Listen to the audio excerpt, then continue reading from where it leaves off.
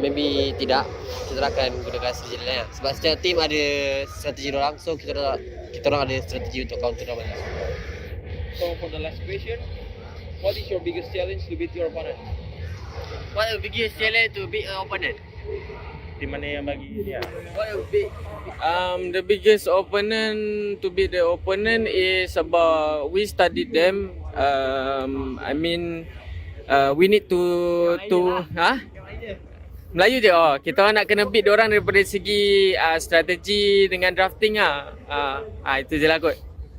Tadi macam panjang. Okay, that's all for my question. Thank you for your time and I hope the best for your competition. Thank you so much. Thank you.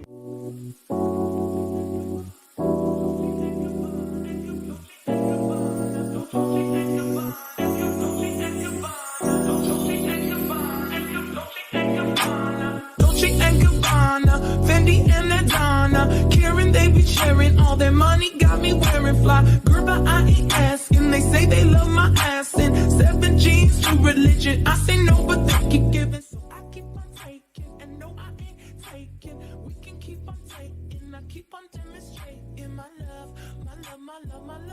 you love my lady looks my humps they got you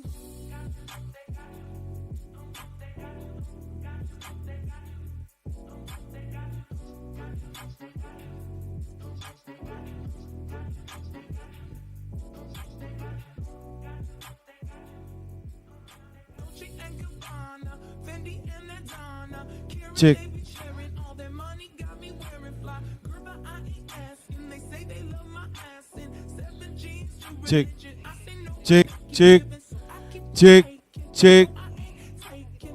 Check. Good morning everyone, welcome back again at Iesf 14 World Esports Championship Bali 2022.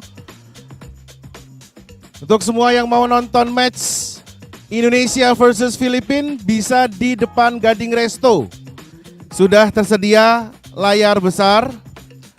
So buat teman-teman fans or everyone, silahkan nontonnya di depan Gading Resto. I repeat, di depan Gading Resto.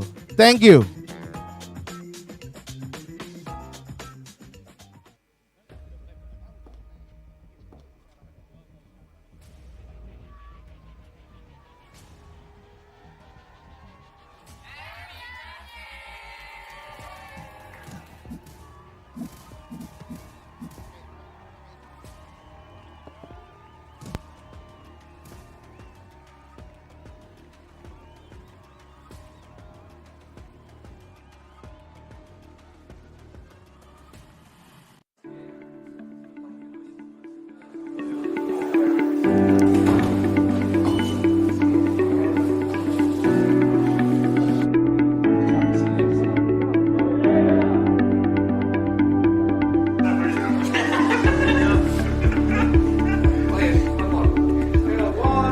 So today we have Lotus from Chile and they will be competing in the World Esports Championship 2022.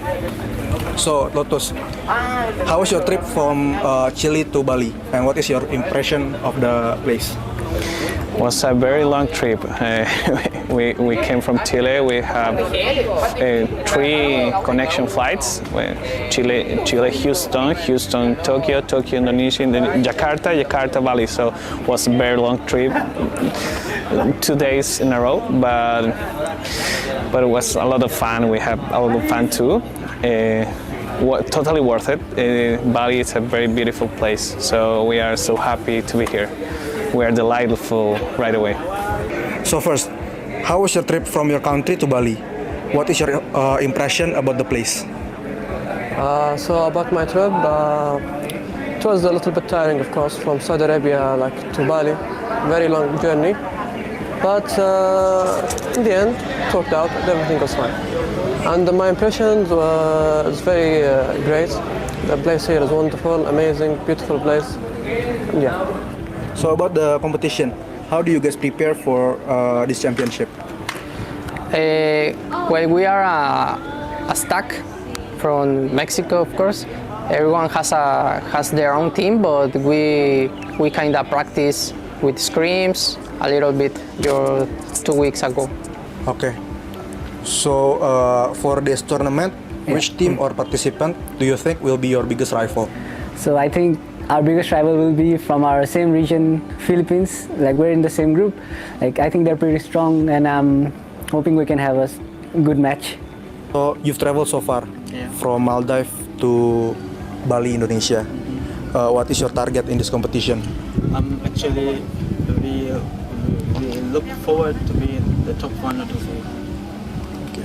As we know, this is the biggest esport tournament in the world. Do you have any pressure on your shoulder, and how do you deal with them? Actually, obviously it's a tournament, right? There'll be a lot of pressures, but then I think we'll be good in handling it. Okay.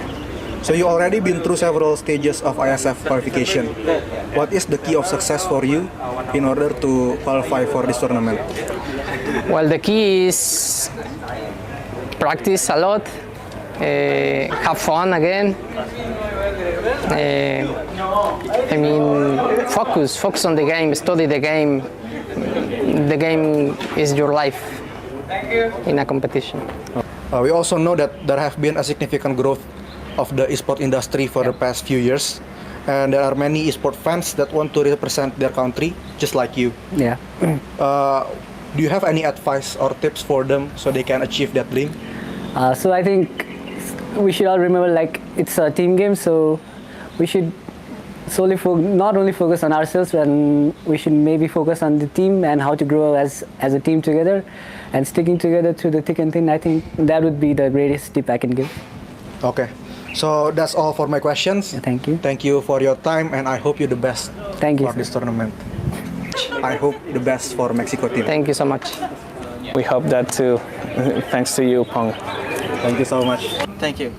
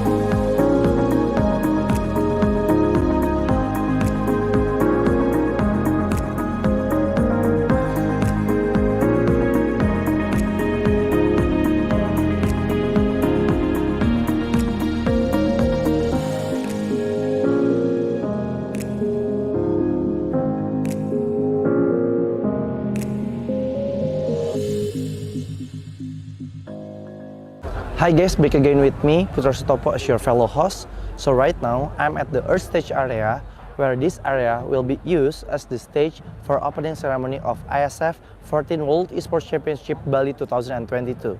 As you can see behind me, they are all practicing for the opening ceremony at 7 o'clock GMT+7. To be honest, I cannot wait to see the opening ceremony because there will be an amazing performance from Alfiref and other performers. So, for those of you who want to watch it, you can watch it through the Iesf official channel on Twitch TV. To be honest, you need to watch it, okay? So right now, I want to continue to see their practicing for the opening ceremony. Bye guys. Iklan Popmi, stuck gitu-gitu aja. Popmi, ransel, Popmi. Biar seru nggak keputus, Popmi dus. Topping cangki sama gurihnya itu sob. Beuh. Yuk sob, sikat Popmi. Seru terus kuy. Salam kebajikan. Apa kabar teman-teman media semuanya? Luar biasa. Good afternoon ladies and gentlemen. Untuk menyanyikan lagu kebangsaan Indonesia Raya yang akan dilanjutkan dengan Mlbb Sports Indonesia. Indonesia tanah airku, tanah tumpah darahku. Di sanalah aku berdiri, jadi pandu ibu. Pertama kita juga sangat berterima kasih kepada beliaunya dari Iesf yang begitu memilih negara kita sebagai penyelenggara. Sekitar 42 juta ya e-sport ya, pemain e-sport tentunya akan bisa menyebarkan ini, bisa menghidupkan ekosistem daripada e-sport itu sendiri. Tentunya akan berpengaruh secara ekonomi dan kesehatan. For this event, and hopefully Bali and Indonesia will get a really good name in the international, right? Is going to influence a positive creativity in humanity and a new way to socialize, a new way to be together, a new way to be friends. When a parent looks at a kid in the computer with headset on and talking. Salam Esports. Jaya, jaya, jaya. Okay. Okay, thank you so much.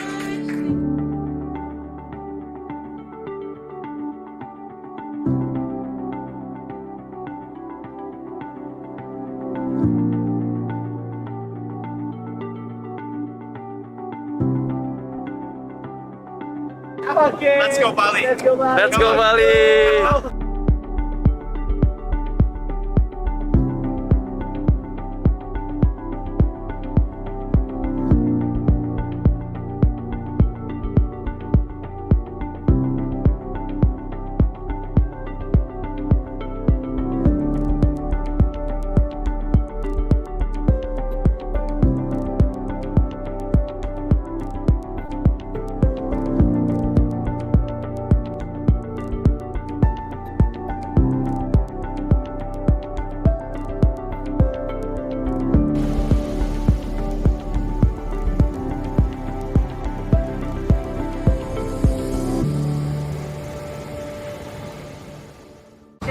So, welcome to the Iesf 15 World Esports Championships Bali 2022 with me Sigit as your fellow host. So, this is the second day of the Iesf 15 World Esports Championship Bali 2022 and we still have a lot of interesting match and games in the game category of eFootball, Tekken 7, CSGO, Dota 2 and also Mobile Legends Bang Bang. You can see full match schedule on our Instagram at the ISF_official and also garudaku.se.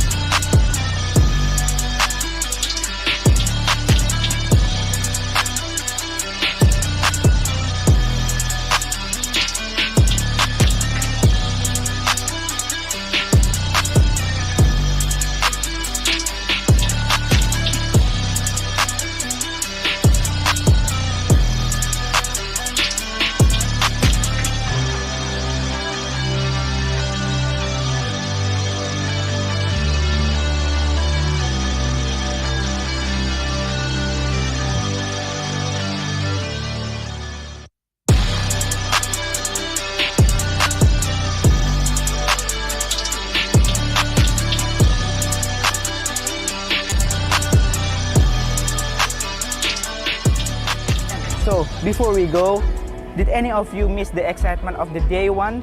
Don't worry, here's the recap day 1 of the Iesf 15 World Esports Championship Bali 2022. Enjoy!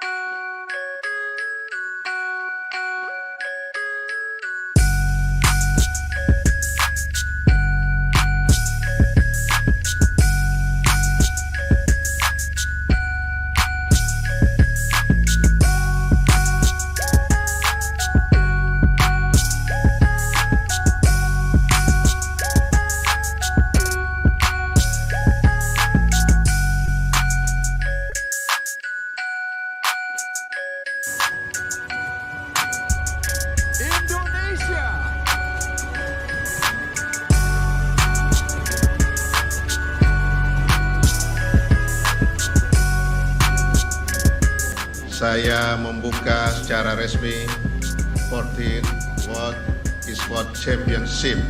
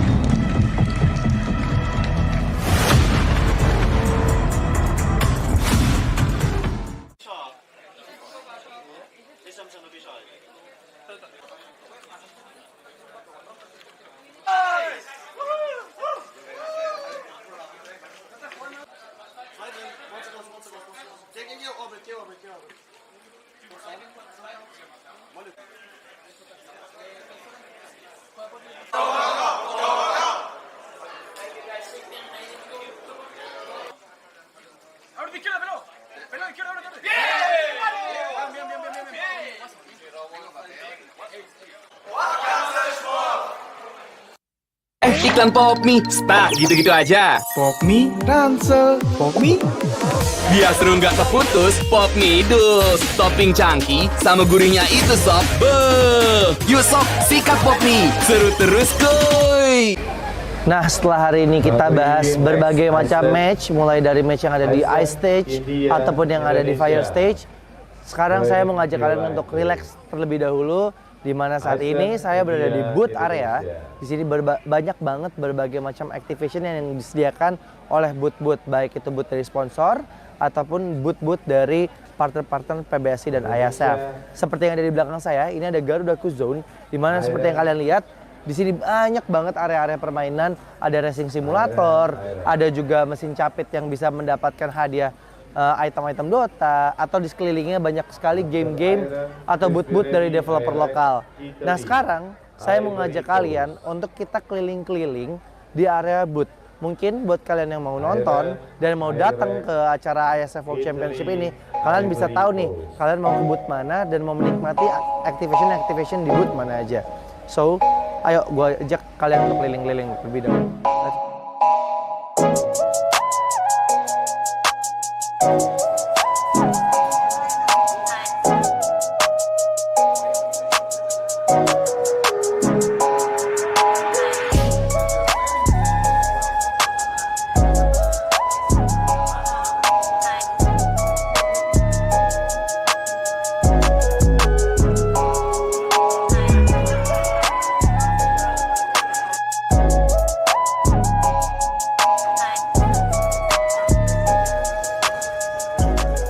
Nah, sekarang kita lagi ada di booth-nya Battle of Guardian, di mana ini merupakan booth developer lokal asal Indonesia yang menciptakan fighting game pertama di Indonesia. Nah, keseruannya nih di sini kayaknya kita bisa main game nih. Kita bisa mencoba trial untuk main game Battle of Guardian. Nah, gue juga penasaran ada apa aja sih di booth Battle of Guardian. Jadi yuk kita coba aja samperin langsung ke booth-nya Battle of Guardian. Let's go.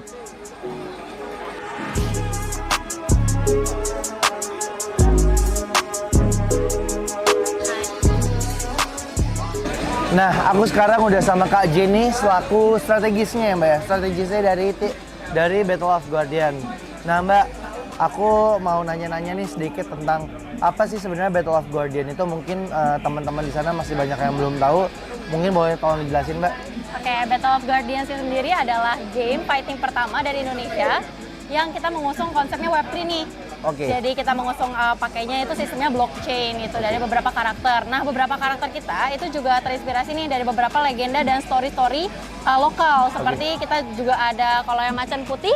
Macan putih itu adalah dari Prabu Siliwangi atau Cindaku. Oke. Lalu juga kita ada yang perempuan itu ada namanya Sofia. Sofia itu kita juga terinspirasi dari Nyi Roro Kidul. Oke. Lalu juga kita ada Aling Dharma atau kalau misalnya di dalam in-game kita namanya Mata. Oke. Gitu. Kalau di dalam in-game-nya sendiri kan aku lihat ini ada banyak fighter ya, Mbak. Iya. Nah, sebenarnya apakah ini ada jenis-jenis fighternya gitu nggak sih? Apa semuanya tuh kategorinya sama gitu? Ada, kita ada 3 kategori fighters di game kita. Ada dari Guardians, ada dari Demon, dan Oke. juga dari Human. Tapi kalau Human di sini adalah ceritanya tuh udah cyborg, jadi setengah human, setengah robot. Oh, gitu. I Jadi see. mereka memiliki special skill sendiri nih. Oke. Kira-kira total ada berapa karakter sih, Mbak, yang udah ada sekarang atau yang mungkin rencananya bakalan ada nih di Battle of Guardian? Sekarang ini untuk in-game kita udah keluarin 40 plus karakter, Oke. tapi kita juga akan tetap develop sih. Kita ada beberapa yang masih kita on hold gitu. Oke. Nah, ini nih guys, seru banget. Berarti ini bisa dimainin di mana, Mbak nih? Ini kita akan ada di PC Games. Oke. Ini only PC Games, tapi langsung ke website kita aja Battle of Guardians. Dari situ kalian bisa download game ini di PC kalian sendiri. Udah bisa main sama, mungkin aku mau main sama temen aku yang ada di luar kota gitu, atau ini baru bisa offline gitu, Mbak? Bisa, kita ada 2 mode, ada offline mode sama ada turnamen mode. Kita juga ada PvP. Oke. PvP jadi secara online, kita akan nyari match secara online gitu. Jadi bisa dari nggak cuma dari luar kota, tapi bisa juga dari luar negeri gitu. Nah, buat kalian yang suka main fighter game, cobain Battle of Guardian. Ini karya lokal loh. Ini fighter game dari Indonesia pertama kali berarti ya, Mbak ya? Iya. Dan Battle of Guardian ini juga udah dipertandingkan sebagai kompetisi eksibisi ya kemarin di Piala Presiden ya, Mbak. Nah, sekarang aku penasaran, Mbak, ada apa aja sih di dalam booth-nya Battle of Guardian di acara Iesf ini, dan sekiranya kalau penonton mau kesini tuh ya tadi mereka bisa ngapain aja, dan mungkin ada hadiah-hadiah gitu nggak sih? Ada banget. Kita akan ngadain turnamen. Sebenarnya nanti turnamen kita akan ada di water stage. Oke. Itu akan di tanggal 3, 4, sama 9. Itu prize pool-nya akan ada di 10 juta. Oh, Kita akan wow. bagi-bagi nih. Nah, tapi di sini juga kita ada fun match. Jadi di sini kalian bisa coba game-game kita. Ada tiga ini. Kalian bisa coba pakai arcade games, bisa juga pakai joystick nih untuk mencoba beberapa experience-nya beda-beda nih. Benar. Nah, Kalau arcade games tuh yang kayak pro player gitu iya, kan? benar. Gitu. Oke. Jadi ada pakai arcade-nya sendiri, mesin arcade-nya sendiri. Nah, selain kita showcase game kita sendiri, kita juga ada nih beberapa merchandise yang kita eksklusif banget nih untuk Iesf. Oke. Seperti jersey, terus baju yang aku pakai nih sekarang, kaos yang aku pakai. Lalu kita juga ada karakter, jadi ada 3D printing karakter. Kita juga ada figur, ada juga keychain gitu. Nah, boleh nggak aku izin nih? Mungkin buat teman-teman di sana juga penasaran gimana sih game Battle of Guardian. Aku izin main dulu, boleh nggak, Mbak? Boleh banget. Yuk, Oke. kita main yuk. Siap. Yuk.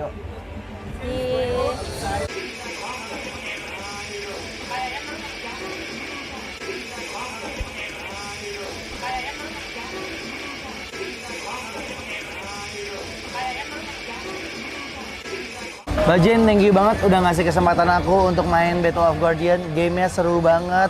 Ini sih buat kalian yang suka main fight game bakal ketagihan banget ya, Mbak ya. Oke, kalau kayak gitu. Mbak Jen, aku pamit. Thank you ya, Mbak Jen ya. Thank you. Oke.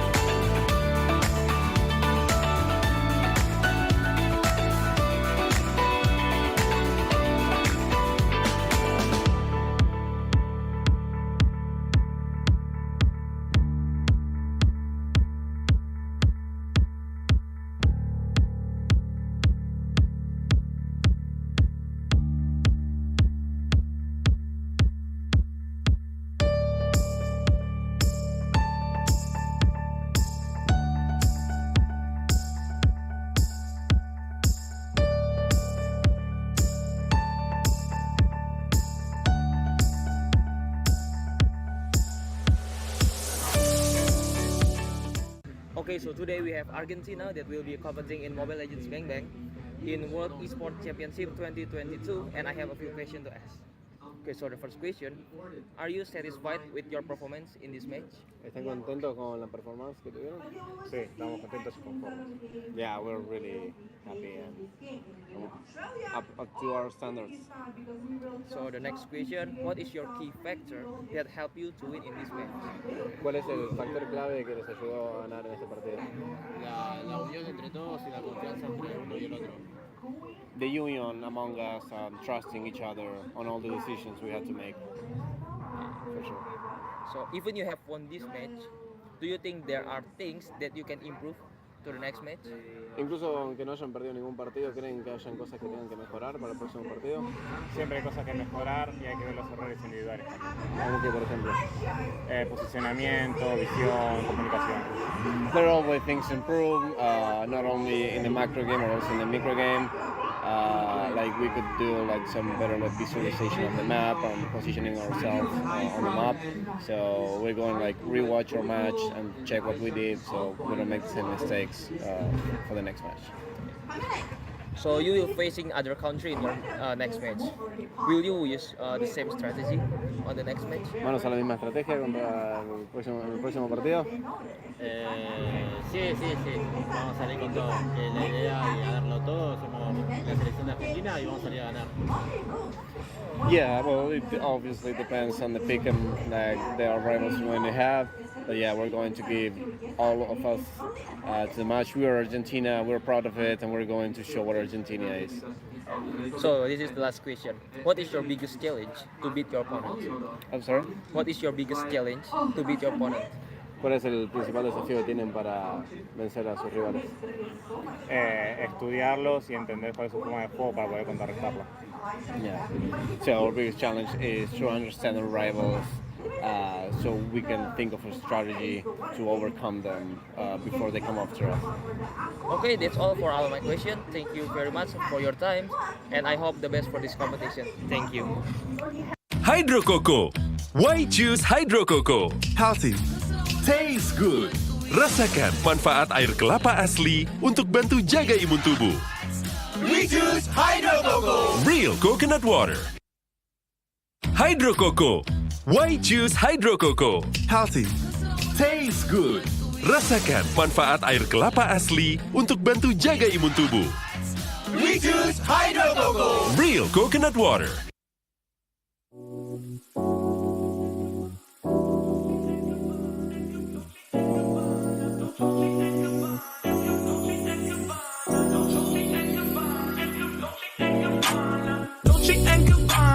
Fendi and Adana, Karen, they be sharing all their money, got me wearing fly. Girl, but I ain't asking. They say they love my ass and 7 jeans to religion. I say no, but they keep giving, so I keep on taking. And no, I ain't taking. We can keep on taking. I keep on demonstrating my love, my love, my love, my love. You love my lady lumps, my hump, my hump, my hump. My humps, they got you.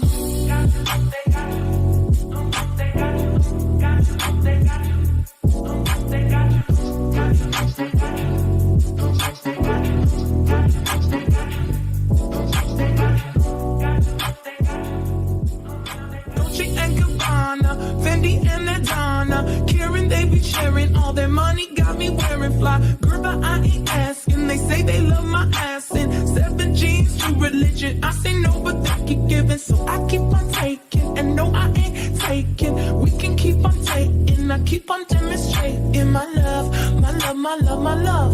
You love my lady lumps. Okay, so here we have Gabian for Honest Sport.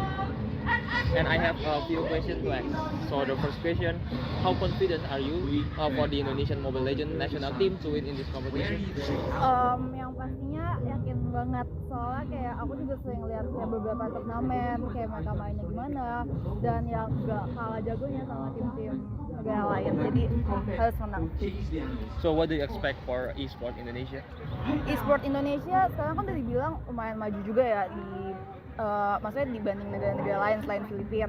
Jadi ya semoga bisa lebih berkembang lagi, bisa lebih maju lagi, bisa banyak event gede di Iesf. Amin. Amin. So okay, for the last question, what is your opinion for Iesf? Opinion ya, udah oke banget sih. Apalagi tadi aku lihat kayak dari tahun ya, dari 2009 sampai sekarang itu kayak udah hebat banget, tetap pertahanin, dibikin jauh lebih baik lagi. Okay, that's all.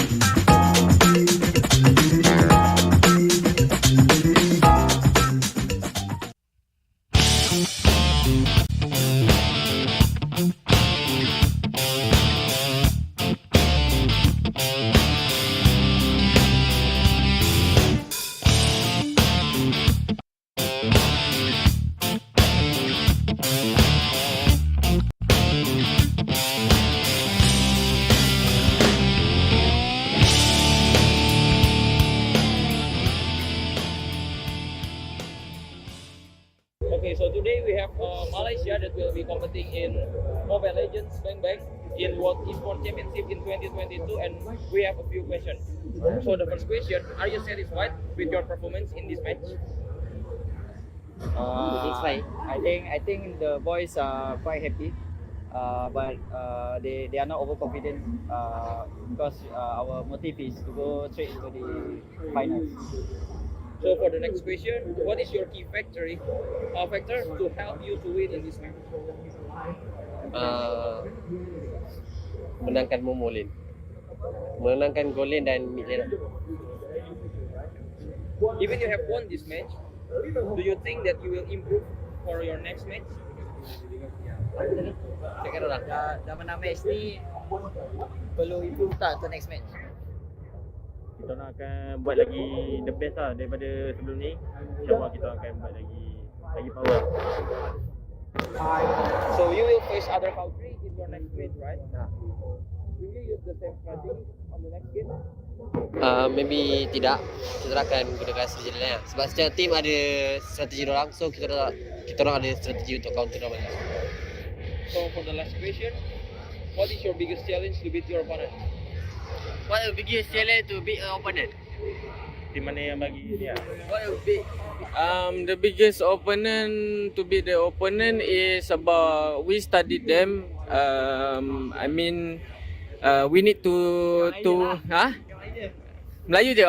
Kita nak kena beat diorang daripada segi strategi dengan drafting itu je lah kot. Tadi macam mana? Okay, that's all for my question. Thank you for your time and I hope to see you. Thank you so much. Thank you.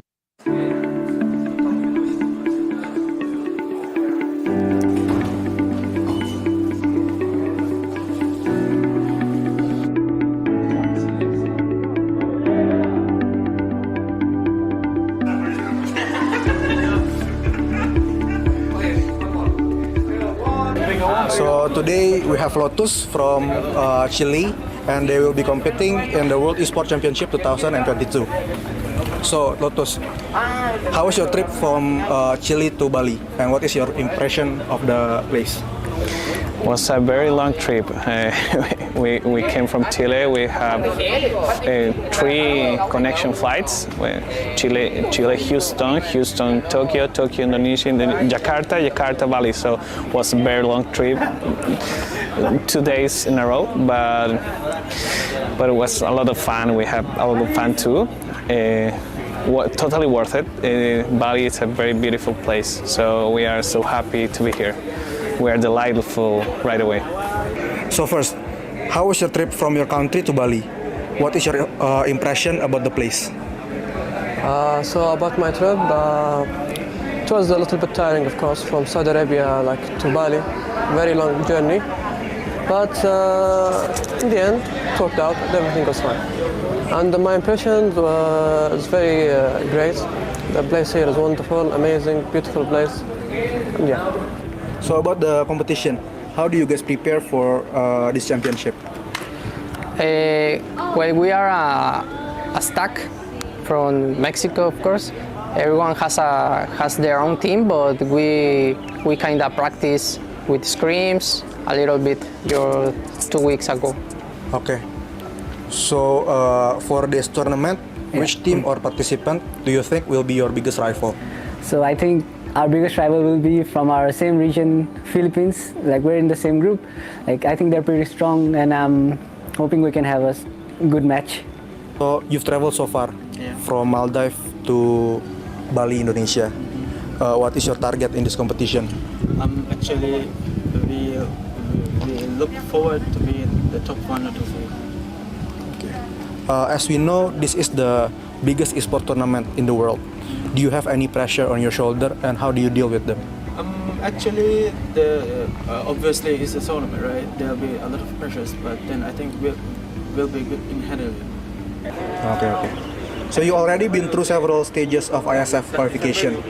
What is the key of success for you in order to qualify for this tournament? Well, the key is practice a lot, have fun again. I mean, focus on the game, study the game. The game is your life in a competition. We also know that there have been a significant growth of the esport industry for the past few years, and there are many esport fans that want to represent their country just like you. Yeah. Do you have any advice or tips for them so they can achieve that dream?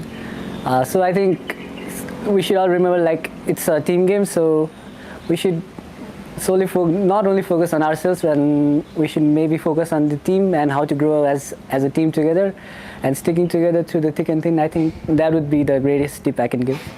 Okay.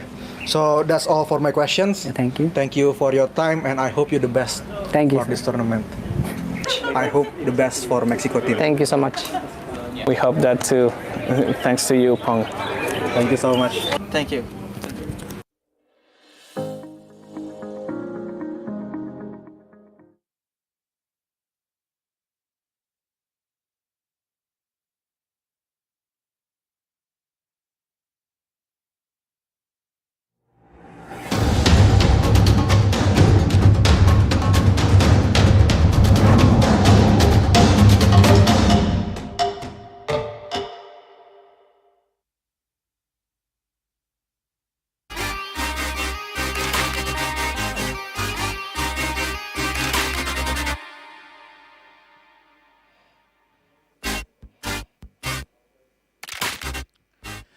All right. Welcome back again on Iesf 14 World Esports Championship Bali 2022.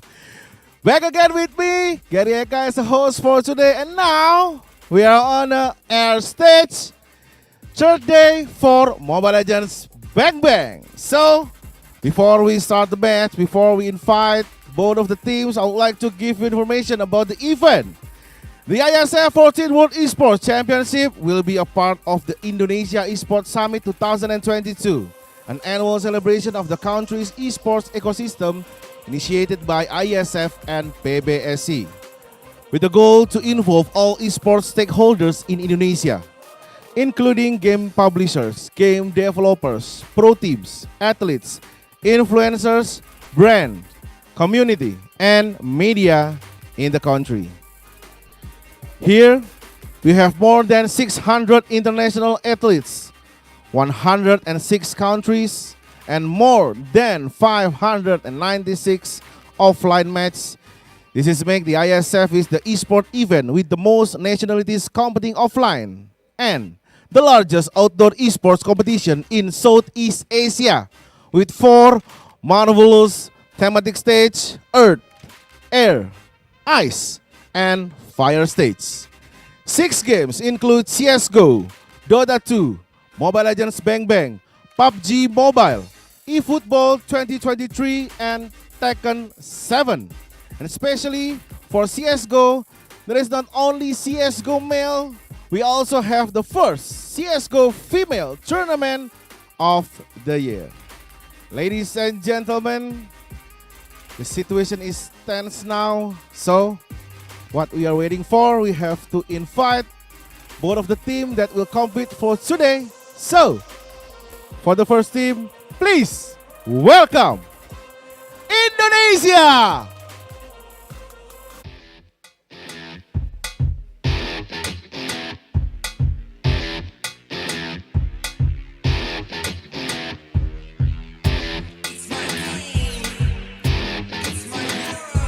The boys is ready. The Indonesia team is ready for now.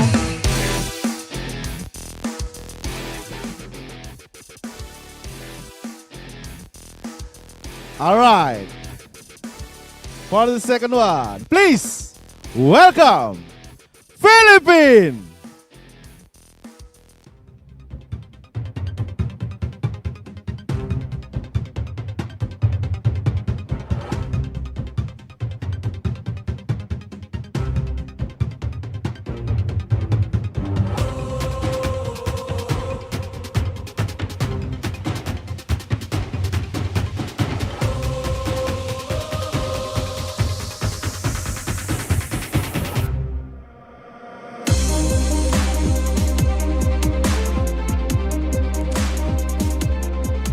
Oh, all right. All the media is here.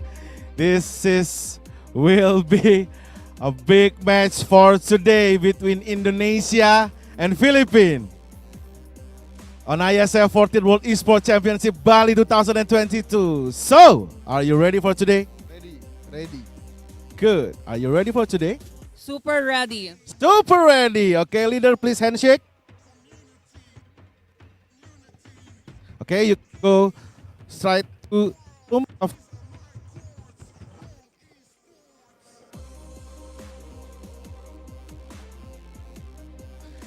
all right, this is it. The big match. The two most powerful country in Mobile Legends Southeast Asia, Indonesia versus Iesf 14 World Esports Championship 2022 Bali. So, I will take to the caster who will lead the game for today. Please welcome Arashi and Mirko!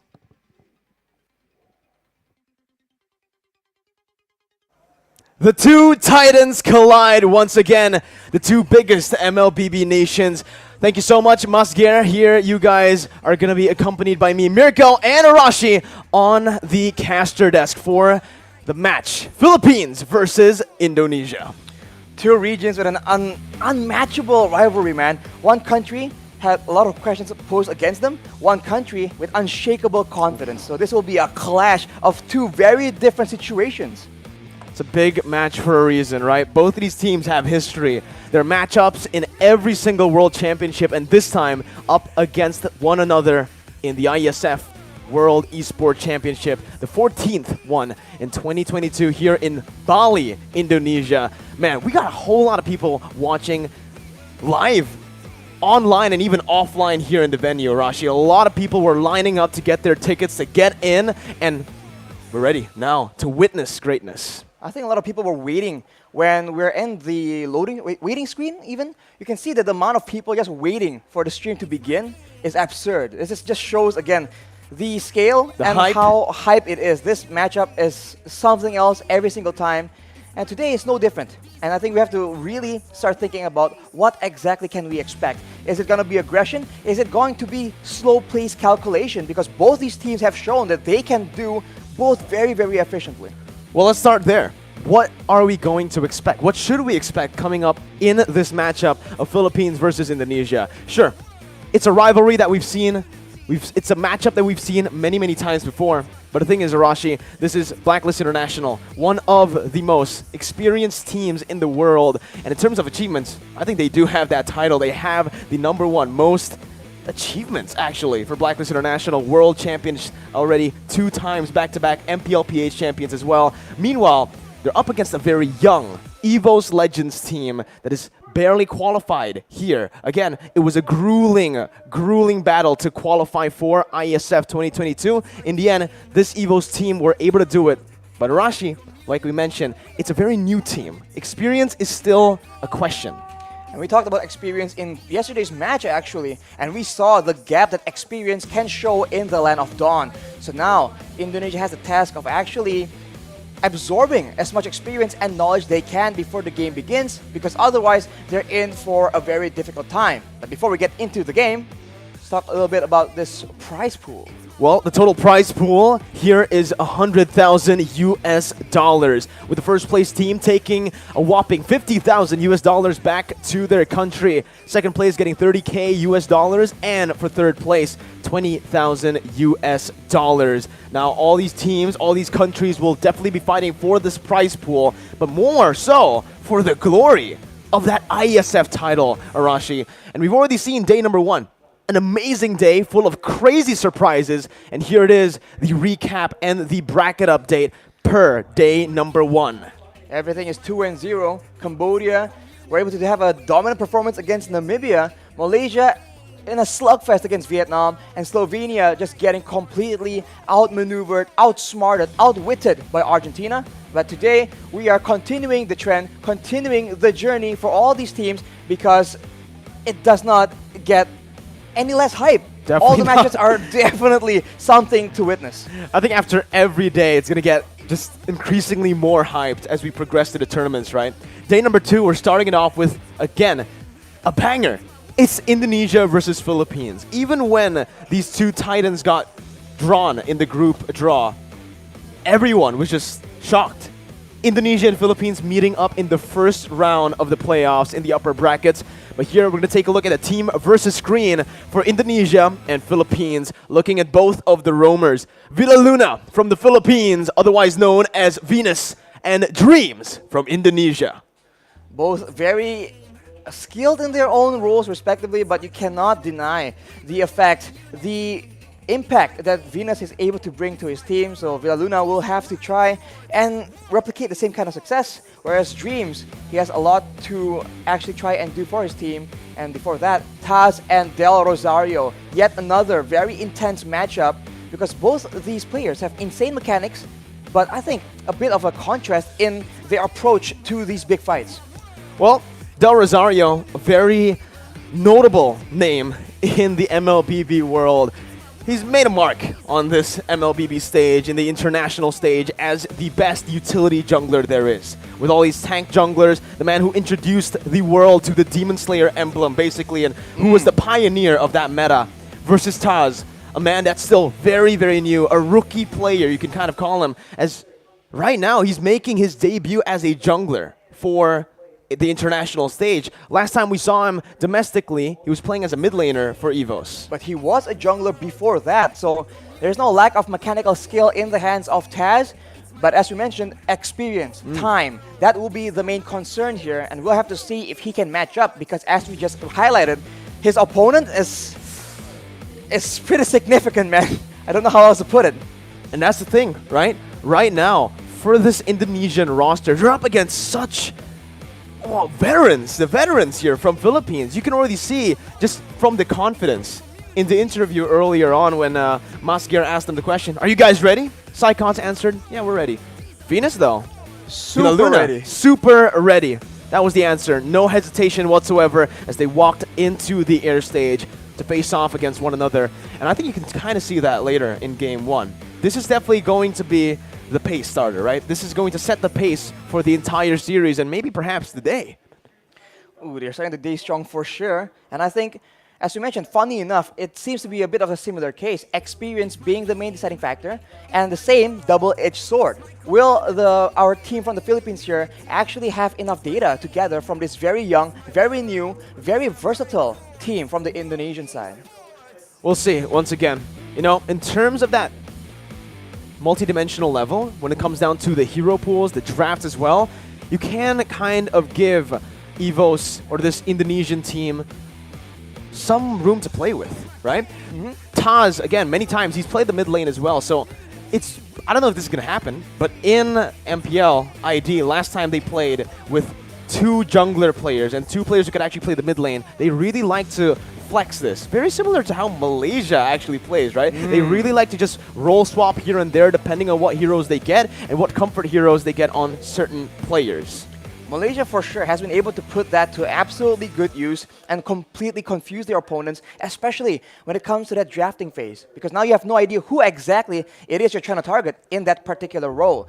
So maybe Indonesia can try and attempt the same thing, but it's the same question.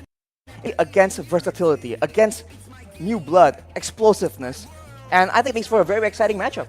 And when we're talking about versatility, for the Team Philippines, it's definitely there too, right? We've seen Wise pull off crazy heroes like the Guinevere jungle, the Valentina jungle as well in MPL Philippines when they actually captured the title. That's the thing. The creativity, the macro skill, and obviously, I gotta mention this, the shot calling of Villa Luna is definitely the highlight for Blacklist International and for Team Philippines right now. Their entire team feels very solid. I've always spoken about Blacklist International and here Team Philippines as a team that individually might not shine as bright as they do just together. You know? Right. Together, they really show that Mlbb is truly a team game. One person can shine, but in this Filipino team, it's all 5 members shining together.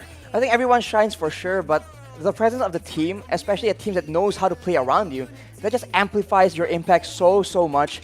And it's almost like you can't really put a name on who exactly is that key member in the side of the Philippines, because every single person has to pull their own weight, and that is what makes them so dominant. How united they are and how dominant they are as 5. And it makes it so difficult for us casters and for everyone in the production, right? Exactly. Who's the MVP when they win? If they win. You just don't know who's the MVP because they work so well together as a team. But meanwhile, I actually do want to mention this. For Indonesia, this new revamped EVOS roster, individually, mechanically, they are monsters, man. Taz, Dreams, the way they play and the heroes they play are always these flashy heroes that can turn the tides of a fight with just one fight. They really like to actually flip a coin every time they go for a fight, right? If they're in the lead, they still going for the coin flip fights. If they're behind, you can definitely expect them to make some risky moves to take that lead back towards their side.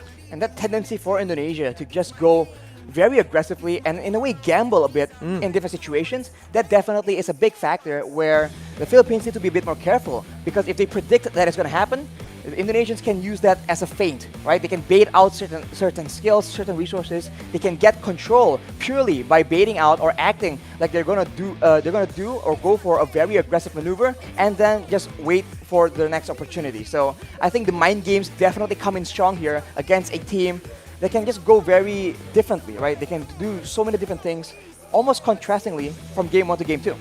But before we continue with our talk and our analysis, ladies and gentlemen, Iesf 14th World Esports Championships is supported by wonderful Indonesia, Kemenpora, NOC, and Connie. We would also like to give a special thanks to all of our sponsors here from JHL Group, JHL Auto, Nusa Pay, DAS, Gudang Crypto, Pertamina, Taiwan Excellence, Hydro Coco, Merusaka Nusa Dua. We also have IndiHome, Telkomsel, HIN, Episode Hotel, Mineski Global, Indonesia Football E-League, ESID, and Lemon ID. And of course, there's media partners that have cooperated with us and provided so much help and benefit. There's our friends from Net TV, TransTujuh, Detikcom, Esport ID, Video.com, Dunia Games, Dance TV, Dance Play, Merah Putih, Bola Score, and Kami Bijak. So very massive thank you for all the help and support. But just like that, Mirko, soon we shall jump straight into our very highly expected matchup. And it's only game number 1, setting the tone. Well, I'm expecting a banger. I'm expecting a crazy game here, but we'll see. Honestly, Arashi, right now, before we actually jump into the drafts, I do want to ask you, as an analyst, give us a prediction, man. Well, you gotta put me on the spot like that, bro. Come on. If you say as an analyst, well, the statistics, the history speaks for itself. But of course, being a passionate Mobile Legends player, I really enjoy the idea that our expectations gets completely overturned. So I think up here, it's the Philippines, but down here, it's Indonesia all the way, man. Can't blame me. It is what it is. Philippines vote, that means Yeah, for this matchup, it's Philippines for Arashi. And I think I might have to agree this time, Arashi, because of the experience that this team has, because of the veterans here from Team Philippines. We'll see how it plays out, though, because Mlbb can go either way, especially this meta that relies heavily on crazy skirmishes. But without further ado, are you guys ready? Give us your predictions in the live chat as well. Are you Team Philippines with Pinas Lang Malakas, or are you Team Indonesia with Indo Pride? Let us know in the chat below, because we'd love to see who has more support here online before we get into the player cams right now. And we get into the drafts with Team Philippines in the blue side and Indonesia on the red. Off the bat, a fanny ban for the Philippines. Definitely trying to curb in the aggression. Taz on the side of Indonesia is a very infamous fanny player with a lot of mechanical skill. We've seen glimpses of it. Unfortunately, not as much success, but the Philippines respect that potential and ban it away. Indonesia, though, they might be going for the same strategy that Malaysia was going for. Ban out that Diggy and get all the crowd control that favors the team that wants to go aggressively, that wants to be a lot more explosive and unpredictable. You can already see, like you mentioned, right? Indonesia are trying their best to take away the heroes that can really disengage from all the crazy engages that they usually look to bring. Atlas becomes a ban towards Indonesia from the Philippines, knowing that, again, Dreams is very, very good on that hero. An absolute monster when it comes down to going for those cheeky engages, those flashy plays as a roamer. Those unexpected plays. And speaking of unexpected, when you talk about Dreams, one of the heroes he doesn't really get to play a lot, but he can actually have a huge impact on, is that Kadita. So I wonder if that is still a possibility, as Indonesia will ban out that Benedetta, having a lot of mobility, a lot of wave clear, a lot of impact that can be translated, can be transferred to the side lanes or even the jungle. So they will not want to deal with that. And for the Philippines, it's going to be Leomord. Whoa. The Leomord ban, again, this is a hero that we've seen many times before. Leomord, I think, is the most banned hero so far in Iesf. But it's already a very interesting ban. It's a very interesting draft phase for both of these teams. So far, from the 3 matches we have casted from all 6 games, we haven't really seen that Atlas and the Benedetta in the first phase of bans, right? We usually see the Martis, we usually see the 1-1, and both of those heroes have been left up for grabs right now, with Valentina as well still open. Indonesia need to choose whether they want to ban the Valentina or the 1-1, or perhaps just leave both open so that they can trade it out. Remember, on the red side, you do get 2 picks. Meanwhile, Philippines will have to choose. It's going to be the 1-1 ban from Indonesia. Valentina wide open, especially on the hands of Team Philippines, which we know can be flexed in the mid lane and to the jungle. You have to wonder if both these teams have access to information that we do not, as the public do not, right? Because a lot of these bans, yes, they are also meta picks, but they seem slightly targeted as well. Valentina will be the main pick for the Philippines. It's very strong, it has good burst and utility, and it will allow to play a bit of a mind game and confuse the drafting phase for Indonesia. But, ooh, the Kaja that we've seen being prioritized a lot by different teams. And as you mentioned, the Martis as well. There are a lot of options that Indonesia can try and use right now. Yeah. Indonesia, though, with the Kaja shadow pick. We haven't seen the Kaja go to the jungle here in Iesf, which is pretty interesting, right? Because if you take a look at your ranked games, if you go on and play ranked, you should probably see a lot of Kajas in the jungle. And right now, I do believe Indonesia are going to pick up the Kaja to flex. We've seen it in the mid lane, we've seen it in the side lane as well, and even as a roamer. But the Faramis is going to be a pickup, another solid pickup for Indonesia. Meanwhile, Philippines, with no hesitation, instantly just lock in the Fredrin and the Beatrix. Another comfort pick for Philippines for their gold laner. The Filipino sniper. He is here to play for sure. And looking at the composition so far, it does seem like the Philippines have a lot more of a combo situation. They do have the big engage with a taunt from Fredrin, and they can combo the Beatrix, not only using the sniper, but with the Nibiru's passion as well, which is a lot stronger right now. For Indonesia, it seems like they have a better mix of pick-off potential as well. But of course, we have no idea just yet which lane are these heroes going to be put into. And whoa, that is a huge song for the first time, I think, in Iesf. First time in Iesf. The Yuzong makes his debut here in Bali.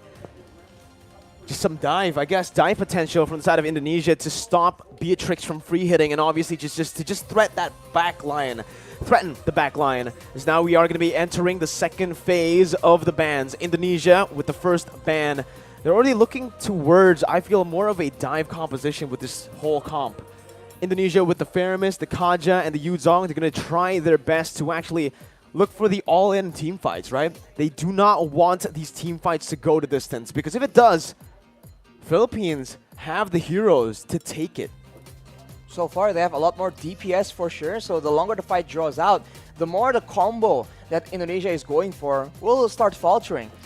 Right now, we've seen a similar strategy, right? Faramis as well as the Kaja, but usually it's paired with an engage that can bring everyone together and allow that Kaja to have optimal damage output in those big fights. But now, for now at least, we haven't seen anything like that from the side of Indonesia.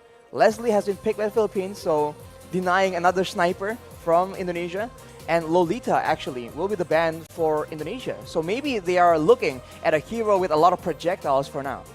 And I actually expected the Leslie to be picked up by Indonesia early on, right? The final pick of the first phase, the Yuzong, I expected it to be the Leslie. But now, because it has been left open, hasn't been picked up, Indonesia are going to have to start prioritizing Brands' hero here as they go for the ban towards the Paquito. Oh, 2 bans towards the XP lane, I do believe, with the Benedetta and the Paquito.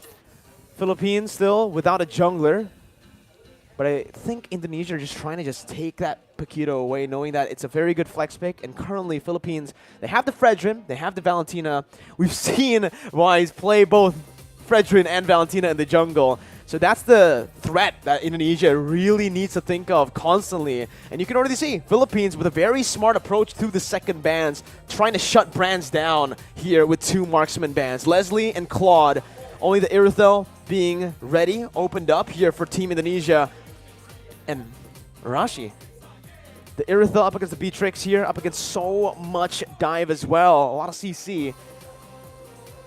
Might be a risky pick for the side of Indonesia. But it is the best pick, in my opinion, looking at it right now, with all the bans. Maybe something crazy will come up, but it definitely shows that the Philippines want to have advantage in the late game. That Leslie and Claude are both very late game heroes, so maybe Indonesia can throw a curveball and pick a very aggressive early game hero instead. But no, it will be the Melissa. It still has a lot of AoE and a lot of potential to push away all these heroes that can pose a threat to the roster, at least the backline of Indonesia. So a very counter-smart approach as well. But finally, Philippines are going to round out their team composition. It's going to be Lapu Lapu. Will it be the signature as well? You got to do it, man. You got to do it, man. Do it. Come Philippines hovering over the signature pick. The M3 Blacklist International skin. But they will just hover over the Matilda. They decided to go for the Matilda, maybe for game number 1 here. Maybe they're saving the best for last, Arashi. But I can't believe there's already a good show from the Philippines, showing that even as a shadow pick, it got us all hyped. It got the viewers all hyped as well, 100%. Team Indonesia with that Melissa pick, though, will have a bit of that disengage potential and a little bit of pressure, actually, in that gold lane. It is a winning lane for the Melissa in a straight-up 1v1. And now they are going to have to pick either a roamer or a jungler, depending on where the Kaja is going to go. They require some kind of crowd control, man. They have a lot of ways to actually facilitate their fights, but when it comes to forcing the Philippines into their own game, into fights that they want to take, it's going to be a bit difficult without any secure, and it will be the Gusion picked up. Hang on here. Let's take a very close look at the battle spells, because that will tell a very interesting story. Okay, all right. It is going to be the Kaja in the roam, as we mentioned before. The flex potential for the Kaja. We've seen it in the mid lane yesterday. Now we're seeing it in the roam position with the Gusion in the jungle. Wow. Based on both of the drafts, Philippines with a bit of both.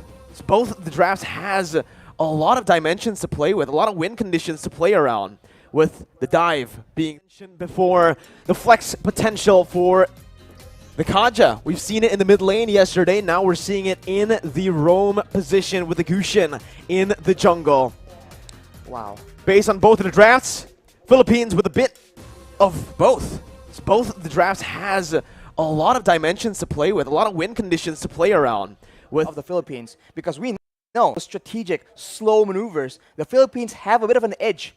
At least that's what the public will believe.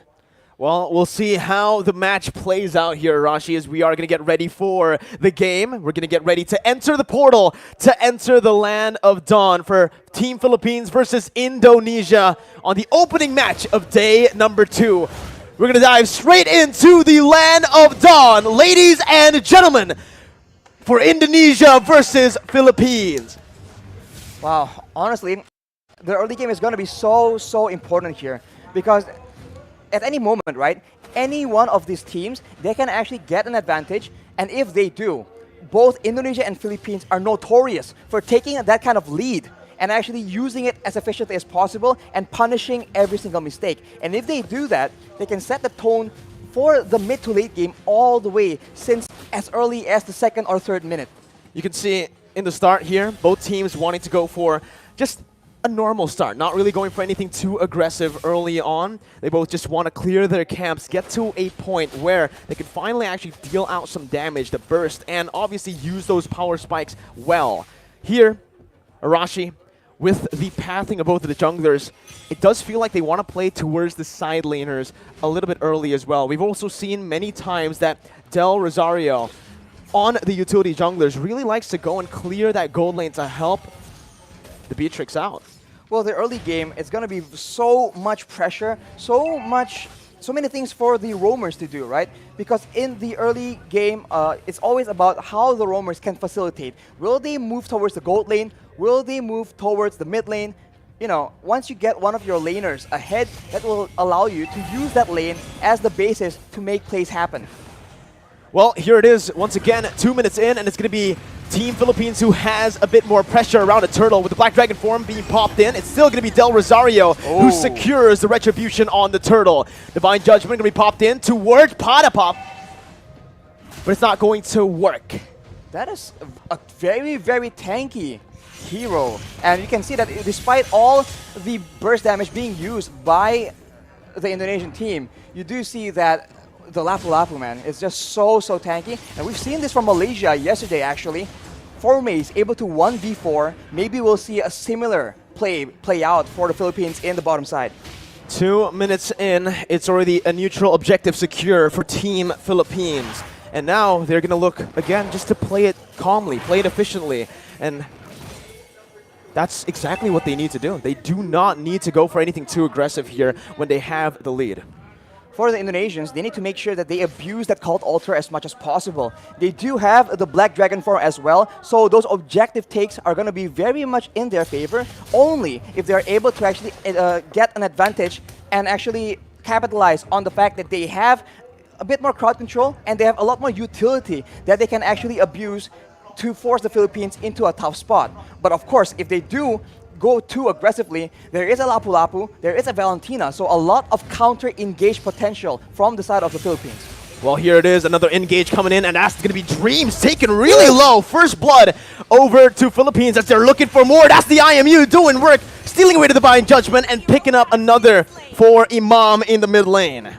That is what you have to be aware of, man. If you don't want to deal with the engage, you can engage on the engager, and that is exactly what the Philippines have done. They take out Dreams, and they hunt for stragglers afterwards. They have the tempo in the game right now, and if you look at the side lanes, that is where the action will start building up. Because with pressure in all the lanes from the Philippines, they're going to try and cut into the jungle and cut off members of Indonesia from their own backup.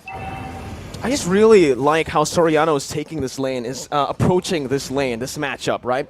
Up against the Melissa, he knows exactly that he is going to lose out if he goes for these trades, if he goes for these 1v1 duels. So what he does is he swaps over to the Bennett just to clear out the waves, rotates over to help this team, and simultaneously gets even more gold because they're trying their best to actually funnel as much towards Soriano.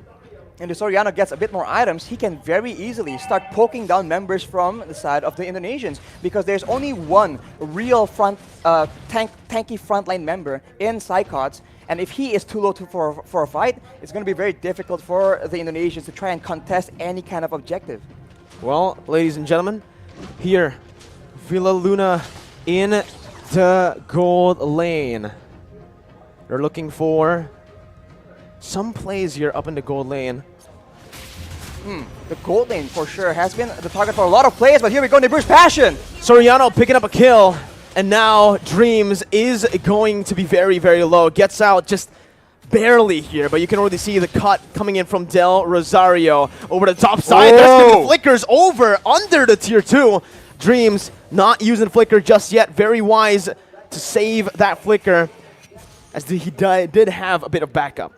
Oof, as we called it out, man, the side lanes. There you go. Indonesia just a bit too late, a bit too behind when it comes to that pressure, and the Philippines absolutely capitalize and punish anybody who doesn't want to back away from their first turret, and they have taken the first structure, the first objective, and with that, they will have a lot more areas on the map to make plays around, and they do have a lot of very good catch.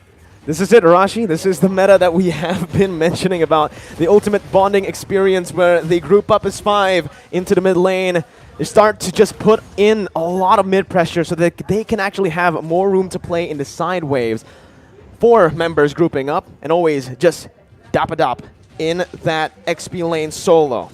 Villa Luna right now, though, has completed that Radiant Armor. That item reduces damage when it comes to multiple instances of damage. So against a Faramis, against a Kaja or the Gusion, it's going to be very good, but look at that. Big potential over to Del Rosario, and he comes in using so much damage with Appraiser's Wrath, taking back a whole lot of HP and outplaying the situation, turning it completely around. It's looking bad for Indonesia, as that's going to be the 3rd turtle over to Philippines with no trades on the board, no turrets, no kills so far. They put a trigger on that play with the objective to try and force the Philippines' hand, but instead the Philippines has all the answers. A tanky front line, 2 tanky front lines in fact, and a lot of utility to ensure that their member stays alive, and afterwards they can just chase and take out members of Indonesia one by one, and even then, they go for the pressure, and it seems like the Indonesians, they have to try and make a huge play happen, or a massive pickoff, but it's going to be very difficult because the positioning from the Philippines is way too good. The setup, the positioning, and the trigger instantly onto Psychots, picking him up, baiting Indonesia over to that bottom side to pick up a free turret and 2 free kills in the process. It does feel like so far in this game, the Philippines are a step, maybe even 2 steps ahead of Team Indonesia, as Dream's going to get knocked up. Imam looking for that follow-up, just to zone Indonesia away from the tier 2 as they look to start sieging down on every single turret. The damage difference right now from both teams is just so difficult to deal with. We mentioned how there's only one real frontline on the side of Indonesia, and look at what happens to him in a big fight. He gets taken out. The cult altar is so non-existent. The Philippines are able to just burst through it and go on with their day. Soriano right now with the Malefic Roar completed. That is a lot of penetration on top of the already insane amount of damage and burst that the Beaches can bring to the table. This is what Philippines loves to do when they're ahead, right? They use the distraction that is Dapadap, who's practically currently unkillable on that Lapu-Lapu. They use him as a distraction in the side lane, solo, picking up a turret. Meanwhile, they set up on the other side. Usually, they like to play on the opposite side and use the conceal to catch the enemies off guard. But there, you can see, again, a curveball thrown over to Indonesia, or maybe Indonesia have done their research onto how Philippines likes to play with the lead. They take another step ahead, and they think 2 steps ahead of Indonesia. Right now, again, it's going to be Divine Judge onto the frontliners with a lot of the resources burnt out. It's going to be Cyclops who jumps in and finishes off Soriano in the back lines, splitting Philippines in 2. Imam now flickering out, getting to safety, but all that was for the Lord. It's a 2-for-1 in the end. 2 kills over to Indonesia for a Lord take. Arashi, who's it worth for? Oof, I think considering the fact that the Philippines are so ahead and they are focusing now more than ever on taking all those structures away from Indonesia, I think the Lord will be very, very beneficial. Unfortunately, they lose their gold laner as well, which is not ideal. But if you take a look at the items right here, he is on 7,300 gold. As we mentioned, BOD and straight to a Malefic Roar, ensuring that anyone getting caught in his ultimates will get absolutely decimated. What's another thing that I want to mention is the fact that the kill, 2 kills that Indonesia picked up earlier, was onto 2 members with no bounty. There was no shutdown there. So even though Indonesia were able to find some kills, it was just normal gold. It wasn't the added gold that we usually see. And they get the Lord for that. So if it was a shutdown, I would actually say that Indonesia definitely came out on top in terms of value. But here, Taz might actually be caught, forced to use that ultimate defensively to get out. And everyone is from the Philippines is available because the death timers are very, very short, and they're going for a siege here where Indonesia don't have a lot of tools to try and counter the poke damage. Slowly but surely, the Philippines is chipping away at the structures and at the EHP bars of the Indonesian players. It's a good defense by Indonesia. They're able to minimize their losses here, only losing that tier 2 in the mid lane for now. But Brands is going to be zoned away from that mid lane. Philippines looking for that, but look at Psychots with the Petrify. He's able to find 2 on the flanks. Psychots absolutely massive as his engage has started a war that Indonesia can finally win here in this game. 3-for-0 trade as Indonesia look to climb, to crawl themselves back in this game. Blink and you'll miss it. An engage that gave way for Indonesia to take 3 kills for a trade of none. And along with that, Taz is able to secure the purple buff from the side of the Philippines as well. So now they have a momentum. They have recovered a bit of that gold difference. Only 2K right now. But the Philippines, they are still in the lead. And they are no stranger to these late game situations. Dreams opening up the map just a bit. Going to be chunked down by Del Rosario. But he is going to be able to back off without having anything taken away. Honestly, looking at it right now, Rashi, Indonesia, their main win condition, we thought it would be Brands on that Melissa. We thought it was going to be the Gushin on the hands of Taz, but it's actually Psychots, the man that has been doubted so many times by everyone. By the public. I mean, this man has had a very lackluster season in his last performance. That was a performance in the last season, actually, rather. But here, knowing that Indonesia are relying very, very heavily on a very reliable engage. His Yuzong has been critical, but after 2 engages, will Philippines fall for the same trick twice? Divine Judgment over the Dreams. That's going to be the frontliner taken out. That's going to be that. Oh my god, so much damage onto the Lapu. Unfortunately, won't be enough though. And now Indonesia, they're actually backing away, and it will be waiting for the Lord take. And Philippines, they are so good at the Lord dance. Going back and forth, waiting for their opponents to make a mistake, and with such a long-range basic attack on their Beatrix, they can do better. That's what they were waiting for. The Black Dragon form now baited out. Psychots with the Petrify onto Soriano, who's forced to flicker out, but Psychots jumps in. 1v4, soaking in all the damage and sustaining back up. Dapadap gonna be taken down by Brands, and that's another kill over to Indonesia, who were able to play with the death timers of Dreams really well, with him now respawning. They've taken back the lead if they actually can secure the Lord, which they should be able to. Free Lord over to Indonesia. They're not stopping just yet though. Concealed play from Indonesia. They back off. Back off for now, as the orange buff will be contested as well. So the Philippines are now on the back foot. And if you look at the composition, in a way, right, in the big team fights, there's a lot more DPS and utility available in the hands of the Indonesians. After that play, they go for the purple buff as well. And the Philippines have a huge problem on their hands. The Black Dragon form lasts for way too long. The Guiding Wind was used to try and buy some make some distance, buy some more time, but it was not enough. The Philippines must come up with a different solution, a different answer. A momentum shift in the 13th minute of the game. And now it's Philippines who have their backs against the wall with the Enhanced Lord marching in that top lane. Evo's Legends here, Team Indonesia are going to look to try to siege them down. Psychots once again with a Black Dragon form as Del Rosario tries his best to keep Psychots at bay. The damage comes through once again for the siege to take place, but that's going to be Dapadap who jumps in with the Bravest Fighter. But it's going to be a good disengage from Indonesia, backing off knowing that they have found some value. They've taken every single tier 2 except for the bottom lane.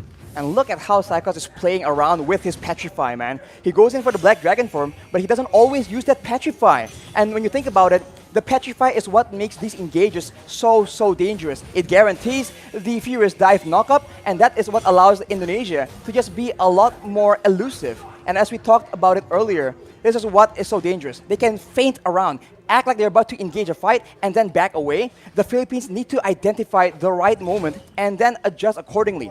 Do they want to go and fight after the Black Dragon form is down, or do they want to just stall? Villaluna with that circling eagle over the branch, but it's going to be baited in with the cold altar placed as well. Soriano targeted by the flanks, and that's going to be Taz who picks up the Beatrix. Soriano taken down, Brands in the midst of it all, still life stealing with his fire. Brands is massive. He is an absolute beast as he wins the battle for Indonesia. It's a 4-0 trade. Indonesia with a comeback here with the tides turned completely. Only Villaluna left to defend with the mini wave crashing in. Villaluna going to be brought back by the Shadow Stampede. Villaluna outside of the base, and Indonesia with the Divine Judgment onto Villaluna will go for the base to pick up the first game of the series. Oh my god, what an upset! It looked like the Philippines were going to cruise to an easy victory, but the Indonesians pull through. 1-0 right now, and they have shown that against all odds, against all the hate and the doubters, they are here to stay. Give the MVP over to Psychos, man. Wow. What a performance and what a statement here. We predicted Philippines, man. Wow. Oh my goodness gracious. The caster curse strikes again. The caster curse strikes again. You again. can never make a right prediction. It just does not work like that. Indonesia having a lead, but of course, you know, calm down a bit because the Philippines are no stranger to this position. What a performance here by Indonesia. But obviously, again, this is something that we spoke about earlier before the game started. We mentioned that for Team Indonesia, this new team that was formed is a very coin-flippy team. When they're behind, they will constantly look for these crazy engages, these crazy flanks to turn the tides around, and that's exactly what happened. They coin-flipped their way to victory. You mentioned it earlier, Arashi, that Hail Mary play that happened once, getting the Petrify and the Furious Dive onto both of the backliners. It might not be able to, like, Psychots might not be able to land that twice, right? He did it once. I don't think he's going to do it twice, but he did. He didn't need to, actually. All he needed to do was flank. So Soriano gets into position for Taz to pick off. That is what is so dangerous. If you take a look at the highlights here, the match MVP is going to be Brands, and he, in the early game, was struggling so hard because the Philippines, they know which lane they want to shut down in the early game, but unfortunately, they don't put all the resources on shutting down Psychots, and Psychots turns out to be the main problem for them to deal with. In the late game as well, having an assassin in the early game is a bit difficult because especially against a Fredrin, a fighter in the jungle, it's a bit of a tough matchup. But in the late stages of the game, where your gold laner, your mid laner becomes the main source of damage output, having someone that can delete them in a blink of an eye is definitely an advantage that Indonesia has put to an absolute good use. Just look at the replay again. First 10 minutes was one-sided, with Philippines absolutely dominating the neutral objective game and even the turrets. But Psychots, with this one play, getting Soriano and Imam, both of the backliners, both of the damage dealers, it practically sealed the deal for their comeback. Philippines got a bit too greedy after that, looking to fight constantly when, again, the way they were able to dominate early on wasn't through these fights. It was through very efficient macro plays across the map, picking up turrets and sieging Indonesia down slowly but surely. And to make matters worse, their composition, damage comes in big waves of damage.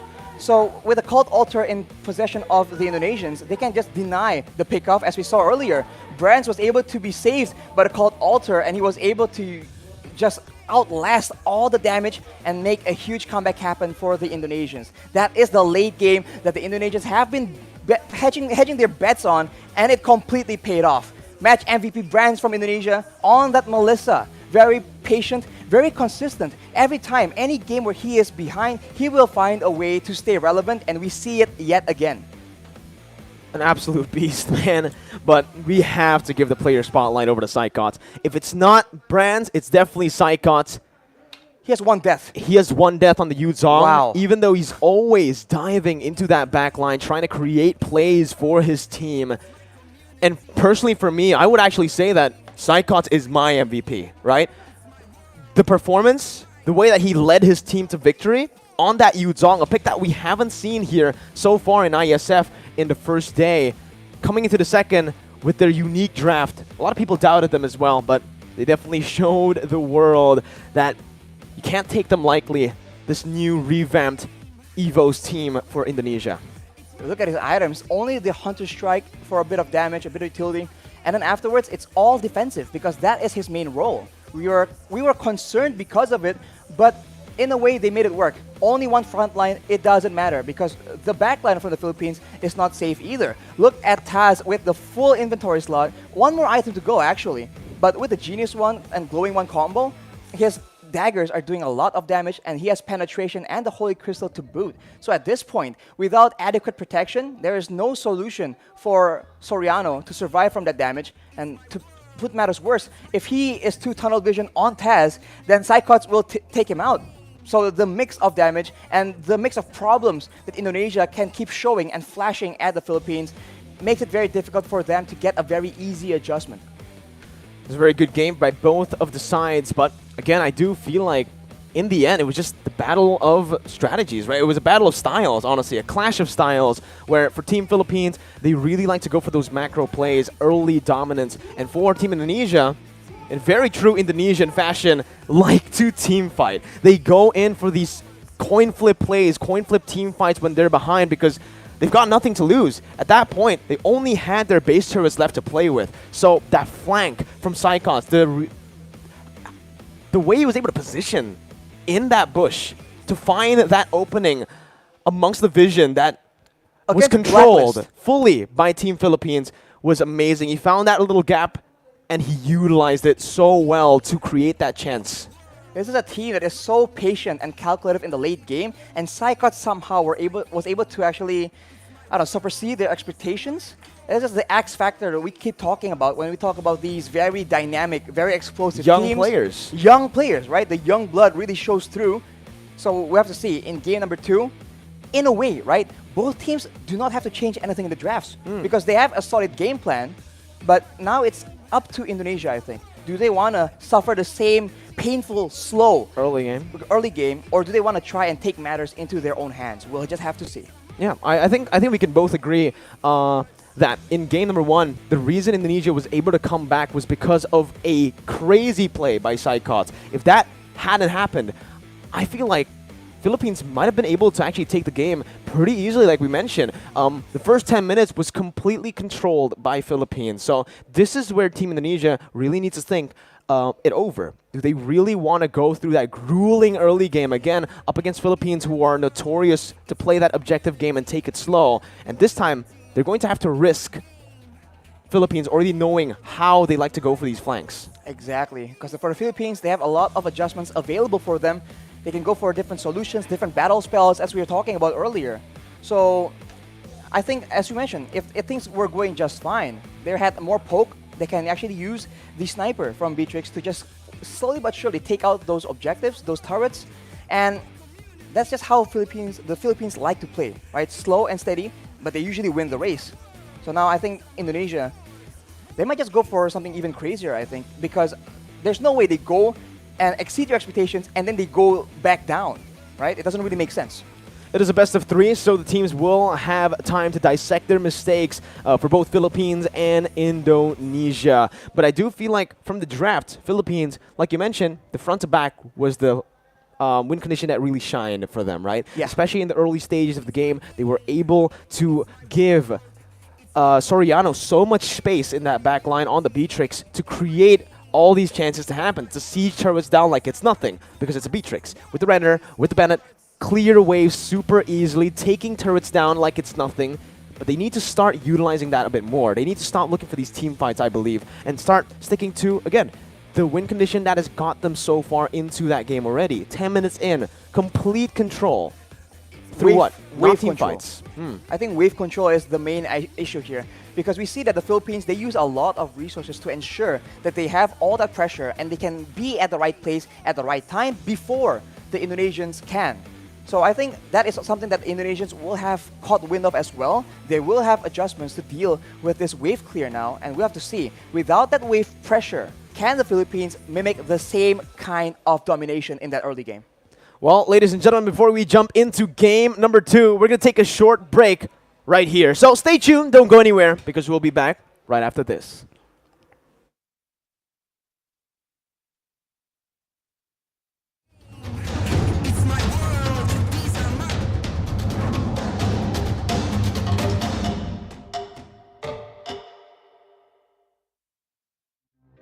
Apa ya?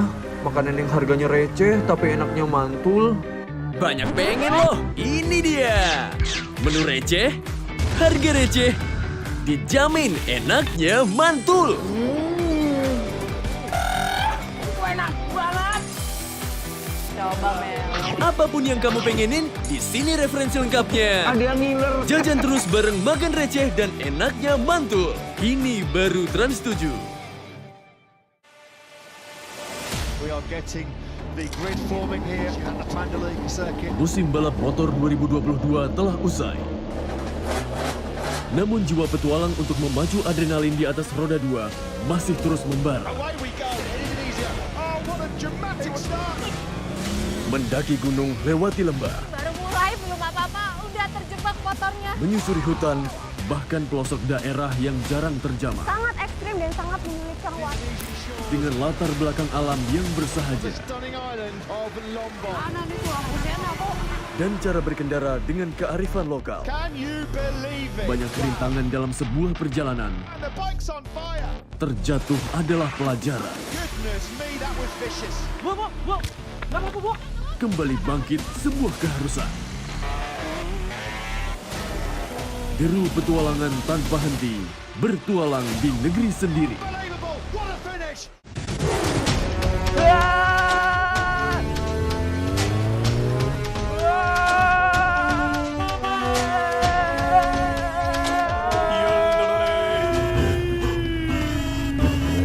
Aduh, drama terus. Nonton nih, komedi yang nyegerin. Lucunya gak habis-habis. Ngelospol. Capek hati drama mulu.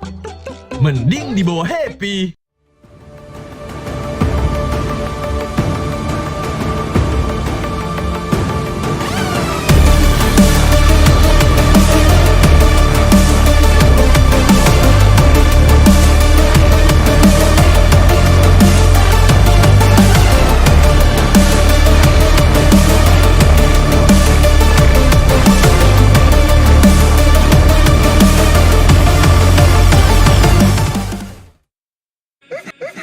Mau dibikin ketawa? Mau dibikin mewek? Mau dibikin ngeri-ngeri sedep? Mau dibikin kaget? Mau dibikin penasaran? Mau dong!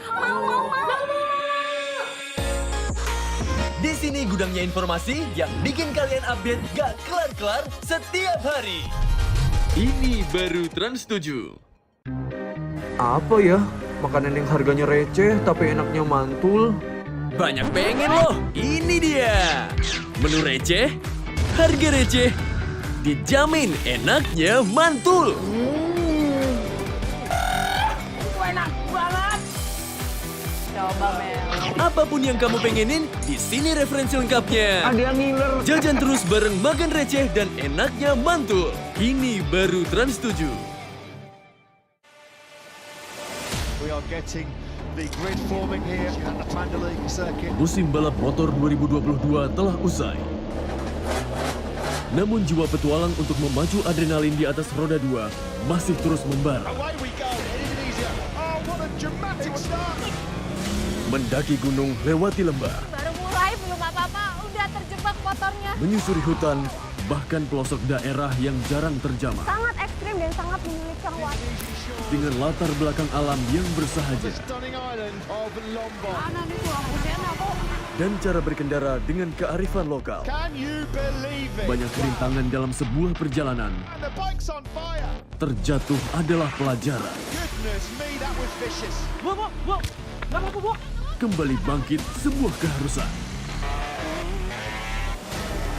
Deru petualangan tanpa henti, bertualang di negeri sendiri.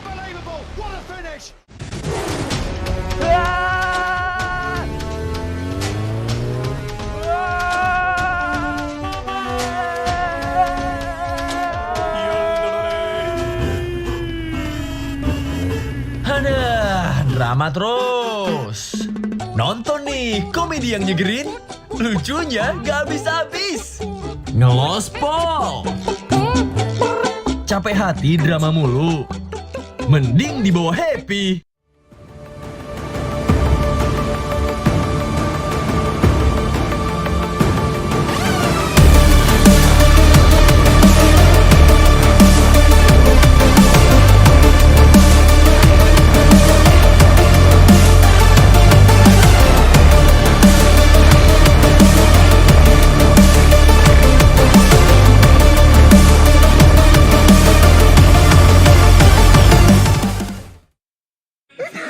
Mau dibikin ketawa? Mau dibikin mewek? Mau dibikin ngeri-ngeri sedep?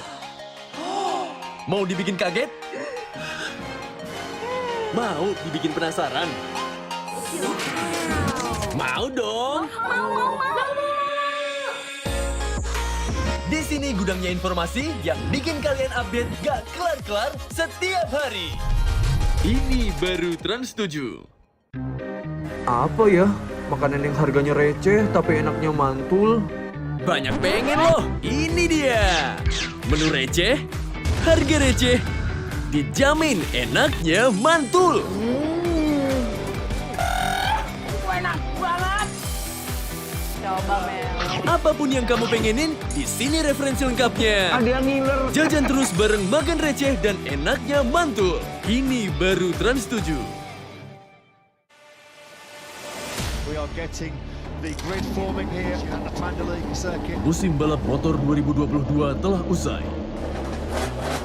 Namun jiwa petualang untuk memacu adrenalin di atas roda 2 masih terus membara. Away we go in Indonesia. Oh, what a dramatic start. Mendaki gunung lewati lembah. Baru mulai belum apa-apa, udah terjebak motornya. Menyusuri hutan, bahkan pelosok daerah yang jarang terjamah. Sangat ekstrim dan sangat menyulitkan waktu. Dengan latar belakang alam yang bersahaja. Dan cara berkendara dengan kearifan lokal. Banyak rintangan dalam sebuah perjalanan. Terjatuh adalah pelajaran. Kembali bangkit sebuah keharusan. Deru petualangan tanpa henti, bertualang di negeri sendiri.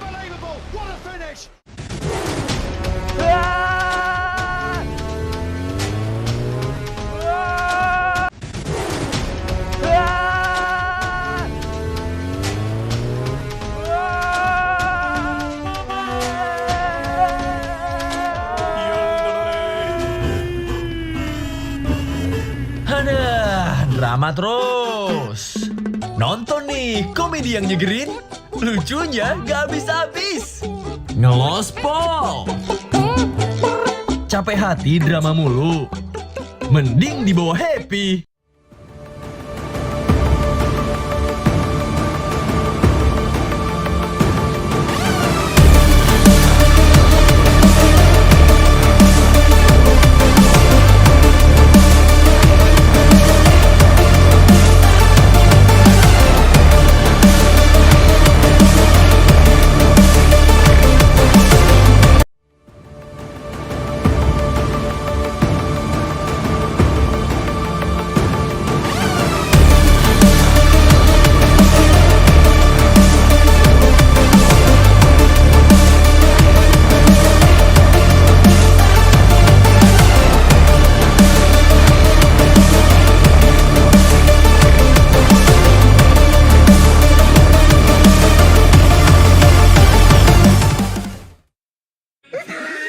dibikin ketawa?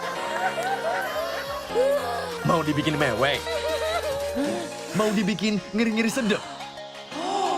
Mau dibikin kaget? Mau dibikin penasaran? Mau dong? Di sini gudangnya informasi yang bikin kalian update gak kelar-kelar setiap hari. Ini baru Trans 7. Apa ya? Makanan yang harganya receh tapi enaknya mantul. Banyak pengen loh, ini dia. Menu receh, harga receh, dijamin enaknya mantul. Enak banget. Coba men. Apapun yang kamu pengenin, di sini referensi lengkapnya. Ada yang ngiler. Jajan terus bareng makan receh dan enaknya mantul. Ini baru Trans 7. We are getting the grid forming here at the Mandalay circuit. Musim balap motor 2022 telah usai. Namun jiwa petualang untuk memacu adrenalin di atas roda 2 masih terus membara. Away we go in Indonesia. Oh, what a dramatic start. Mendaki gunung lewati lembah, Baru mulai belum apa-apa udah terjebak motornya. menyusuri hutan, bahkan pelosok daerah yang jarang terjamah. Sangat ekstrim dan sangat menyulitkan waktu. Dengan latar belakang alam yang bersahaja Stunning island of Mlbb. Mana nih tuh aku enak kok. dan cara berkendara dengan kearifan lokal. Can you believe it? Banyak rintangan dalam sebuah perjalanan. And the bike's on fire. Terjatuh adalah pelajaran. Goodness me, that was vicious. Kembali bangkit sebuah keharusan. Deru petualangan tanpa henti, bertualang di negeri sendiri. Unbelievable. What a finish.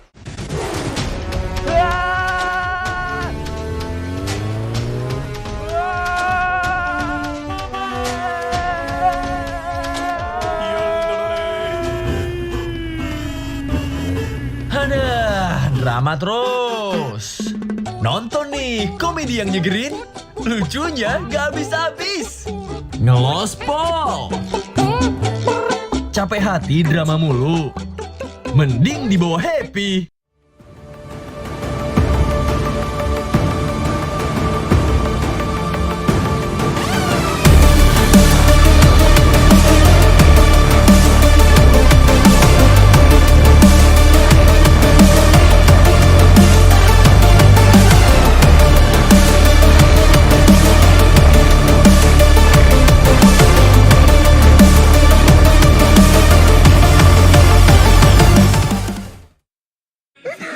Mau dibikin ketawa?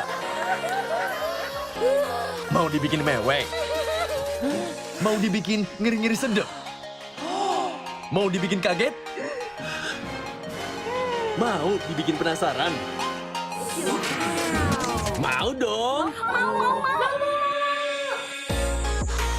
Di sini gudangnya informasi yang bikin kalian update gak kelar-kelar setiap hari. Ini baru Trans 7. Apa ya? Makanan yang harganya receh tapi enaknya mantul. Banyak pengen loh, ini dia.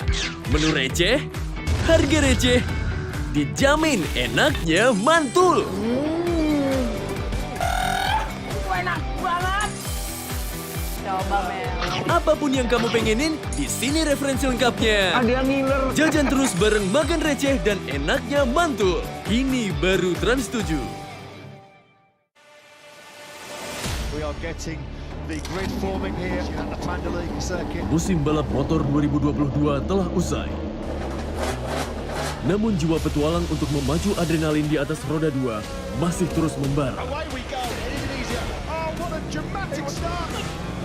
Mendaki gunung lewati lembah, Baru mulai belum apa-apa udah terjebak motornya. menyusuri hutan, bahkan pelosok daerah yang jarang terjamah. Sangat ekstrim dan sangat menyulitkan waktu. Dengan latar belakang alam yang bersahaja Stunning island of Mlbb. Mana nih tuh aku enak kok. dan cara berkendara dengan kearifan lokal. Can you believe it? Banyak rintangan dalam sebuah perjalanan. And the bike's on fire. Terjatuh adalah pelajaran. Goodness me, that was vicious. Kembali bangkit sebuah keharusan. Deru petualangan tanpa henti, bertualang di negeri sendiri. Unbelievable. What a finish.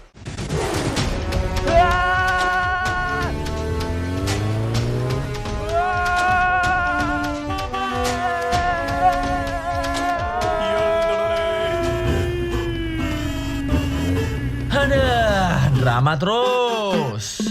Nonton nih, komedi yang nyegerin, lucunya gak habis-habis. Ngelospol.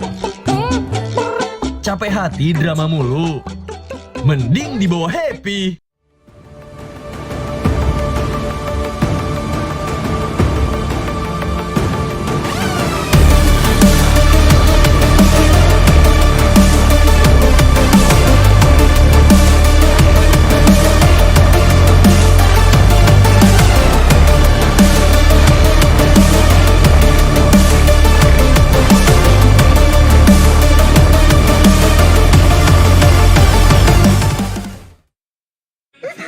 Mau dibikin ketawa? Mau dibikin mewek? Mau dibikin ngeri-ngeri sedep? Mau dibikin kaget? Mau dibikin penasaran? Mau dong! Di sini gudangnya informasi yang bikin kalian update gak kelar-kelar setiap hari. Ini baru Trans 7. Apa ya? Makanan yang harganya receh tapi enaknya mantul. Banyak pengen loh, ini dia. Menu receh, harga receh, dijamin enaknya mantul. Enak banget. Coba Mel. Apapun yang kamu pengenin, di sini referensi lengkapnya. Ada yang ngiler. Jajan terus bareng makan receh dan enaknya mantul. Ini baru Trans 7. We are getting the grid forming here at the Mandalika circuit. Musim balap motor 2022 telah usai. Namun jiwa petualang untuk memacu adrenalin di atas roda 2 masih terus membara. Away we go in Indonesia. Oh, what a dramatic start. Mendaki gunung lewati lembah, Baru mulai belum apa-apa, udah terjebak motornya. menyusuri hutan, bahkan pelosok daerah yang jarang terjamah. Sangat ekstrim dan sangat menyulitkan waktu. Dengan latar belakang alam yang bersahaja Stunning island of Lombok. Mana nih tuh aku Sena kok? dan cara berkendara dengan kearifan lokal. Can you believe it? Banyak rintangan dalam sebuah perjalanan. And the bike's on fire. Terjatuh adalah pelajaran. Goodness me, that was vicious. Kembali bangkit sebuah keharusan. Deru petualangan tanpa henti, bertualang di negeri sendiri. Unbelievable. What a finish.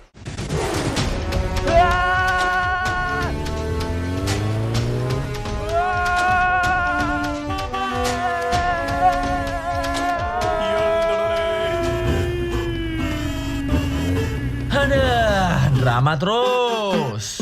Nonton nih, komedi yang nyegerin, lucunya gak habis-habis. Ngelospol.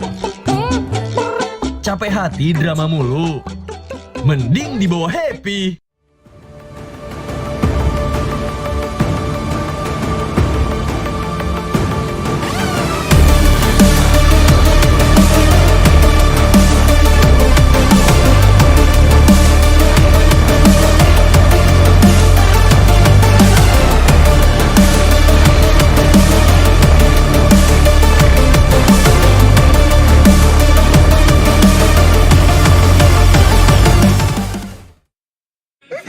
Mau dibikin ketawa? Mau dibikin mewek? Mau dibikin ngeri-ngeri sedep? Mau dibikin kaget? Mau dibikin penasaran? Mau dong! Di sini gudangnya informasi yang bikin kalian update gak kelar-kelar setiap hari. Ini baru Trans 7. Apa ya? Makanan yang harganya receh tapi enaknya mantul. Banyak pengen loh, ini dia. Menu receh, harga receh, dijamin enaknya mantul. Enak banget. Coba Mel. Apapun yang kamu pengenin, di sini referensi lengkapnya. Ada yang ngiler. Jajan terus bareng makan receh dan enaknya mantul. Ini baru Trans 7. We are getting the grid form. Number one, you saw a lot of you saw a lot of regions that are way more developed than others. True. There's a lot of skill discrepancies over there, but here, for a match as big as Indonesia, Philippines, well, a lot of people actually predicted a 2-0, but not for Indonesia. So you're already seeing your expectations and your predictions get shattered on the first game. But remember, it is a best of 3. The Philippines can definitely come back and equalize in game number 2, but there's an equal chance that Indonesia can take this game and get a clean sweep over Philippines. Well, this is what we just enjoy, right? This is what makes the competitive scene so good. If you already know it's going to be a 2-0, if you already know what's going to happen, why bother watching? But now, we just have no idea. I mean, we do this for a living, essentially, and we have no clue what's going to happen. I can't imagine what you guys back at home are feeling right now, especially when you're very aggressively, passionately supporting your country of origin. You know, as casters here, we obviously look at it by the books. The numbers is what we look at it primarily, especially when we're looking at a match as big as this. We predicted Philippines to win in game number 1 based on their draft and also based on their experience. This is a very well-experienced team, a team that we've seen compete in a lot of international events, winning the SEA Games, winning the M3 World Championships with this lineup. But without further ado, we're going to jump into the drafts for game number 2. Philippines now on the red side, so there is a swap. There is a swap, but it seems like the bands are not too far different from each other, actually. If we can see here the Fanny, the Digi, and the Benedetta as well as the Atlas. So it's, you know, I think Philippines are still trying to curb that aggression coming in from the side of Indonesia. And Indonesia, on the other hand, wants to eliminate all these very annoying, very difficult problems, like the crowd control, like the Benedetta. They can be so elusive, especially in the hands of mechanical heroes, right? That is the main concern here, that mechanical prowess that some of these players can bring to the table on the right heroes. We'll see if they go for their comfort picks again that we saw earlier on, you know. We did see Soriano pick that Beatrix. It's a signature pick. He's known as the Filipino sniper ever since he picked up that Beatrix at M3 when he displayed the crazy accuracy on the Renner, right? He also went on to get the finals MVP at M3. So whenever you see a Beatrix, especially on this Filipino side, you just expect them to find a lot of success with it. And they did early on. They utilized the Beatrix really well by clearing out the waves faster than the Melissa, not taking those trades, and again, going for that efficient macro gameplay by rotating together as a team. The Ube scrap that we've seen so many times before worked up against Team Indonesia. We watched the replay, and we saw what happened, what led up to that flank from Psychots that turned the game around. It was when Soriano stole the orange buff, and when he walked down to the mid lane, he did not check the bush. And this is something that I mentioned is very uncharacteristic for Soriano. Usually on the Renner, he shoots at every bush, Just he in doesn't case. leave any bush behind. He tries to open it up, and sometimes even after shooting it, he walks in just to check. And that's the little mistake. That's the little moment that actually ended up being the core, the reason, the sole reason, I believe, as to how Indonesia were able to come back. It's definitely the turning point, right? It only takes one moment for you to lose a game where you've been dominating for about 10 minutes. This is why the Mobile Legends is so exciting. The game's pace is insane, and once you lose your tempo, once you lose your advantage, it's a completely different game, and you need to adjust and do things differently from what you've been actually performing for the last 10 minutes. So now we'll have to see. I mean, the Beatrix, man, it's, at this point, you see a Beatrix, it's synonymous with the Filipino sniper almost. It just comes to mind. So this is definitely something that the Philippines will try and use again. And we already mentioned earlier that having such a diverse choice of weapons allows the Beatrix to do different things. Burst people down, clear waves, right? Poke people from far away, take down turrets from far away as well. So just like that, it has been picked up. And if you look at Indonesia though, that Farsa ban, I think they're trying to curb the range from the Philippines, because that is something that the Philippines absolutely use to their advantage. The kite back and that range advantage to poke down slowly but surely the members from Indonesia. To add on to that, we already know that the Farsa is just a signature pick for Imam in that mid lane, but Indonesia will go for the same pick. You pick up the Beatrix, we'll take the hero that countered that Beatrix, that was able to give the Beatrix so much problems in game number 1. With the Yuzong now picked up, they are going to go for the Iesf as well. And with this Iesf, it does show that they are really trying to stop this Beatrix from being a problem. Soriano on his comfort pick once again, but he's already getting countered by 2 heroes, technically, right now. With the right item builds, 2 or 3 bolts from the real-world manipulation will be enough to zone away to get the Beatrix low enough that he will be out of the fight. And to make things worse for him right now, the slows here will allow Psychos to catch up with anyone from the side of the Philippines that much more decisively. So the utility game is definitely on point on this Iesf pick. Agreed. And if you think about it, I think it's gonna be very difficult for the Philippines to try and dive in towards the side of Indonesia as well. So the kiting game that the Philippines have been abusing so often has been slightly countered by this utility from Indonesia. It's a very smart option. The Mathilda, though, they're still going and opting for the same pick as game number 1. But like we mentioned, Philippines don't really need to change their drafts. What they need to change, in our opinion, after the game, after we spoke about it a bit, is how they took that game, how they executed their game plan. Because it came down to that 10-minute moment, that moment where Soriano did not check the bush. That moment gave Indonesia a chance to turn the tides, and this time Philippines need to be a bit more disciplined. They need to stick with what works. Don't change the course of action by going for these team fights that are technically, or literally unnecessary with this team composition. They can disengage really well, they can siege very well, but you can see right now with the Melissa ban, Philippines are already changing just a few things.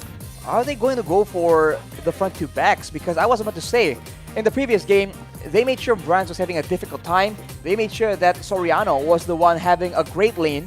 But due to that action, Psychos was able to actually be relatively impactful in the game, despite a very rough early game as well. So maybe, I was thinking that they might just change their area of focus. But now with the ban towards Brands here, it seems like they are planning on doing the same thing, just better, just cleaner. Well, in game number 1, they banned out the Leslie and the Claude. So that means with the Melissa ban, one of those heroes will be left to open. Leslie and Claude, which are both lethal in the hands of Bronze, right? And looking at how he played the lane, honestly, I do feel like Philippines might want to give Indonesia the Claude, ban the Leslie, right? Because Leslie will create more problems for them, especially if Brands gets to farm as he usually does. He's so good at playing it slow, farming to get those power spikes. And now we're going to have to see what they go for in the bans right now. And Rashi, what do you think it's going to be? Ooh, Valentina has been banned away from Indonesia, by Indonesia actually. So Philippines, they won't have that kind of flexibility available to them. So it's interesting to see what exactly will be the solution, especially for that Iesf. Not a lot of heroes can match that mid-range coming in, that long-range artillery and utility. So they might just go the opposite direction and go for something aggressive, something that can just be a big problem, a big kill threat for that Iesf. On the side of the Philippines, though, they go for that Claude ban instead. So Leslie is the option that they would rather face, Mirko. All right. That's something that I personally don't agree with, right? I expected them to ban the Leslie because in the later stages, this Leslie is going to create more problems for them. Remembering that Philippines already have a taunt, already have some CC, and they already have very good disengage. With the Mathilda, the Claude won't really be able to catch up in a lot of these positions, right? But I feel like Philippines are looking at it in another way. They're looking at that Iesf, they're looking at that Divine Judgment from the Kaja and the Furious Dive, obviously with the Petrify from the Yuzong. All these 3 heroes can lock people down for the Claw to deal so much damage, and this team fight hero is going to fit really well in Indonesia's composition. So Philippines, they're already changing a few things here now, hovering over the Faramis to go to the mid lane into the hands of Imam, and this will definitely help them because the Faramis was also one of the reasons as to why they weren't able to melt the Indonesian members down. not just melt the Indonesian members down, it's also the reason why they lost that fight, where they were able to keep, Indonesia was able to keep Brands alive using that Cold Altar, and of course, off the back of a very great play from Brands himself. But with the Faramis in the picture, the Philippines have a lot more utility when it comes to actual survivability. They have a lot of saves, a lot of shielding, and now with the Cold Altar, that extra bit, that second chance at in the middle of a big fight. But for Indonesia, having more control on where the Philippines can maneuver around, that might be a better solution. They have banned away the Lapu-Lapu as well, so the dive potential from Philippines is very, very minimal, and we have to see what exactly will be the choice here, because for the Philippines, it seems to be the same thing. Front to back all the way, abuse range, save our core members, and just like that, the answer from Indonesia, Leslie, and now it's the Akai.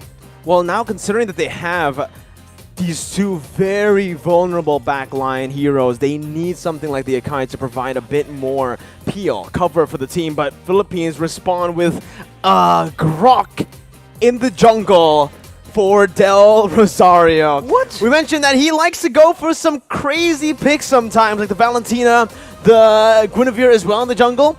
Well, he's trying to pull off the Grok in the jungle now here in Iesf. Last time we saw it, it was high.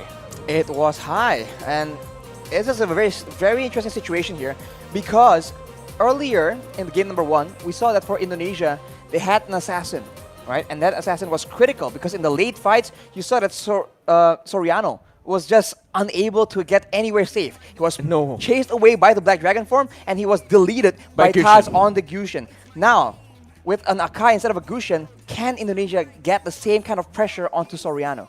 Well, that question will be answered very, very soon as we enter the game, Arashi. But this time, I think we can agree that we want to see the best of 3 go all the way. Oh, so absolutely. this time, me and Arashi will be predicting Indonesia to win, to use the caster curse to get the most value out of this incredible series of Indonesia versus Philippines. Once again, as we jump into the Land of Dawn with Taz starting on the orange buff and Del Rosario doing the same on the opposite side. Slow start for both these junglers. They are tankier junglers essentially, so they are going to be playing a lot more for utility, but I guess Taz on the Akai can be a lot more aggressive, and just like that, you can see that the Philippines, they really enjoy using Villaluna to get a lot of information and just be a big nuisance, and you can see the response coming in from the Indonesian players. The Philippines already dictating what the movements are going to be. Both teams, again, just fighting for that mid control that is so prio, so necessary now in this current meta. Both Taz and Del Rosario are looking to go for this Lethal Wanderer, but it does feel like Indonesia will have a bit more of an advantage with the faster wave clear in the mid lane. That's the Lethal Wanderer secured by Taz, getting him a bit more XP and gold to play with. So he'll have that power spike very early on, already at level 4. As we mentioned, the wave clear game is now being a lot more monitored, a lot more managed by the players from the side of Indonesia. They've suffered from it once, they are not trying to suffer the same fate again. So right now, they're just moving around, and I think before the first turtle spawns, it's going to be relatively slow, but as I say that though, uh-oh, there you go. That's the barrier with a wild charge. Psychos now going to be caught. First blood over to Philippines, but look at Taz. He's able to bring the members back in with a heavy spin. Del Rosario going to fall. The jungler for the XP lane, and Dapda will be forced to flicker out of there. Villaluna a bit late on this rotation to match up against the Indonesian mid laners, but it is still just going to be a 1-for-1. So 1-for-1, so both teams now holding their own, but this is where things get a bit hairy. The first turtle, where everyone has their ultimates, we have to see who can actually weave in the better team fight. No ultimate for Del Rosario just now. Taz gonna go for it. Will be able to secure the turtle with a brilliant retribution. Dreams gets knocked up, but Philippines decide to back off. Now Dreams flickering forward, gets the Divine Judgment onto Imam, who's able to flicker away. Psychots has the Black Dragon form, looking for it, just decides to zone the Filipino members here and backs off. Back away, and we can take a look at how the changes have impacted this Faramis, right? The Cult Altar was used in that fight, and with one single spell, the rest of the team from Indonesia is able to melt down that HP bar. So it really isn't an all-win teamfight solution, but it is very situationally used to help save members from big burst damage. Now it's a complete change from game number 1. Imam, though, going to be immobilized. That's the damage coming through. Whew. Sniped down by Brands, but the kill will go over to Hijume. Brands sacrificing a bit of gold there in the bottom side, but will still be able to catch up down below to pick up that cannon minion. With stronger laners on the hands of the Indonesian players, they are now able to actually match the aggression, the fights, the skirmishes from the members of the Philippines. And now you can see that the Kaja pick is just having a lot more impact. This is what they wanted to do in game number 1, but the macro play coming in from the Philippines was able to deny that. That won't be the case for this game though, and now this becomes a contest of proactivity. Who can have the higher work rate, the more versatile maneuvers, and just the more proactive plays. And this is the reason as to why I felt like the Leslie should have been the one, the hero, to be banned out by Team Philippines. Because you can see, on this Leslie, sure, you're very vulnerable, but you also are really good at actually going at duels up against the Beatrix. I would actually say in a 1v1, it's skill dependent, but Leslie has a bit of an edge. Why? Because he doesn't need to target any of his skills. It's not a skill shot. Meanwhile, for the Beatrix, you need to go for those render shots to actually be able to compete in that range battle. They have to be careful though, because Soriano has the Blade of Despair completed, and it will be a big factor in the next fight. The Turtle is being pressured for both teams, but it seems like the Indonesians will have a bit of a lead in the control game.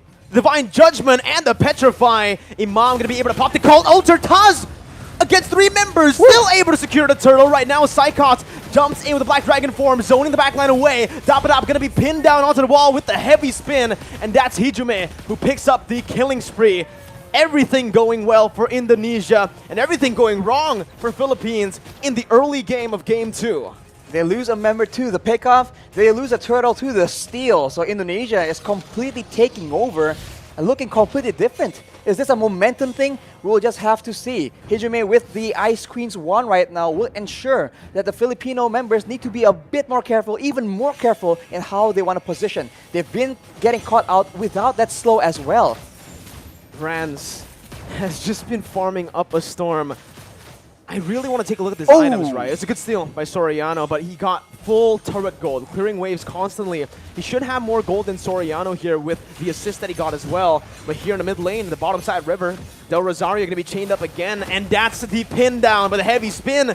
Del Rosario going to fall for the second time in this game. Dreams with another Divine Judgment over to Imam, as that's an Nibiru's Passion dealing no damage over to Taz, who jumps in again. Soriano zoned away, but the damage coming from Brands, shooting him down. Dapadap finally rotating towards that bottom side, but it's a bit too late once again.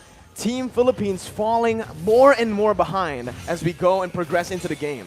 The Philippines are having very much trouble trying to manage distance because they're being slowed an insane amount. At any moment, it starts with the slow and then it gets followed up with the Divine Judgment, with the heavy spin. So Indonesia's pick-off game is going exactly how they want it to. And right now, they also have the advantage when it comes to range and also when it comes to that late game. They have that artillery with the real-world manipulation, and they also have the Leslie that can do a lot of true damage up to 2k in a single hit. And in the late game, Soriano will have a lot of issues trying to get any impact done in the middle of a big team fight.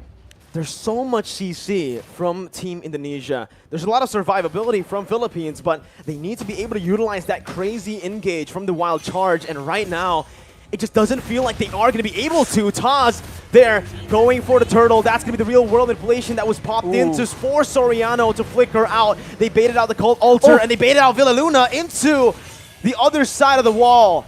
Mid lane turret going to be sieged down. Brands looking just to poke the Filipino members, but it's a good disengage by both teams.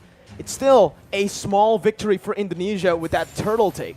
Look at how much movement, how much of a reaction you can see from the Filipino players whenever Psychots is on the map, whenever he makes an appearance. He wasn't even popping the Black Dragon form initially, and everybody was walking backwards in fear of that engage coming through. And when you are so focused like that, you are not looking at Taz with a heavy spin. You are not looking at Dreams waiting for that Divine Judgment. What I want to look at is definitely the items here for Brands, because I wonder how much gold he's actually gone this game. So far, he has been left untouched to free farm. And he's getting so much damage. That's going to be the flicker over to Divine Judgment as well to find Del Rosario. The true damage does its work. Brands picks up the kill. Dapadap trying to look for a re-engage now, but only taunting Taz. Look at the poke put down by Brands. Dream's gonna be in the midst of it all right now, as he is gonna be able to dish out some damage to zone the other members away. Dream still there with Psychots from Psychots with a Petrify to find Soriano, and the furious dive to get Imam low under the tier 1. Gunned down by Brands. It's a 2-0 trade for Indonesia. Unreal execution coming in from Indonesia right now. We thought that Psychots was the main distraction. He was the one coming in from behind. You barely notice it until it's way, way too late. Let's take a look at that replay right now. The fight was breaking up. There's a lot of action back and forth, and Psychots out of nowhere. The tower doesn't even matter because it's way too low. Indonesia able to actually push Philippines into a very uncomfortable position, and now with all the advantages when it comes to crowd control, when it comes to damage, they are looking at a cruising victory in game number 2. This is insane. Unreal. That's the word you can use for it, right? So much doubt for this Indonesian team after they qualified to represent Indonesia with only a week to prepare right after qualifying. Still able to play super well. And now they're rotating towards that top side. Taz soloing that lore. Del Rosario caught no one there to help him out. Has to use the wild charge defensively and will lose out on a lot of HP. Brand still is able to get out. Has the flicker. They're going to go in for another re-engage here. Just some poke down onto the frontliners. And you can see that true damage, Rashi. I really wonder what the items are looking like right now, because the damage is pretty unreal already in 9 minutes for a Leslie. It comes with a true damage, and when you're concerned about the true damage, you can actually feel the burn coming in as well. Look at the items, as you mentioned. The Windtalker, the Endless Battle as well, allows him to get so much more burst damage initially, and after that, the Berserker's Fury allows him to dish out a healthy amount of DPS. On the other hand, you can see the Iesf, right? Hijumi with the glowing wand. All these tanky members are taking percentage HP damage whenever he's dishing out these spells, and they are absolutely spammable. And the siege game is dangerous. Luna going to be caught in that real world manipulation. Imam as well zoned away. The wave manipulation from Indonesia, absolutely phenomenal, as they are going to be able to use the lore down below to pick up a turret. With Psychot zoning the other members away with a Black Dragon form as well. That's base turret number 1 taken down. Top side pushing in, but Indonesia will decide to just play it slow, clear out the mid lane, and reset. They have an absolute advantage when it comes down to those siege situations. Having the Iesf, having the Leslie means that you do not have to go and force those fights, because there's no other way for the Philippines to dish back that kind of damage. Soriano is the only solution they have, and at this point, when the only option you have, when you only have a single option, it becomes very easy for your opponents to try and adjust to that. But the Philippines, it seems like they are not willing to completely concede control just yet. They need to be very careful though, because the flank game, that flank game is just so on point from Indonesia right now. This is what we saw in game 1, only just the opposite happening here in game 2. Indonesia having control the whole 10 minutes early on.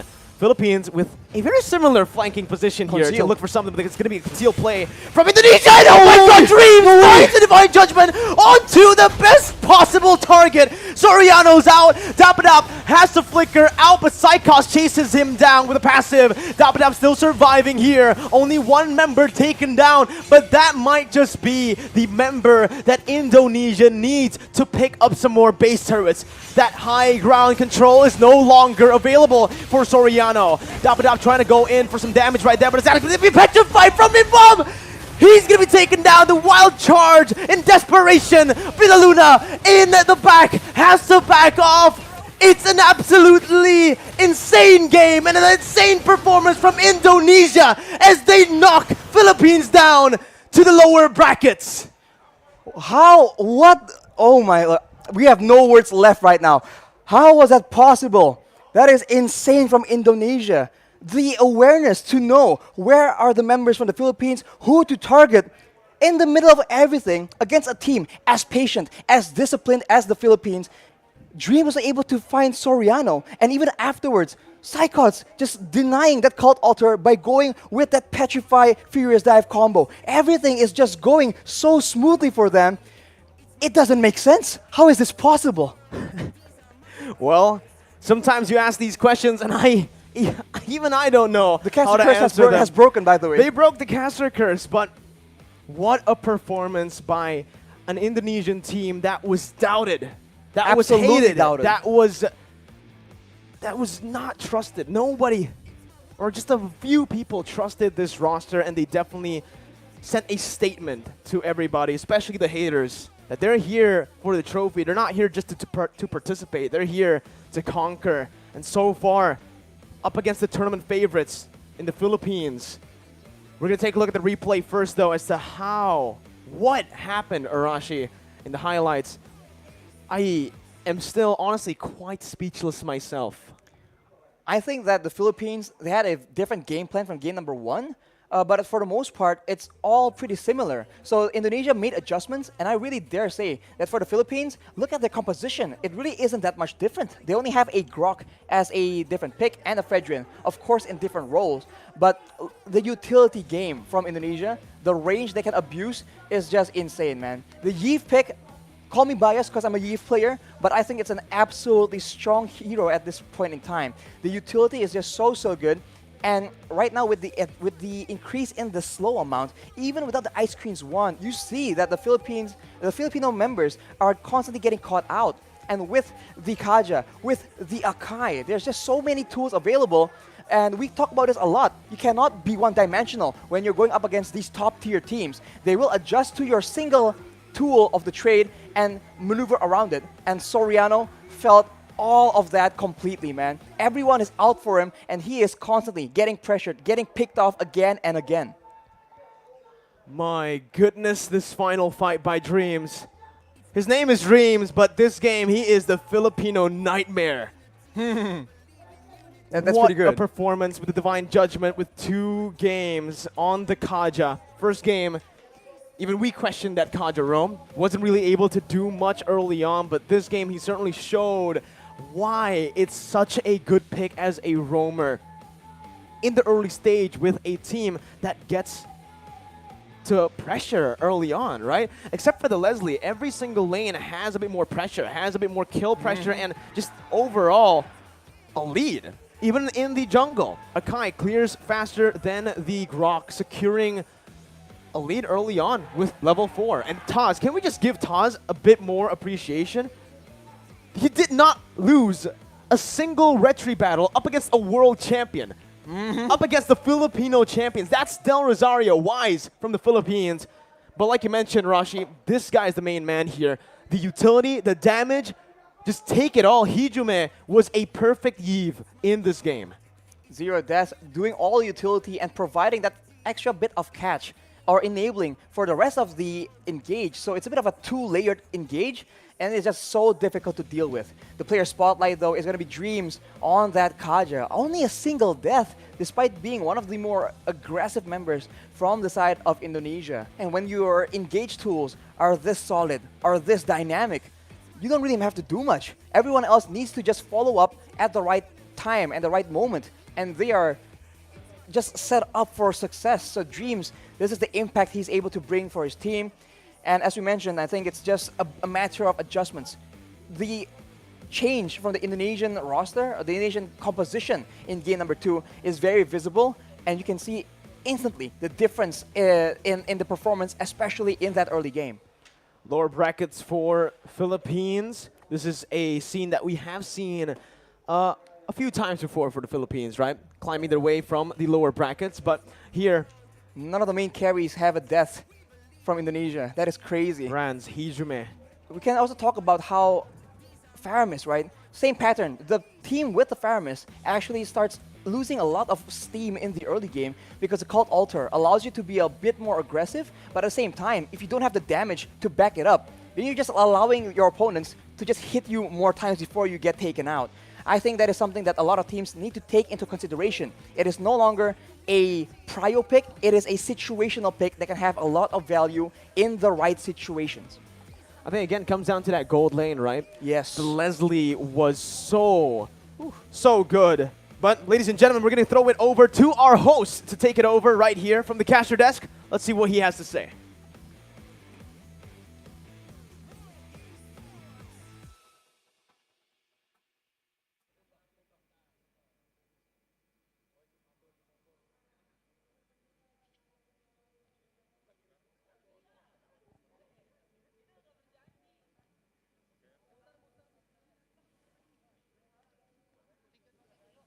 Oke, kita sudah bersama Brans, perwakilan dari tim Indonesia yang sudah memenangkan game pertama between Indonesia and Filipina on first match of today 14 World Esports Championship. Brans, gimana hari ini?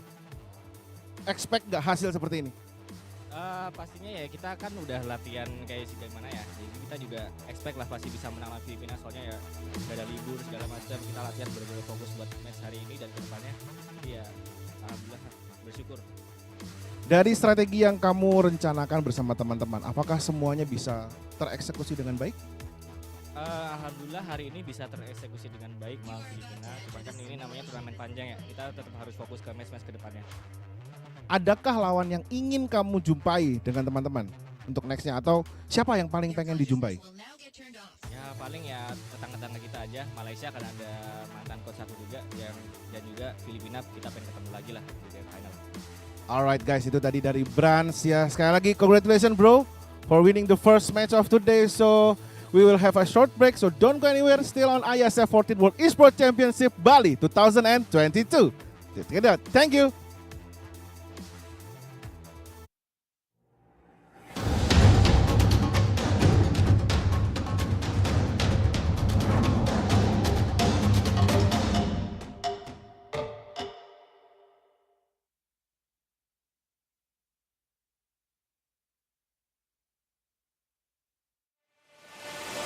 We are getting the grid forming here at the Mandalay circuit. Musim balap motor 2022 telah usai. Namun jiwa petualang untuk memacu adrenalin di atas roda 2 masih terus membara. Away we go in Indonesia. Oh, what a dramatic start.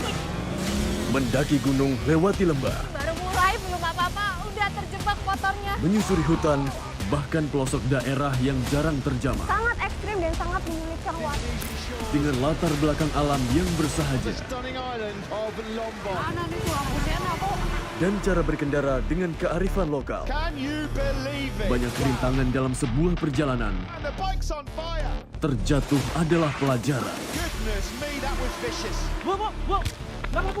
Kembali bangkit sebuah keharusan. Deru petualangan tanpa henti, bertualang di negeri sendiri. Unbelievable. What a finish.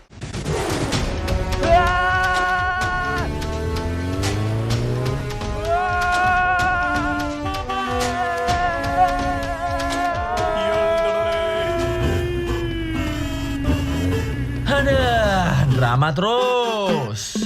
Nonton nih, komedi yang nyegerin, lucunya gak habis-habis. Ngelospol. Capek hati drama mulu. Mending dibawa happy.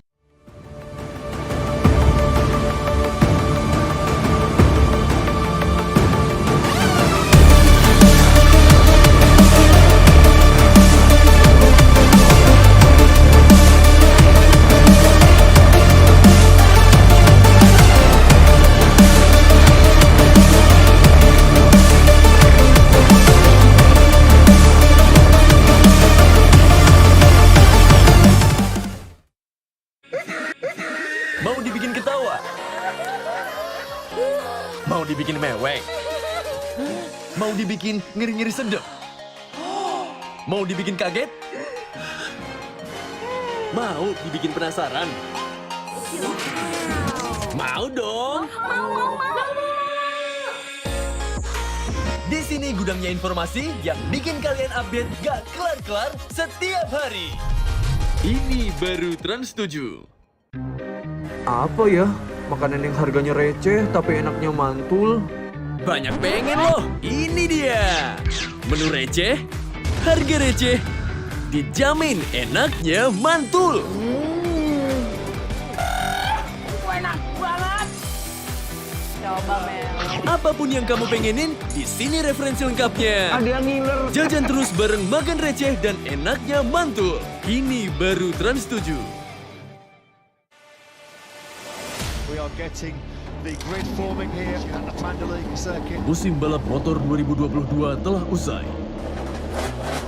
Namun jiwa petualang untuk memacu adrenalin di atas roda 2 masih terus membara. Away we go in Indonesia. Oh, what a dramatic start. Mendaki gunung, lewati lembah, Baru mulai udah terjebak motornya. Menyusuri hutan, bahkan pelosok daerah yang jarang terjamah. Sangat ekstrim dan sangat menyulitkan waktu. Dengan latar belakang alam yang bersahaja. Dan cara berkendara dengan kearifan lokal. Banyak rintangan dalam sebuah perjalanan. Terjatuh adalah pelajaran. Kembali bangkit sebuah keharusan. Deru petualangan tanpa henti, bertualang di negeri sendiri.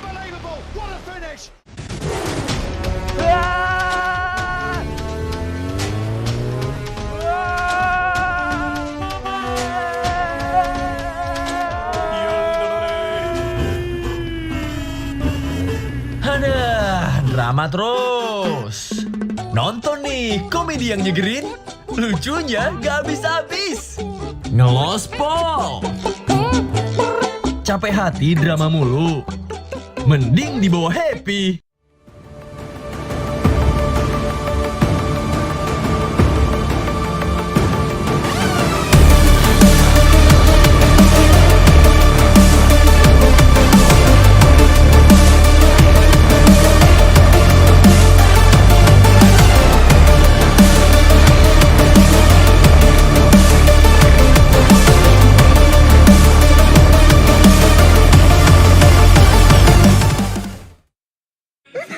Mau dibikin ketawa? Mau dibikin mewek? Mau dibikin ngeri-ngeri sedep? Mau dibikin kaget? Mau dibikin penasaran? Mau dong! Di sini gudangnya informasi yang bikin kalian update gak kelar-kelar setiap hari. Ini baru Trans 7. Apa ya? Makanan yang harganya receh tapi enaknya mantul. Banyak pengen loh, ini dia. Menu receh, harga receh, dijamin enaknya mantul. Enak banget. Coba Mel. Apapun yang kamu pengenin, di sini referensi lengkapnya. Ada yang ngiler. Jajan terus bareng makan receh dan enaknya mantul. Ini baru Trans 7. We are getting the grid forming here at the Mandalika circuit. Musim balap motor 2022 telah usai. Namun jiwa petualang untuk memacu adrenalin di atas roda 2 masih terus membara. Away we go in Indonesia. Oh, what a dramatic start. Mendaki gunung lewati lembah. Baru mulai belum apa-apa, udah terjebak motornya. Menyusuri hutan, bahkan pelosok daerah yang jarang terjamah. Sangat ekstrim dan sangat menyulitkan waktu. Dengan latar belakang alam yang bersahaja. Stunning island of Mlbb. Dan cara berkendara dengan kearifan lokal. Can you believe it? Banyak rintangan dalam sebuah perjalanan. And the bike's on fire. Terjatuh adalah pelajaran. Goodness me, that was vicious. Kembali bangkit sebuah keharusan. Deru petualangan tanpa henti, bertualang di negeri sendiri. Unbelievable. What a finish.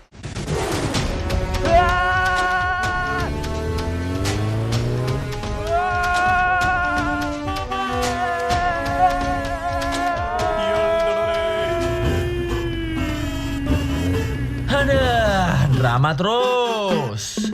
Nonton nih komedi yang nyegerin, lucunya gak habis-habis. Ngelospol.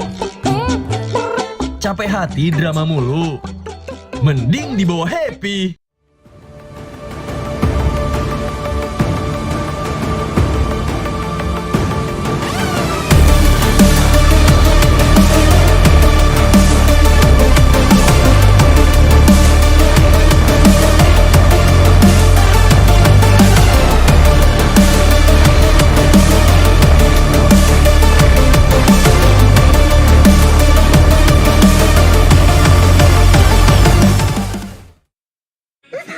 Mau dibikin ketawa? Mau dibikin mewek? Mau dibikin ngeri-ngeri sedep? Mau dibikin kaget?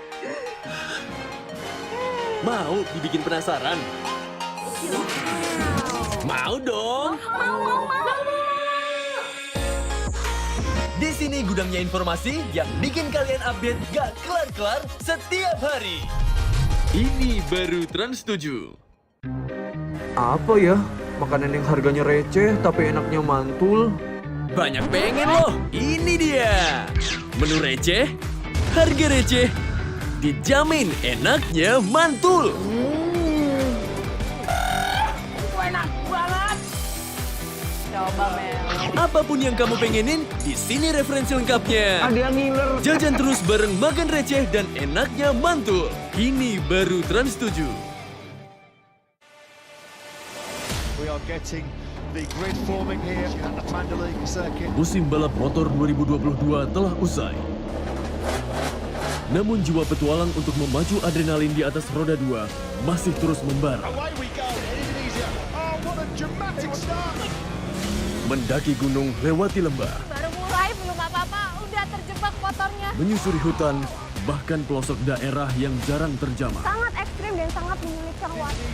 Dengan latar belakang alam yang bersahaja Stunning island of Mlbb. Mana nih tuh aku kok. dan cara berkendara dengan kearifan lokal. Can you believe it? Banyak rintangan dalam sebuah perjalanan. And the bike's on fire. Terjatuh adalah pelajaran. Goodness me, that was vicious. Kembali bangkit sebuah keharusan. Deru petualangan tanpa henti, bertualang di negeri sendiri. Unbelievable. What a finish.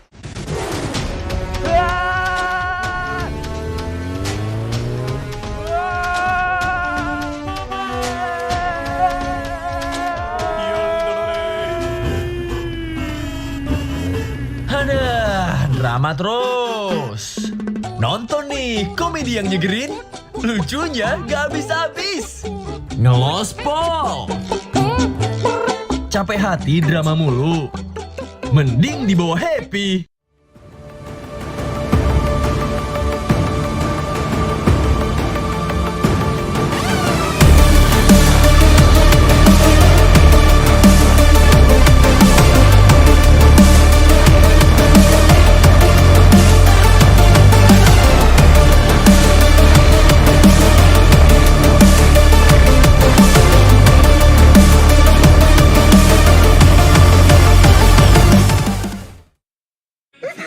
Mau dibikin ketawa? Mau dibikin mewek? Mau dibikin ngeri-ngeri sedep? Mau dibikin kaget? Mau dibikin penasaran? Mau dong! Di sini gudangnya informasi yang bikin kalian update gak kelar-kelar setiap hari. Ini baru Trans 7. Apa ya? Makanan yang harganya receh tapi enaknya mantul. Banyak pengen loh, ini dia. Menu receh, harga receh, dijamin enaknya mantul. Enak banget. Coba Mel. Apapun yang kamu pengenin, di sini referensi lengkapnya. Ada yang ngiler. Jajan terus bareng makan receh dan enaknya mantul. Ini baru Trans 7. We are getting the grid forming here at the Mandalay circuit. Musim balap motor 2022 telah usai. Namun jiwa petualang untuk memacu adrenalin di atas roda 2 masih terus membara. Away we go in Indonesia. Oh, what a dramatic start.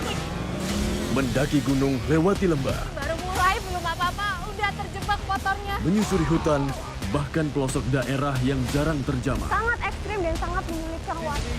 Dengan latar belakang alam yang bersahaja Stunning island of Mlbb. Mana nih tuh aku dan cara berkendara dengan kearifan lokal. Can you believe it? Banyak rintangan dalam sebuah perjalanan. And the bike's on fire. Terjatuh adalah pelajaran. Goodness me, that was vicious. Kembali bangkit sebuah keharusan. Deru petualangan tanpa henti, bertualang di negeri sendiri. Unbelievable. What a finish.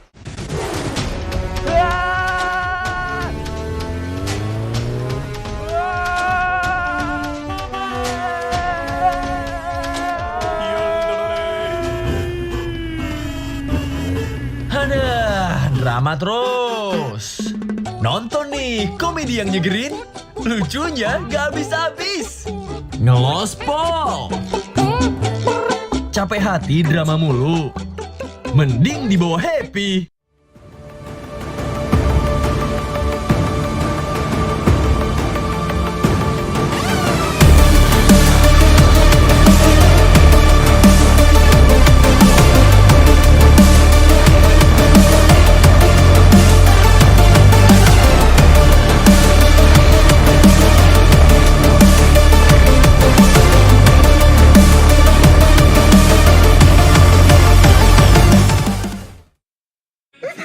Mau dibikin ketawa? Mau dibikin mewek? Mau dibikin ngiri-ngiri sedep? Mau dibikin kaget? Mau dibikin penasaran? Mau dong! Di sini gudangnya informasi yang bikin kalian update gak kelar-kelar setiap hari. Ini baru Trans 7. Apa ya? Makanan yang harganya receh tapi enaknya mantul. Banyak pengen loh, ini dia. Menu receh, harga receh, dijamin enaknya mantul. Enak banget. Coba Mel. Apapun yang kamu pengenin, di sini referensi lengkapnya. Ada yang ngiler. Jajan terus bareng makan receh dan enaknya mantul. Ini baru Trans 7. We are getting the grid forming here at the Mandalay circuit. Musim balap motor 2022 telah usai. Namun jiwa petualang untuk memacu adrenalin di atas roda 2 masih terus membara. Away we go, Indonesia. Oh, what a dramatic start. Mendaki gunung, lewati lembah, Baru mulai belum apa-apa, udah terjebak motornya. menyusuri hutan, bahkan pelosok daerah yang jarang terjamah. Sangat ekstrim dan sangat menyulitkan waktu. Dengan latar belakang alam yang bersahaja Stunning island of Lombok. Mana nih tuh lampunya kok? dan cara berkendara dengan kearifan lokal. Can you believe it? Banyak rintangan dalam sebuah perjalanan. And the bike's on fire. Terjatuh adalah pelajaran. Goodness me, that was vicious. Kembali bangkit sebuah keharusan. Deru petualangan tanpa henti, bertualang di negeri sendiri. Unbelievable. What a finish.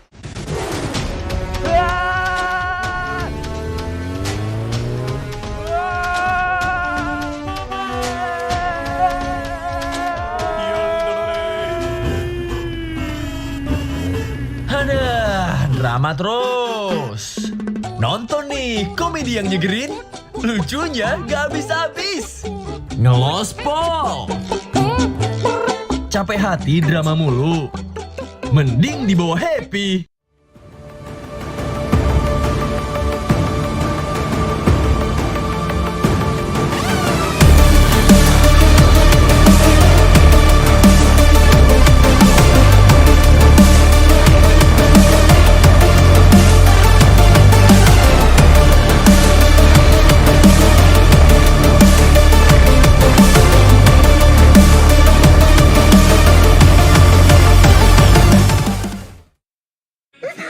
Mau dibikin ketawa? Mau dibikin mewek? Mau dibikin ngiri-ngiri sedep? Mau dibikin kaget? Mau dibikin penasaran? Mau dong! Di sini gudangnya informasi yang bikin kalian update gak kelar-kelar setiap hari. Ini baru Trans 7. Apa ya? Makanan yang harganya receh tapi enaknya mantul. Banyak pengen loh, ini dia. Menu receh, harga receh, dijamin enaknya mantul. Enak banget. Coba Mel. Apapun yang kamu pengenin, di sini referensi lengkapnya. Ada yang ngiler. Jajan terus bareng makan receh dan enaknya mantul.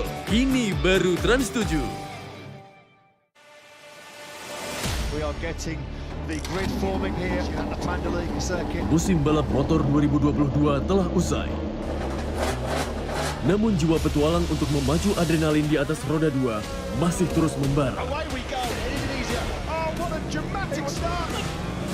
Mendaki gunung lewati lembah, Baru mulai belum apa-apa, udah terjebak motornya. menyusuri hutan, bahkan pelosok daerah yang jarang terjamah. Sangat ekstrim dan sangat menyulitkan waktu. Dengan latar belakang alam yang bersahaja Mana nih tuh lampunya aku? dan cara berkendara dengan kearifan lokal. Banyak rintangan dalam sebuah perjalanan.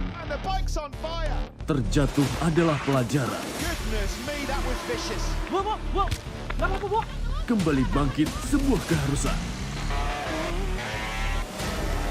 Deru petualangan tanpa henti, bertualang di negeri sendiri.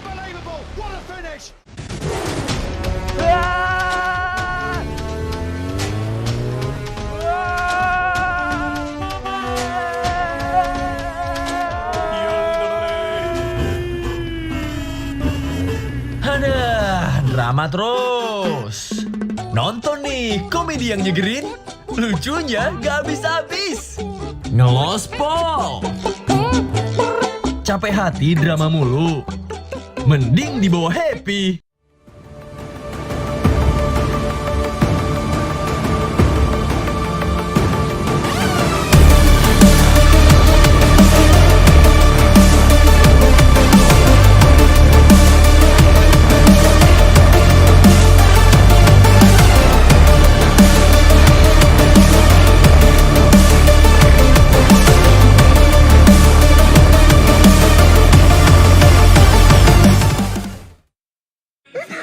Mau dibikin ketawa? Mau dibikin mewek? Mau dibikin ngeri-ngeri sedep? Mau dibikin kaget? Mau dibikin penasaran? Mau dong! Di sini gudangnya informasi yang bikin kalian update gak kelar-kelar setiap hari. Ini baru Trans 7. Apa ya? Makanan yang harganya receh tapi enaknya mantul. Banyak pengen loh, ini dia. Menu receh, harga receh, dijamin enaknya mantul. Enak banget. Coba Mel. Apapun yang kamu pengenin, di sini referensi lengkapnya. Ada yang ngiler. Jajan terus bareng makan receh dan enaknya mantul. Ini baru Trans 7. We are getting the grid forming here at the Mandalay circuit. Musim balap motor 2022 telah usai. Namun jiwa petualang untuk memacu adrenalin di atas roda 2 masih terus membara. Away we go in Indonesia. Oh, what a dramatic start. Mendaki gunung lewati lembah, Baru mulai belum apa-apa, udah terjebak motornya. menyusuri hutan, bahkan pelosok daerah yang jarang terjamah. Sangat ekstrim dan sangat menyulitkan waktu. Dengan latar belakang alam yang bersahaja Mana nih tuh lampunya aku? dan cara berkendara dengan kearifan lokal. Banyak rintangan dalam sebuah perjalanan. Terjatuh adalah pelajaran. Kembali bangkit sebuah keharusan. Deru petualangan tanpa henti, bertualang di negeri sendiri.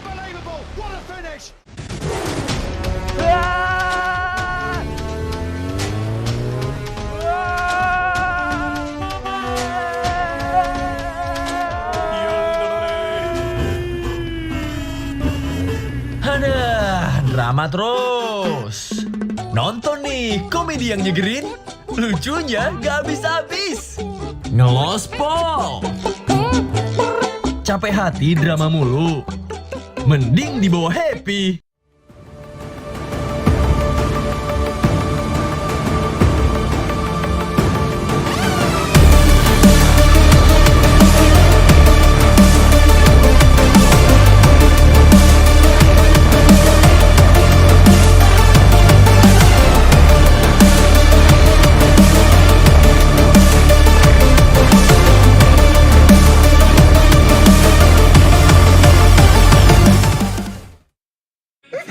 Mau dibikin ketawa?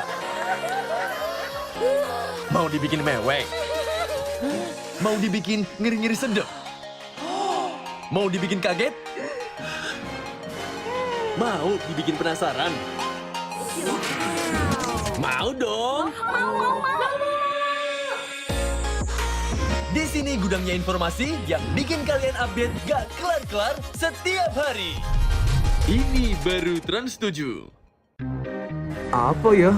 Makanan yang harganya receh tapi enaknya mantul. Banyak pengen loh, ini dia. Menu receh, harga receh, dijamin enaknya mantul. Enak banget. Coba Mel. Apapun yang kamu pengenin, di sini referensi lengkapnya. Ada yang ngiler. Jajan terus bareng makan receh dan enaknya mantul. Ini baru Trans 7. We are getting the grid forming here at the Mandalay circuit. Musim balap motor 2022 telah usai. Namun jiwa petualang untuk memacu adrenalin di atas roda 2 masih terus membara. Away we go in Indonesia. Oh, what a dramatic start. Mendaki gunung lewati lembah, Baru mulai belum apa-apa, udah terjebak motornya. menyusuri hutan, bahkan pelosok daerah yang jarang terjamah. Sangat ekstrim dan sangat menyulitkan waktu. Dengan latar belakang alam yang bersahaja Stunning island of Lombok. Mana nih tuh Husena kok? dan cara berkendara dengan kearifan lokal. Can you believe it? Banyak rintangan dalam sebuah perjalanan. And the bike's on fire. Terjatuh adalah pelajaran. Goodness me, that was vicious. Kembali bangkit sebuah keharusan. Deru petualangan tanpa henti, bertualang di negeri sendiri. Unbelievable. What a finish.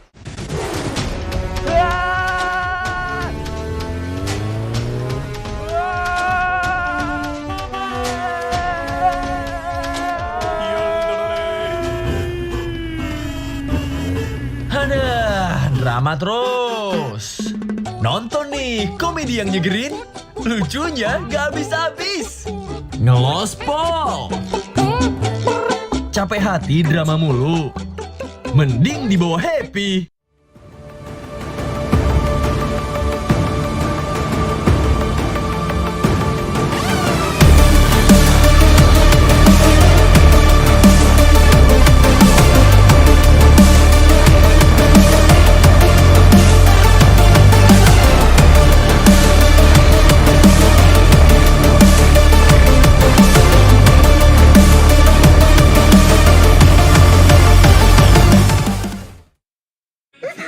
Mau dibikin ketawa?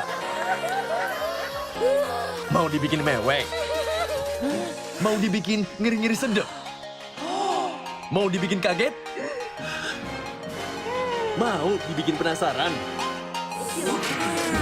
Mau dong? Di sini gudangnya informasi yang bikin kalian update gak kelar-kelar setiap hari. Ini baru Trans 7. Apa ya? Makanan yang harganya receh tapi enaknya mantul. Banyak pengen loh, ini dia.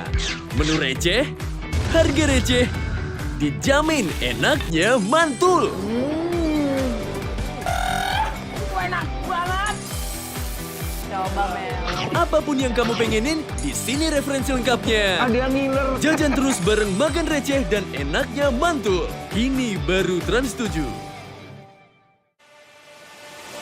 We are getting the grid forming here at the Mandalay circuit. Musim balap motor 2022 telah usai. Namun jiwa petualang untuk memacu adrenalin di atas roda 2 masih terus membara. Away we go in Indonesia. Oh, what a dramatic start. Mendaki gunung lewati lembah, Baru mulai belum apa-apa, udah terjebak motornya. menyusuri hutan, bahkan pelosok daerah yang jarang terjamah. Sangat ekstrim dan sangat menyulitkan waktu. Dengan latar belakang alam yang bersahaja Stunning island of Lombok. Mana nih tuh Husena kok? dan cara berkendara dengan kearifan lokal. Can you believe it? Banyak rintangan dalam sebuah perjalanan. And the bike's on fire. Terjatuh adalah pelajaran. Goodness me, that was vicious. Kembali bangkit sebuah keharusan. Deru petualangan tanpa henti, bertualang di negeri sendiri. Unbelievable. What a finish.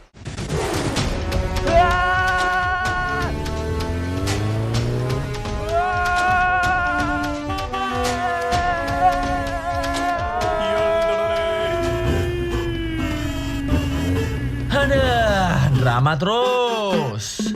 Nonton nih komedi yang nyegerin, lucunya gak habis-habis. Ngelospol. Capek hati drama mulu, mending dibawa happy.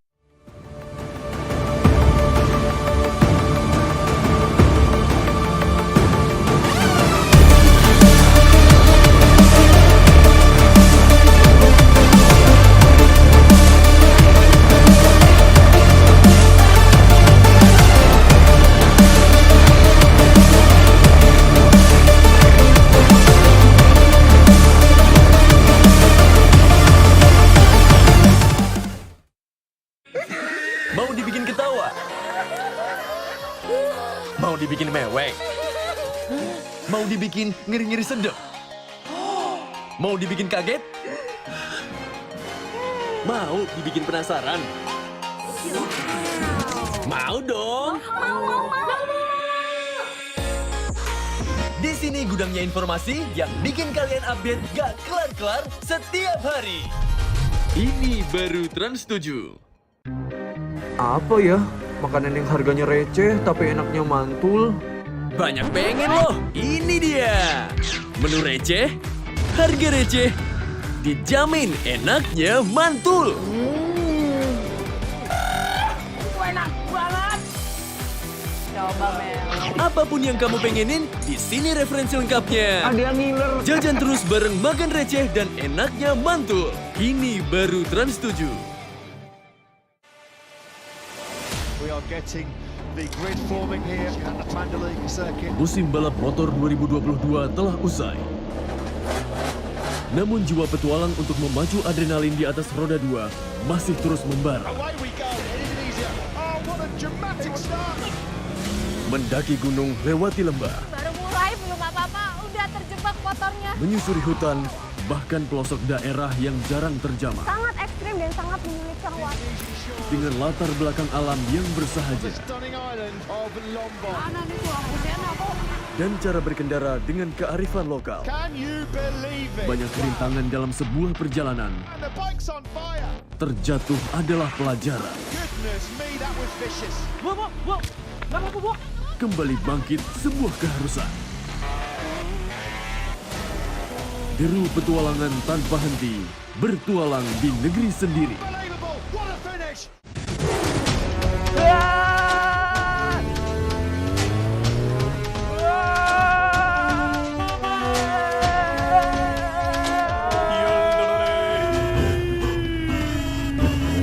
Aduh, drama terus. Nonton nih komedi yang nyegerin, lucunya gak habis-habis. Ngelospol. Capek hati drama mulu, mending dibawa happy.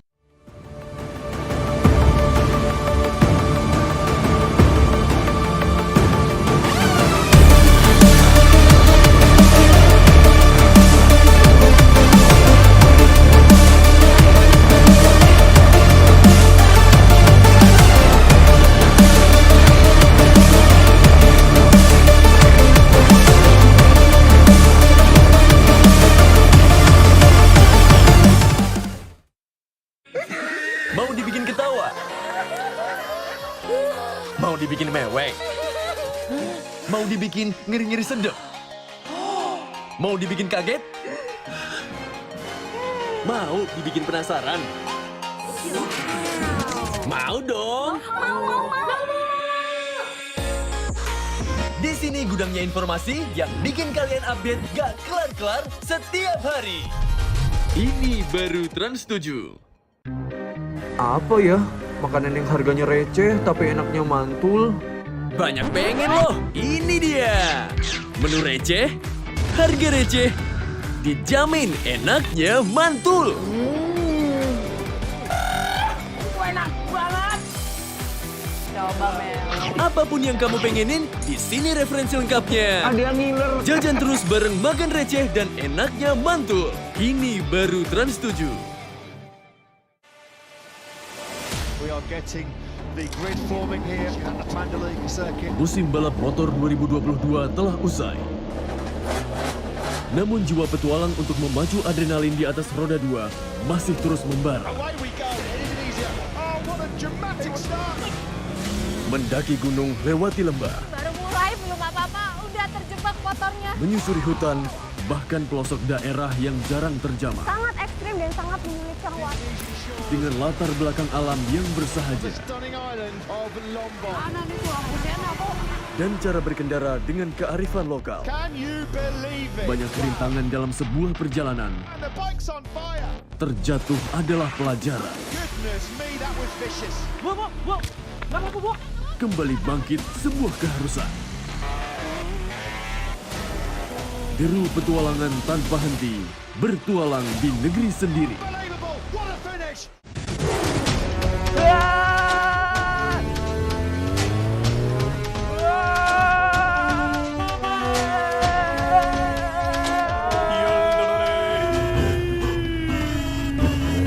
Aduh, drama terus.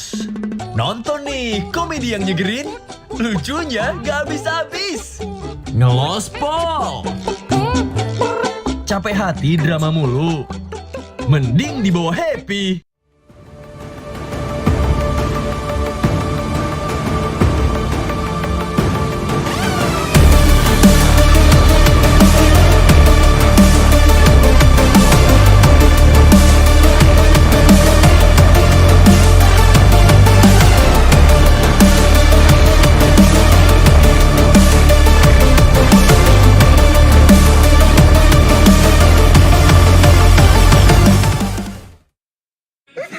Mau dibikin ketawa?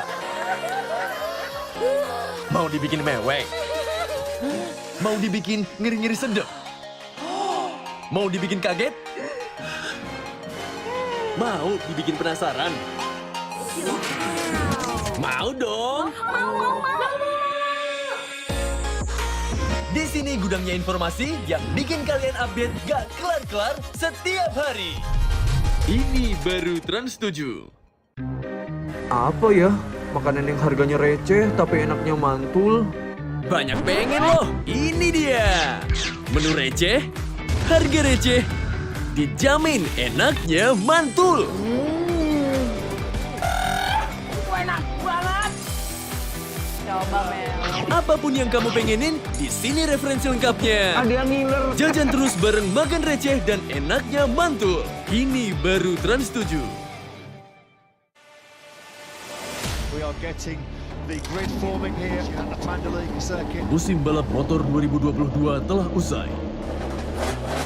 Namun jiwa petualang untuk memacu adrenalin di atas roda 2 masih terus membara. Away we go in Indonesia. Oh, what a dramatic start. Mendaki gunung lewati lembah, Baru mulai belum apa-apa, udah terjebak motornya. menyusuri hutan, bahkan pelosok daerah yang jarang terjamah. Sangat ekstrim dan sangat menyulitkan waktu. Dengan latar belakang alam yang bersahaja Stunning island of Mlbb. Mana nih tuh Busena kok? dan cara berkendara dengan kearifan lokal. Can you believe it? Banyak kerintangan dalam sebuah perjalanan. And the bike's on fire. Terjatuh adalah pelajaran. Goodness me, that was vicious. Kembali bangkit sebuah keharusan. Deru petualangan tanpa henti, bertualang di negeri sendiri. Unbelievable. What a finish.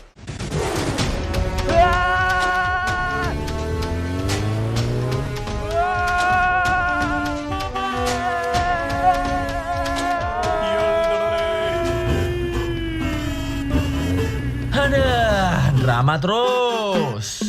Nonton nih komedi yang nyegerin, lucunya gak habis-habis. Ngelospol. Capek hati drama mulu, mending dibawa happy.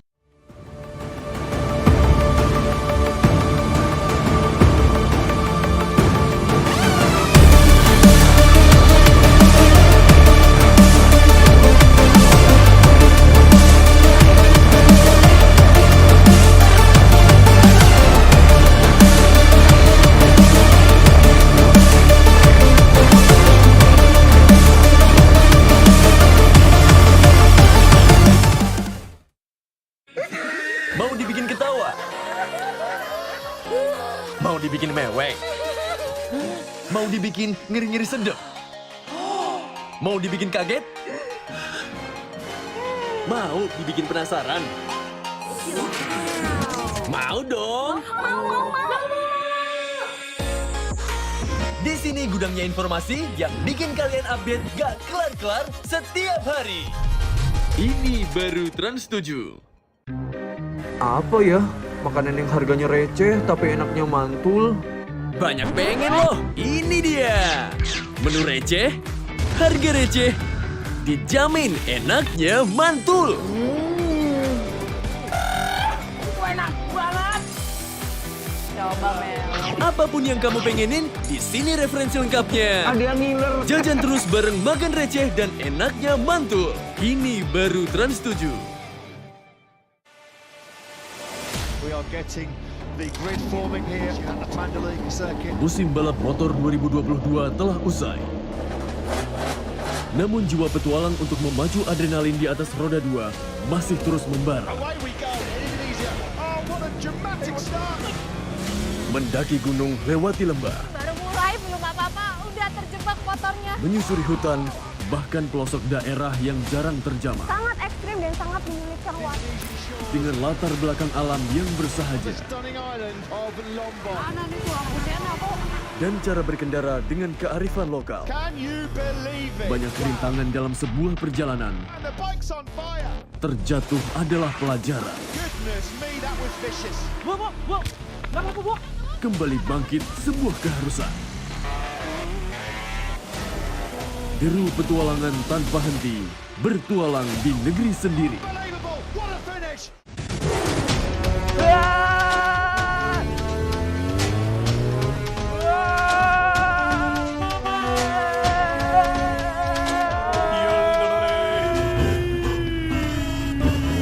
Aduh, drama terus. Nonton nih, komedi yang nyegerin. Lucunya gak habis-habis. Ngelospol. Capek hati drama mulu. Mending dibawa happy.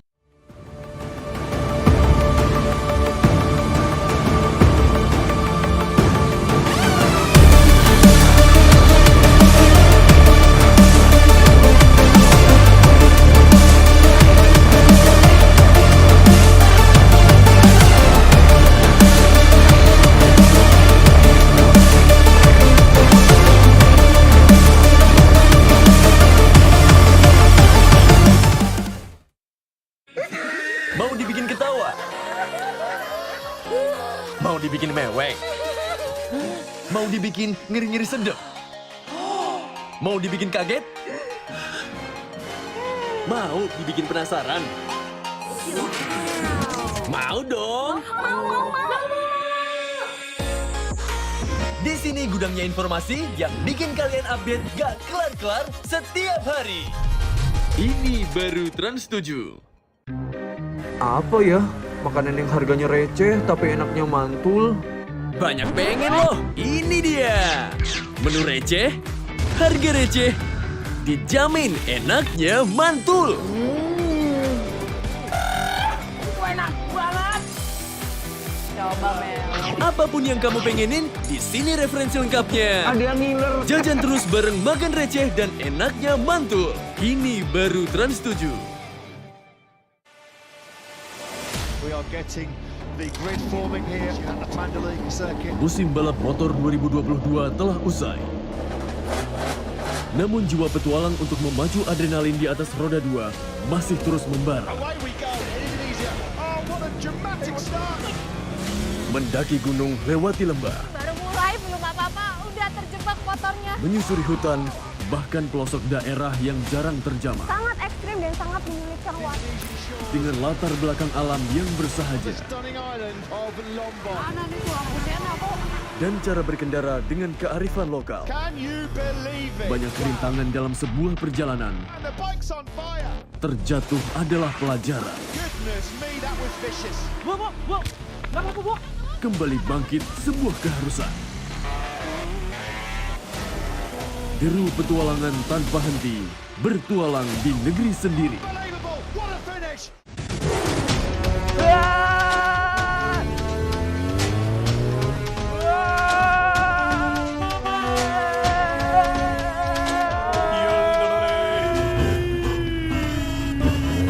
Aduh, drama terus. Nonton nih, komedi yang nyegerin. Lucunya gak habis-habis. Ngelospol. Capek hati drama mulu. Mending dibawa happy.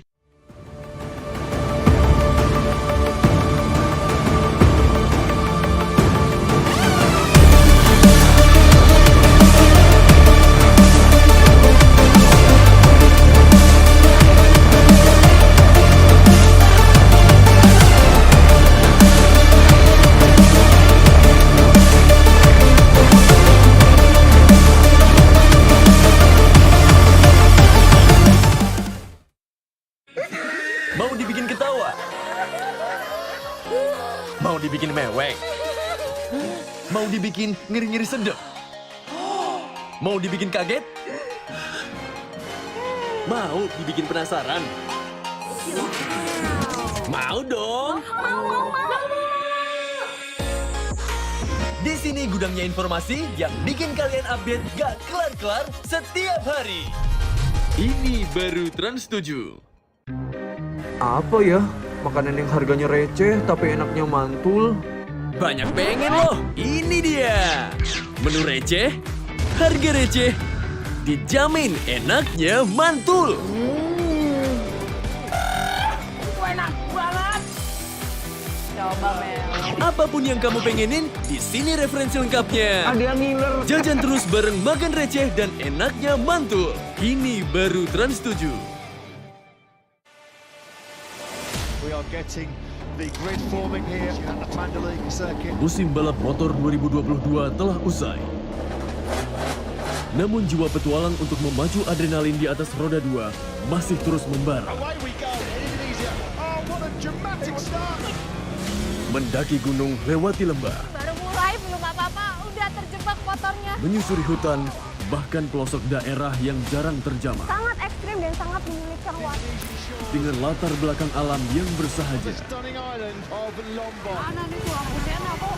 dan cara berkendara dengan kearifan lokal. Can you believe it? Banyak rintangan dalam sebuah perjalanan. And the bike's on fire. Terjatuh adalah pelajaran. Goodness me, that was vicious. Kembali bangkit sebuah keharusan.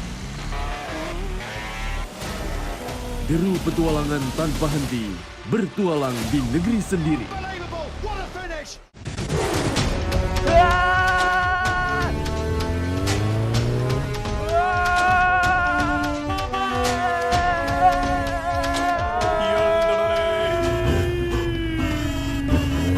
Aduh, drama terus. Nonton nih, komedi yang nyegerin. Lucunya gak habis-habis. Ngelospol. Capek hati drama mulu. Mending dibawa happy.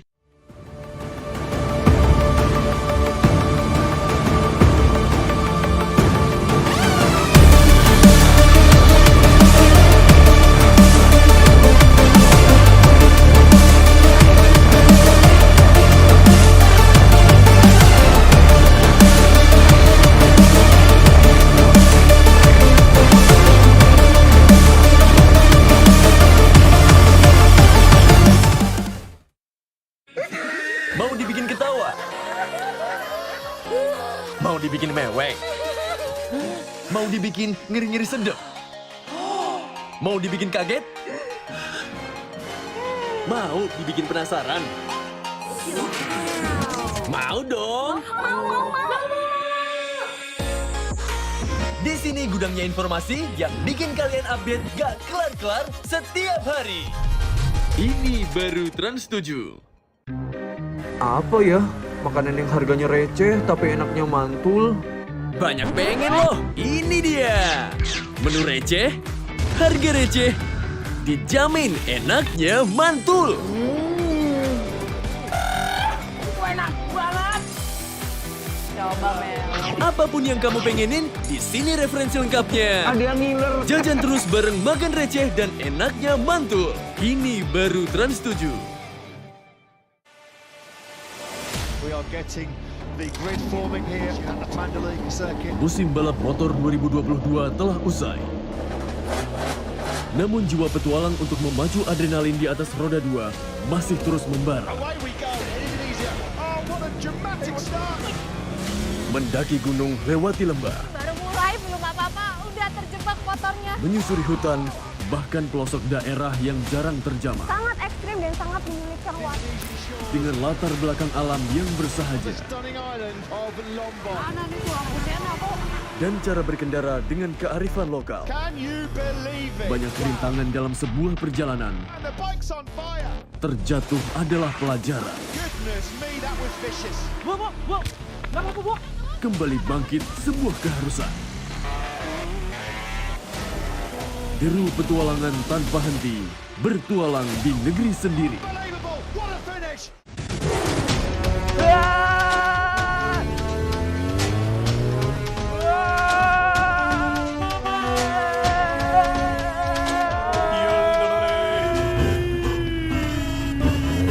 Aduh, drama terus. Nonton nih komedi yang nyegerin, lucunya gak habis-habis. Ngelospol. Capek hati drama mulu, mending dibawa happy.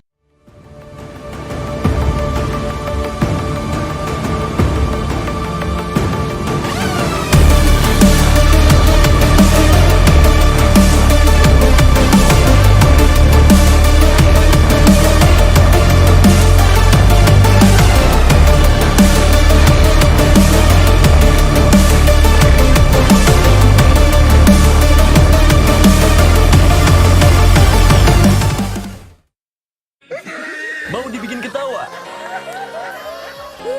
Mau dibikin mewek? Mau dibikin ngeri-ngeri sedep? Mau dibikin kaget? Mau dibikin penasaran? Mau dong! Di sini gudangnya informasi yang bikin kalian update gak kelar-kelar setiap hari. Ini baru Trans 7. Apa ya? Makanan yang harganya receh tapi enaknya mantul. Banyak pengen loh, ini dia. Menu receh, harga receh, dijamin enaknya mantul. Enak banget. Coba Mel. Apapun yang kamu pengenin, di sini referensi lengkapnya. Ada ngiler. Jajan terus bareng makan receh dan enaknya mantul. Ini baru Trans 7. We are getting the grid forming here at the Mandalay circuit. Musim balap motor 2022 telah usai. Namun jiwa petualang untuk memacu adrenalin di atas roda 2 masih terus membara. Away we go in Indonesia. Oh, what a dramatic start. Mendaki gunung lewati lembah, Baru mulai belum apa-apa, udah terjebak motornya. menyusuri hutan, bahkan pelosok daerah yang jarang terjamah. Sangat ekstrim dan sangat menyulitkan waktu. Dengan latar belakang alam yang bersahaja Stunning island of Mlbb. Mana nih tuh aku? dan cara berkendara dengan kearifan lokal. Can you believe it? Banyak rintangan dalam sebuah perjalanan. And the bike's on fire. Terjatuh adalah pelajaran. Goodness me, that was vicious. Kembali bangkit sebuah keharusan. Deru petualangan tanpa henti, bertualang di negeri sendiri. Unbelievable. What a finish.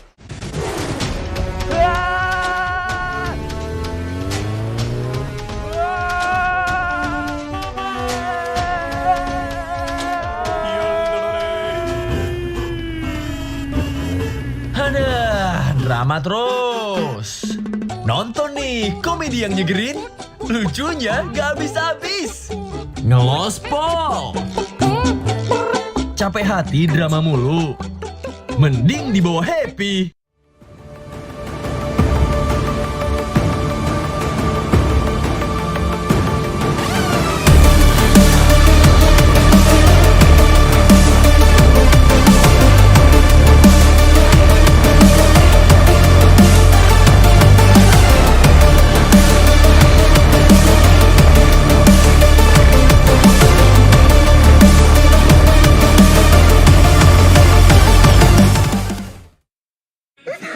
Mau dibikin ketawa?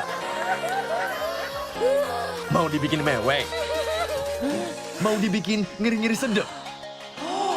Mau dibikin kaget? Mau dibikin penasaran? Mau dong? Di sini gudangnya informasi yang bikin kalian update gak kelar-kelar setiap hari. Ini baru Trans 7. Apa ya? Makanan yang harganya receh tapi enaknya mantul. Banyak pengen loh, ini dia. Menu receh, harga receh, dijamin enaknya mantul. Enak banget. Coba Mel. Apapun yang kamu pengenin, di sini referensi lengkapnya. Ada yang ngiler. Jajan terus bareng makan receh dan enaknya mantul. Ini baru Trans 7. We are getting the grid forming here at the Mandalika circuit. Musim balap motor 2022 telah usai. Namun jiwa petualang untuk memacu adrenalin di atas roda 2 masih terus membara. Away we go in Indonesia. Oh, what a dramatic start. Mendaki gunung lewati lembah, Baru mulai belum apa-apa, udah terjebak motornya. menyusuri hutan, bahkan pelosok daerah yang jarang terjamah. Sangat ekstrim dan sangat menyulitkan waktu. Dengan latar belakang alam yang bersahaja Stunning island of Lombok. Mana nih tuh aku kok. dan cara berkendara dengan kearifan lokal. Can you believe it? Banyak rintangan dalam sebuah perjalanan. And the bike's on fire. Terjatuh adalah pelajaran. Goodness me, that was vicious. Kembali bangkit sebuah keharusan. Deru petualangan tanpa henti, bertualang di negeri sendiri. Unbelievable. What a finish.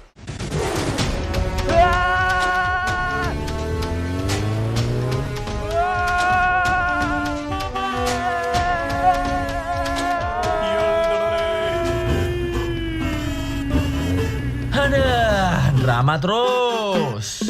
Nonton nih, komedi yang nyegerin. Lucunya gak habis-habis. Ngelospol.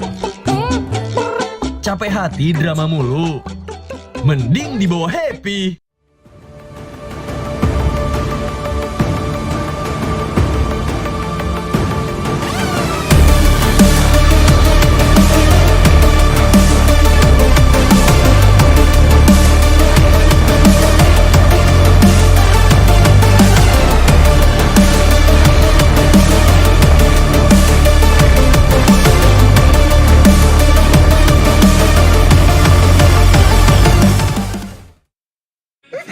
Mau dibikin ketawa? Mau dibikin mewek? Mau dibikin ngiri-ngiri sedep? Mau dibikin kaget? Mau dibikin penasaran? Mau dong? Di sini gudangnya informasi yang bikin kalian update gak kelar-kelar setiap hari. Ini baru Trans 7. Apa ya? Makanan yang harganya receh tapi enaknya mantul. Banyak pengen loh, ini dia. Menu receh, harga receh, dijamin enaknya mantul. Enak banget. Coba Mel. Apapun yang kamu pengenin, di sini referensi lengkapnya. Ada yang ngiler. Jajan terus bareng makan receh dan enaknya mantul. Ini baru Trans 7. We are getting the grid forming here at the Mandalika circuit. Musim balap motor 2022 telah usai. Namun jiwa petualang untuk memacu adrenalin di atas roda 2 masih terus membara. Away we go in Indonesia. Oh, what a dramatic start. Mendaki gunung lewati lembah, Baru mulai belum apa-apa, udah terjebak motornya. menyusuri hutan, bahkan pelosok daerah yang jarang terjamah. Sangat ekstrim dan sangat menyulitkan waktu. Dengan latar belakang alam yang bersahaja Stunning island of Lombok. Mana nih tuh aku kok. dan cara berkendara dengan kearifan lokal. Can you believe it? Banyak rintangan dalam sebuah perjalanan. And the bike's on fire. Terjatuh adalah pelajaran. Goodness me, that was vicious. Kembali bangkit sebuah keharusan. Deru petualangan tanpa henti, bertualang di negeri sendiri. Unbelievable. What a finish.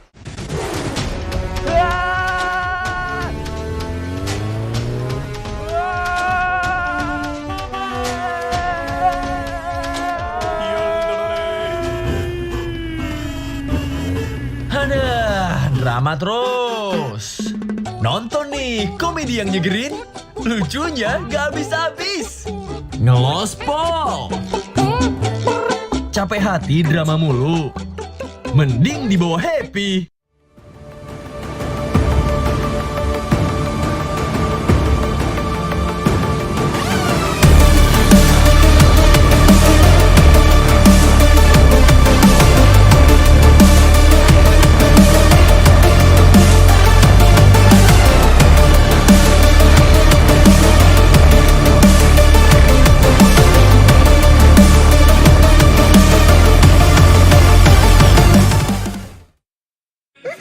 Mau dibikin ketawa?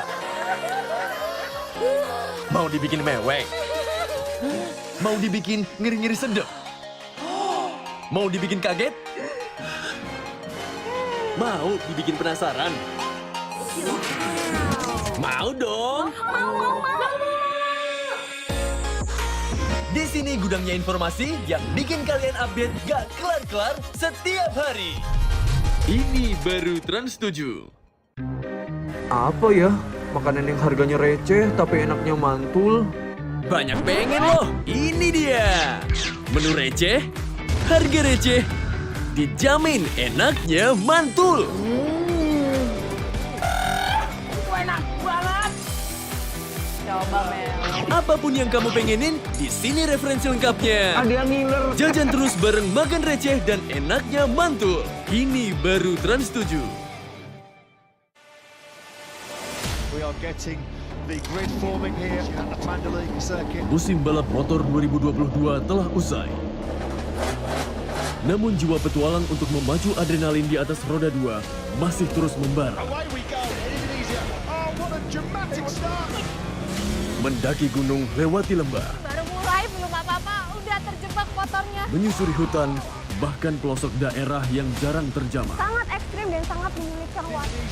Dengan latar belakang alam yang bersahaja Stunning island of Lombok. Mana nih tuh aku kok. dan cara berkendara dengan kearifan lokal. Can you believe it? Banyak rintangan dalam sebuah perjalanan. And the bike's on fire. Terjatuh adalah pelajaran. Goodness me, that was vicious. Kembali bangkit sebuah keharusan. Deru petualangan tanpa henti, bertualang di negeri sendiri. Unbelievable. What a finish.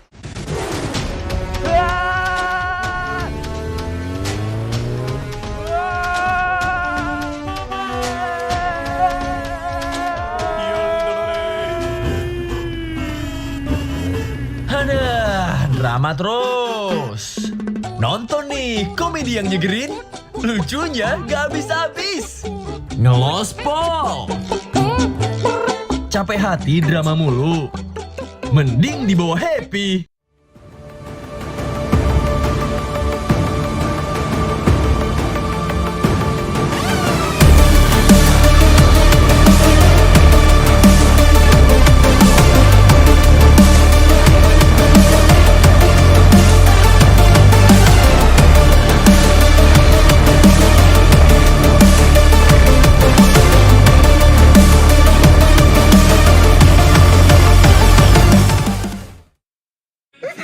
Mau dibikin ketawa? Mau dibikin mewek? Mau dibikin ngiri-ngiri sedep? Mau dibikin kaget? Mau dibikin penasaran?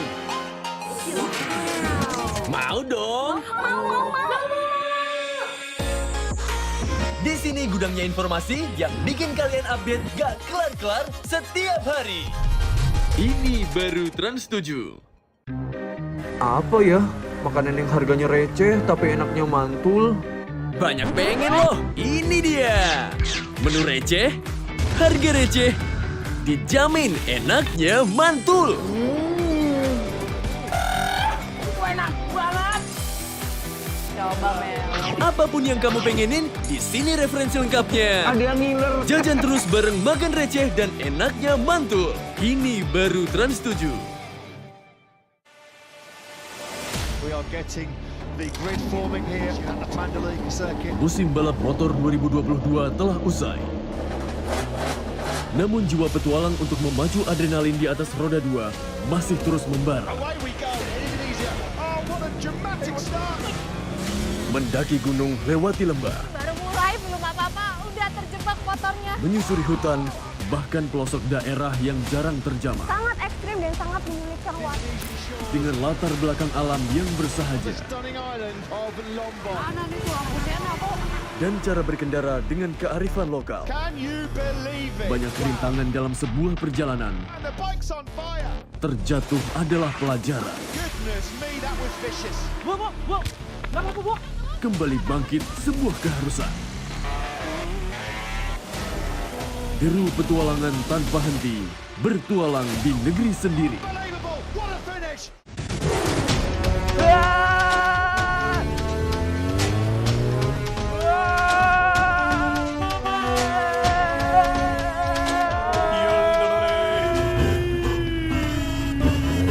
Aduh, drama terus. Nonton nih komedi yang nyegerin, lucunya gak habis-habis. Ngelospol. Capek hati drama mulu, mending dibawa happy.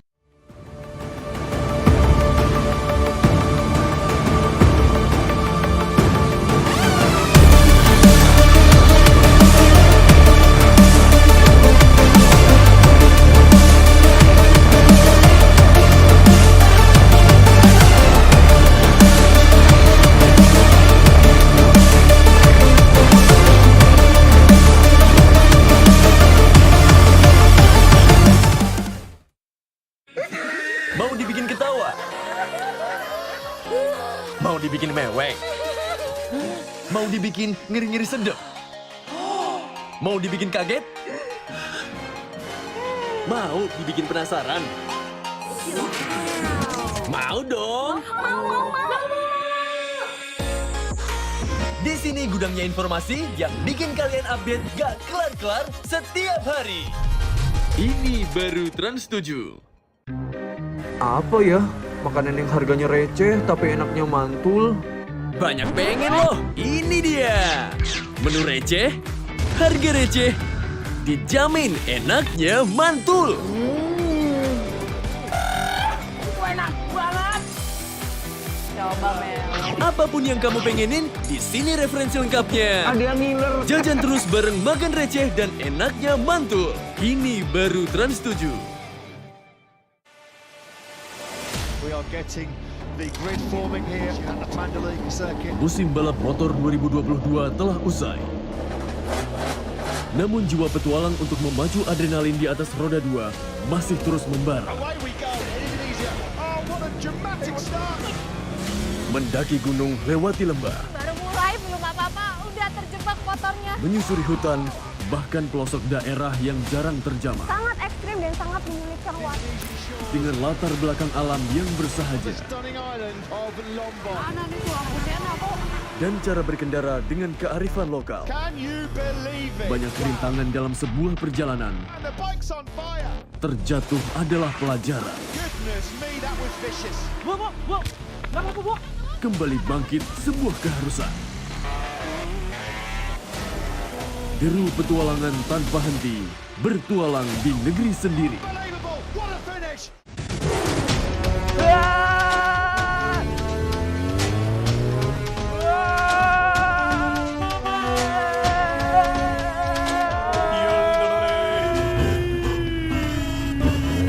Aduh, drama terus. Nonton nih komedi yang nyegerin, lucunya gak habis-habis.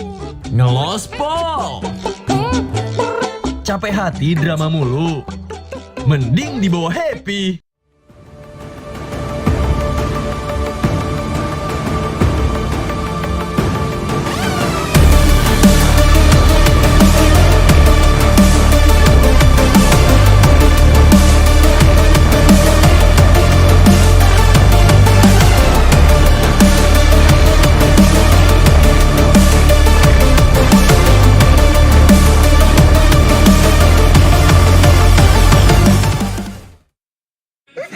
Mau dibikin ketawa?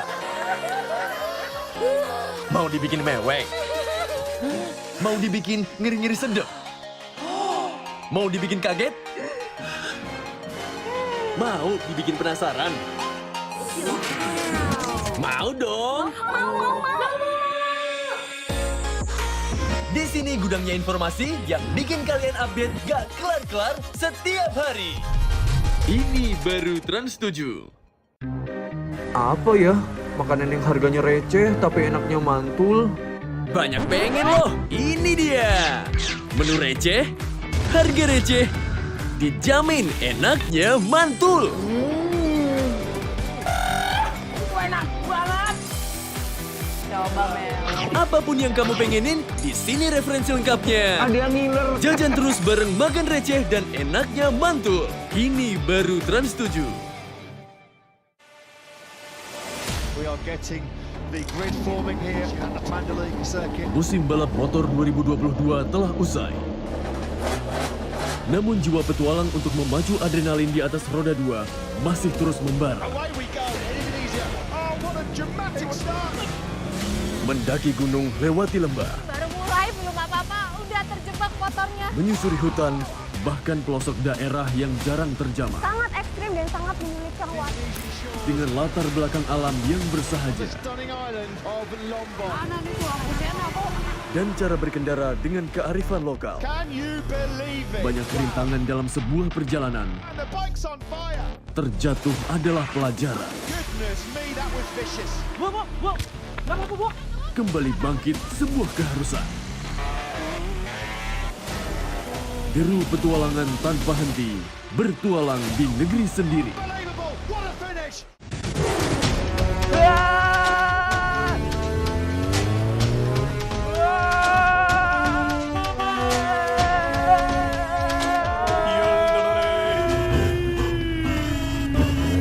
Aduh, drama terus. Nonton nih, komedi yang nyegerin. Lucunya gak habis-habis. Ngelospol. Capek hati drama mulu. Mending dibawa happy.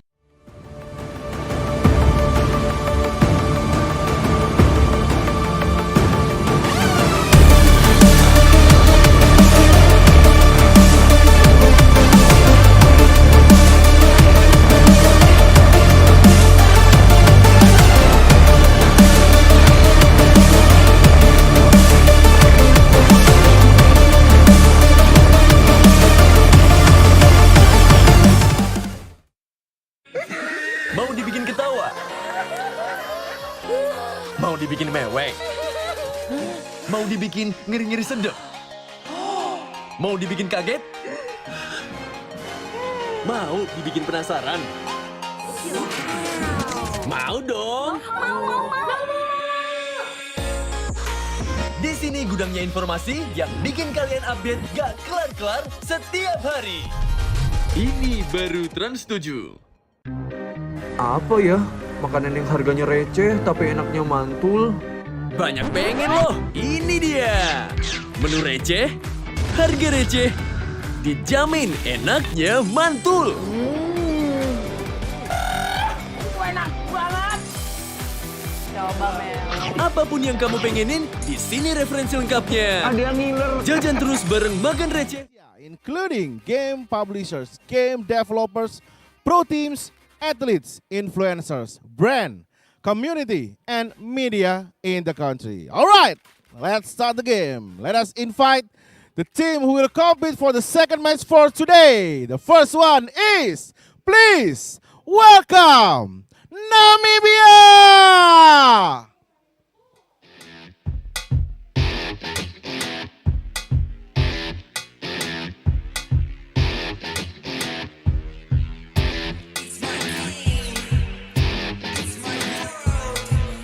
All right, the boys is ready here for Namibia. And they will face second team. Welcome, Vietnam!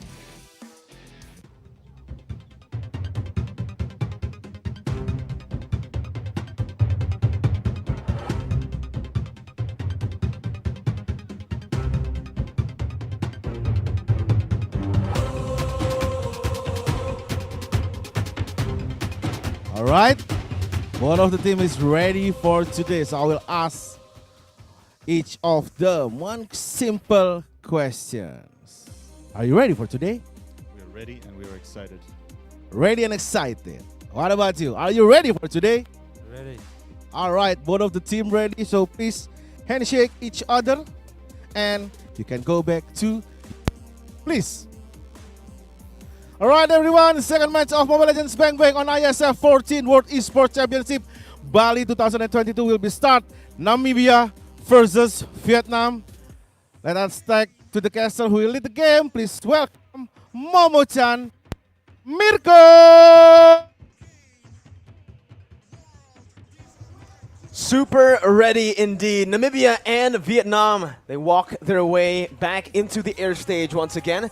They lost both of these teams yesterday, clean swept by both Cambodia and Malaysia. But they're here to learn from the mistakes that they made yesterday and come back as a stronger team. Yeah, it has to be something new that they will bring for us for today, because this is their last chance to go to the next bracket. So whoever loses in this match, it means they have to say goodbye.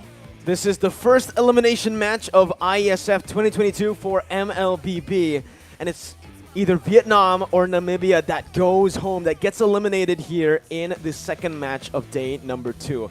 And again, we need to talk a little bit about these teams, Momo-chan, because I feel like there's a little bit of a similarity between Vietnam and Namibia in the early game. For Vietnam and Namibia, both of them really struggled in the early game yesterday up against Cambodia and Malaysia. So the question I have for you now, and just a question I have that's lingering in my mind, is have they fixed that issue? Are they going to try to find those proactive movements and try to control that early stage? Yeah, I quite agree with you, because Namibia and also Vietnam, they are quite passive actually in the early minutes here. Maybe what makes a little bit different between these two teams is actually once Vietnam, they already have they already have the condition that they think they can make sure they can go for the team fight, they will just go for it. It's totally different with Namibia. They are play really passive, and they are very in the slow tempo. So what makes that maybe Vietnam, they have so much upper hand in these matches, in my humble opinion. And even though Vietnam actually lost in the early stages of the game, they were able to make it somewhat competitive, especially in game 2 up against Team Malaysia yesterday with the Carmilla in the jungle. Yeah. They really like that pick, and that's something that can be read out this time around. For Team Namibia, they have some data on Vietnam this time, and for Vietnam as well, they're going to have some data on Namibia. Because yesterday, Namibia, so far in this tournament, has had the most fascinating meta. First picking Ruby in yesterday's second game up against Cambodia, which in the end did not work. But again, this just shows the uniqueness of Namibia and their region. Yeah, if we compare about the meta or maybe the draft pick between these two teams, I could say that Namibia, they are more into their comfortable pick, such as Ruby and also Loi, right? Export for Slasher, which is maybe it's not that effective for the current meta. If you compare to Vietnam, they are having more solid draft here. They always try to play when they pick also the Carmilla, Sicilian, even Aemon. So it's actually from the drop and pick, Vietnam looks very solid, but for the execution, for the engage, I think it's kind of a little bit hard when it comes into the game. We'll see once again, right? Who gets to control that early game? Because so far in this tournament, team that controls the early game has much more of an advantage coming into the mid stage of the game, and obviously even towards the late stage. Fun fact, we've never gone to the late game so far in this tournament. For Namibia, Vietnam, they've also never gone to the late game. I think the longest game we've had is was the first matches now. Yeah, it was 11 minutes. That's 11 minutes? Yeah. That was the fastest. If you compare from our first day yesterday, actually, yesterday it was quite fast, ended the game in 11 minutes, in the 10 minutes. I think it's because they have a mentality pressure as well, because they play in the offline event, right? They play on the stage, and the total prize pool of this event is also very big. But the player head-to-head between these two teams, Subscope as the gold lane, if you compare to Hehe as the gold lane for Vietnam, like I said earlier, between these two countries, they totally have a different pool here. Very different. Very different. I think we saw the Clint and then also the Popol and Koopa from Zubskop yesterday. Yes. Unfortunately, on these two bully heroes, he wasn't able He to wasn't actually able. win out in that lane in the trade as well. Unfortunately. It's very unfortunate. Yeah. And because of that, I feel like right now, for Namibia, they need to try to help Zubskop out. Because if he doesn't win in these 1v1s, the gold lane is no longer just a 1v1 lane. You can obviously just rotate towards there and get him ahead via ganking.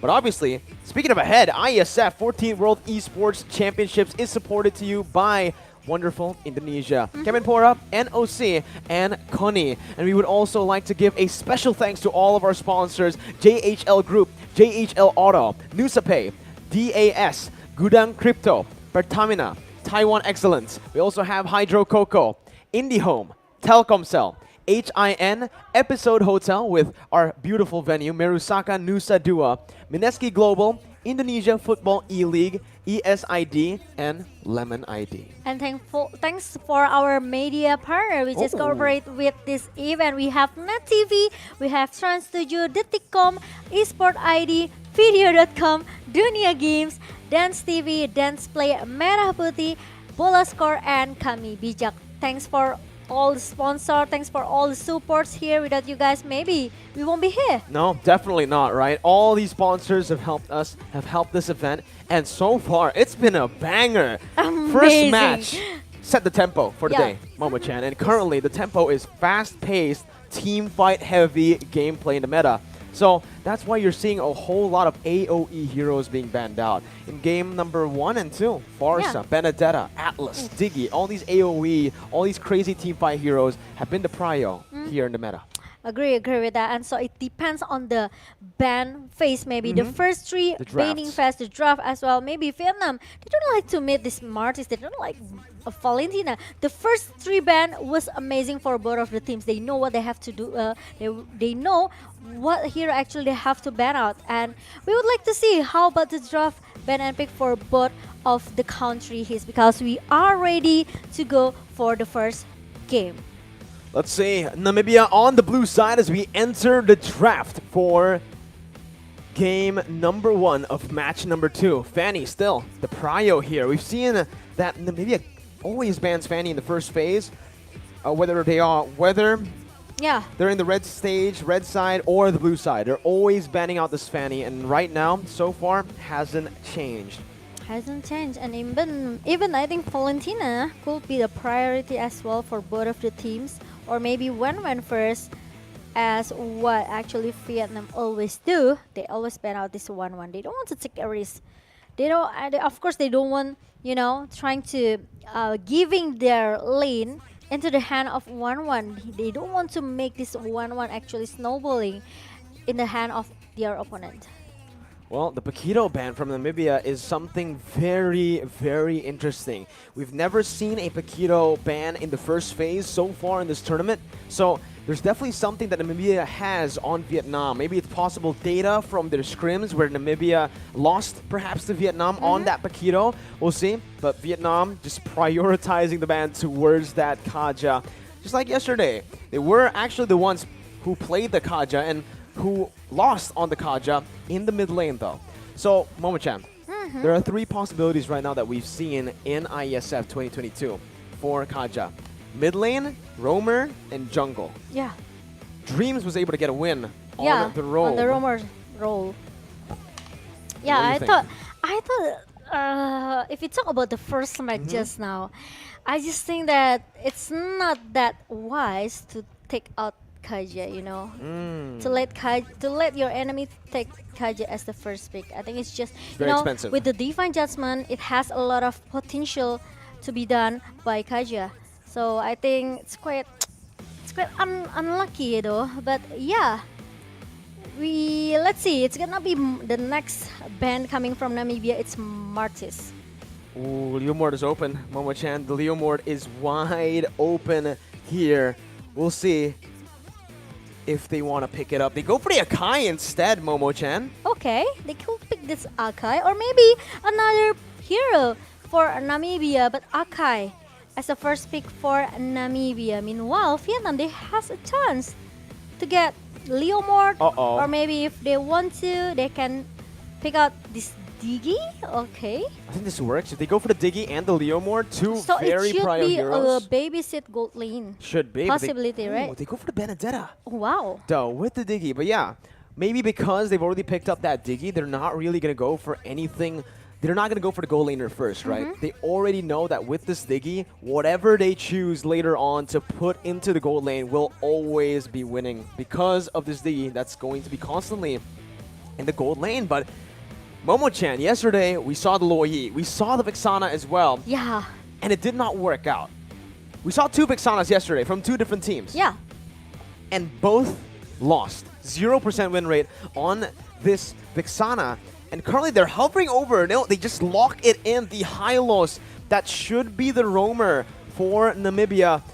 A very interesting pick, as again, that stun will be completely nullified by the Diggy. The eye for an eye as well from Benedetta. Yeah, but I think Mortizi, he's very confident with his pick, with the Luoyi, with the Vexana pick here. But the thing is, the engage it should be totally different, right? If you compare to the first day, it still has like 0% win rate for this draft from Namibia. So they have to bring something else to us with the same draft like yesterday. There's already a difference though from Team Vietnam. They really enjoyed playing the Carmilla. But Joga this time will just opt to go for the Barats. First picking it here, well, last picking it in the first phase. Okay, but going into the second banning phase here, there's not gonna be Leslie be picked by Namibia. They can just ban out all of the gold lane here. They but can. Like maybe Clint, Popo, and Koopa, even those though, are the two heroes. Yes, even though it hasn't worked yesterday, but it might be work for today. But there's no Cloud as well, since Vietnam, they also haven't chosen their own gold lane here. We still have a lot of options such as Melissa, or maybe Popol Koopa, or even Beatrix. Yeah, the Beatrix has been a favorite here in this tournament. We've seen it many times. Yeah. The Ruby respect ban. Ooh. The pick that we spoke of earlier on. Because Vietnam almost, actually Namibia almost giving some pressure, you know. Oh yeah. They towards the Ruby Cambodia. definitely had an impact in the game, right? Yeah. Especially with the first pick. Wow. That's but right. now we're gonna see the final ban is gonna be the Iesf respecting Vietnam. But like you mentioned, that's his name, right? Beatrix. Favorite picks up the Beatrix now. Oh, it's still another the export. So actually, this draft is like, you know, the combination between the game number 1 and game number 2 yesterday. It's interesting because They're learning. Yes, we will see. Maybe there's something, you know, different approach that Namibia will bring to us for our first game. Xborg for Slicer for sure. And who is the I think it's gonna be gold Popol. lane? Yep. There you go. That was the response yesterday from Namibia when Team Cambodia picked up the Beatrix. They went for the Popol, trying to win out in that lane, but now with the Farsa, that's definitely going to be a bit of a hassle to deal with for this Popol and Koopa that's going to be outranged completely by, firstly, the Feather Airstrike, secondly, that Renner Snipe. Okay, maybe the ultimate snipe as well coming from Leslie. I think it's gonna be a little bit troublesome, but still with the comfort pick. Hold up. Still with the comfort pick from Namibia. So I would like to see something different from this team. Right? I'd like to see what they've learned, right? After yesterday's loss against Cambodia, a very aggressive Cambodia. Can they now actually play aggressive in the early stage and fix it? Because they have the Popol, they have the tools necessary to control this early game. And we'll see whether or not they're going to be able to do it here up against a team that are so good, actually. That is so good at holding on and weathering the storm. Vietnam almost brought to us to the third game yesterday. Third game. Yes, I know, right? Because, you know, Malaysia, they almost got shut down so many times by Vietnam in the second game, but after maybe some minor mistake from Malaysia, they finally beat it with 2-0. But here we go for the first game between Namibia versus Vietnam. Let's see. Both junglers opting to go for the opposite route here. Joga on the purple buff. Meanwhile, you can see Numeraholic on the orange buff. And as we mentioned, wait a minute, bottom side, the King caught here in the 1v1. Slasher VT almost solo killing the King who's still able to get out with the dashes and with a successful cut. That isn't too bad, but still, that's a lot of HP lost. Actually, it's a high risk though, actually, for the king because, and suddenly Numruholic got pitted in the mid lane. And it's gonna be a little bit, because it's the jungler. It's the jungler. Oh and no, the purple buff. Yeah, and the jungler from Vietnam will lead maybe like 1 or 2 level later on. Uh-oh, bottom side, the king who had 1 HP now is back and he's winning actually in the trade here. Bottom lane in the XP lane. The king going in for a kill right there on the bottom side, but look at this up top. It's going to be the Detonus welcomed by Joga. Caught in, stunning 2 members down for another kill over towards MDH's, Vietnam's MDH esports team. Yeah, meanwhile 2 members from Namibia need to go back a little bit. They're looking very, very low for more TZ and also NT. So far, the game is looking to be kind of a deja vu to what we saw yesterday in the Cambodia versus Namibia match. And I can see that Vietnam, they really done their homework, okay? They've done their homework here by trying to play aggressively in the early game. Very aggressive so far, and even in this goal lane, what we mentioned came true. Zubskop unable to hold his own up against 2 members here, which they're going for. Reverse time and Nibiru's passion. Zubskop taken low. They're looking for a dive here, and Zubskop will be taken down up in the gold lane, as that should be a turret as well taken by Vietnam. A turtle for free, no contest from Team Namibia. That's going to be terrifying for the airstrike, finding its mark, finding the kill onto Mortsi. And still looking for more, but Numruholic be able to run away. Meanwhile, it's gonna be the next target, which is Slasher. And Slasher, luckily, still find a way how to go back a little bit and don't want to force himself to join the skirmish in that bottom lane. 5-0 in 2 minutes. Slasher VT going to be taken down here as well. The king picking up another solo kill in the XP lane, and that is still Numruholic, who's not getting any space to farm in his own jungle. Purple buff stolen away. That's going to be the follow-up as well. The heavy spin defensively and the glorious pathway used with no follow-up will mean that Entropy will have to recall with very low HP. God. It's looking very bad for Namibia because in the first 3 minutes, look at that, the Feather Astra kills that comes from Need My Help. It makes all of the player from Namibia couldn't do much. Cannot do much here, and in the first 3 minutes, Namibia, they already lose their mid turret. Slasher VT about to lose his life as well with the turret. Not just the mid lane fallen, but every single member so far except for Entropy, who's still sitting at 0 death as a roamer. He's waiting for that moment right now to look for a big play, but that's going to be the terrifying over to Joga, who's just going to walk them down with a Death's Welcome. Able to munch on one of the members here, spitting him out. Mort's going to be taken low, taken down with the airstrike, as that's his 3rd death in the game. It looks like Hehe wants to go for more. Entropy, the first death of the game for him, as that's going to be a double kill for Need My Help. Oh my god, I think it's looking very bad for Namibia because they are, they are being driven away by Vietnam here. And Vietnam, they are getting snowballing right now.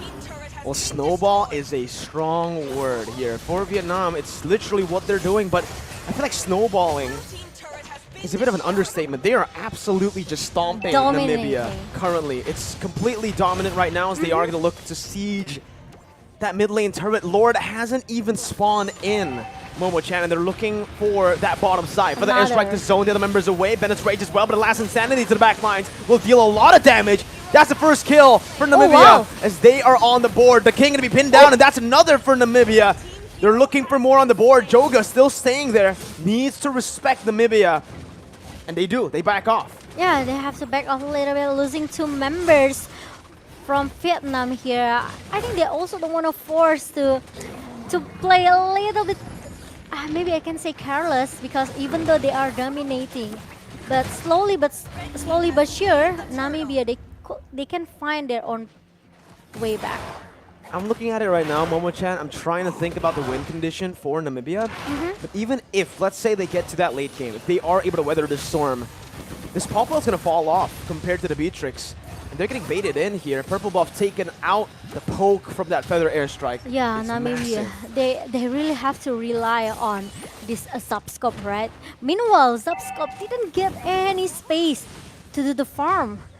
It's hard for him to farm right now because all of the lane management is being controlled by Vietnam. And now look at the minions coming into the mid bastard, and look how free hey. Look his Batrix. Momo-chan, Lord hasn't even spawned. We're still waiting for the third turtle of the game. They're already in the base, cracking it. Deathless Welcome popped in, heavy spin as well, but that's the time journey to negate all of it. The King under base, still able to get out for a bit before Slasher VT picks him up. Now the Beatrix with the Bennett deletes Mort like it's nothing, and they will be able to look for the base currently with 2 minion waves simultaneously pushing in the mid lane and that top lane.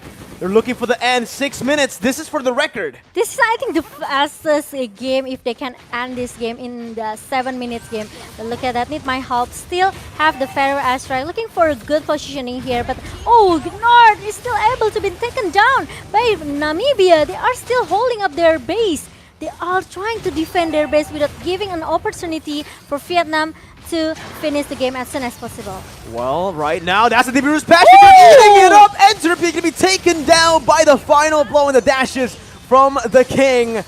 And that's another kill over for Vietnam. Momo-chan, they're looking for the end right now. Heavy spin, buying a little bit more time, but the time journey comes in as well. Now, with the Eternal Guard, they're trying their best to still stay alive, to survive the siege, but it does not look like they can. Last Insanity to the back line. Snart going to be taken very low, taken down with the Vexana, but it's still going to be a 1-for-1. They are still hanging up in their own base here. Namibia and Vietnam, they even doesn't want to go back. They don't want to go back. They really want to force the team fight here inside the base of Namibia, and it takes a lot of risk actually. It's crazy. If maybe they can try to control the Super Minion from all of the lanes, maybe they can finish in the under 10 minutes game. True. Numeraholic though, he's going to be eaten up again, taken down. Lord finally spawns in the Land of Dawn. MDH, Vietnam, completely ignoring the Lord, ignoring the third turtle. They just want to get done with this game as fast as possible. That's Entropy, who tries to soak in damage. That's Mort gunned down.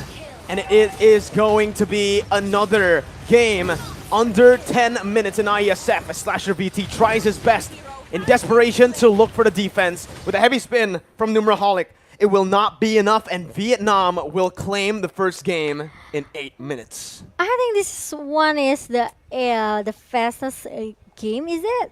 Correct me if I'm 7 wrong. minutes was Cambodia. 7 minutes. Yeah, Cambodia had the record, 7 minutes. Yesterday? Yesterday, up against Namibia. Yeah, but unfortunately, Namibia, they seems still look very, very lost as well in the second day.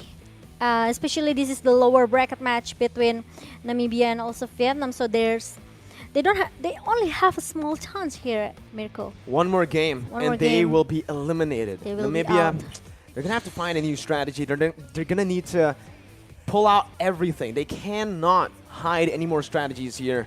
Yeah, they have to pull out their, their A game. Their A game, yeah. Because I just feel that this comfort pick that coming from Namibia still doesn't work at all.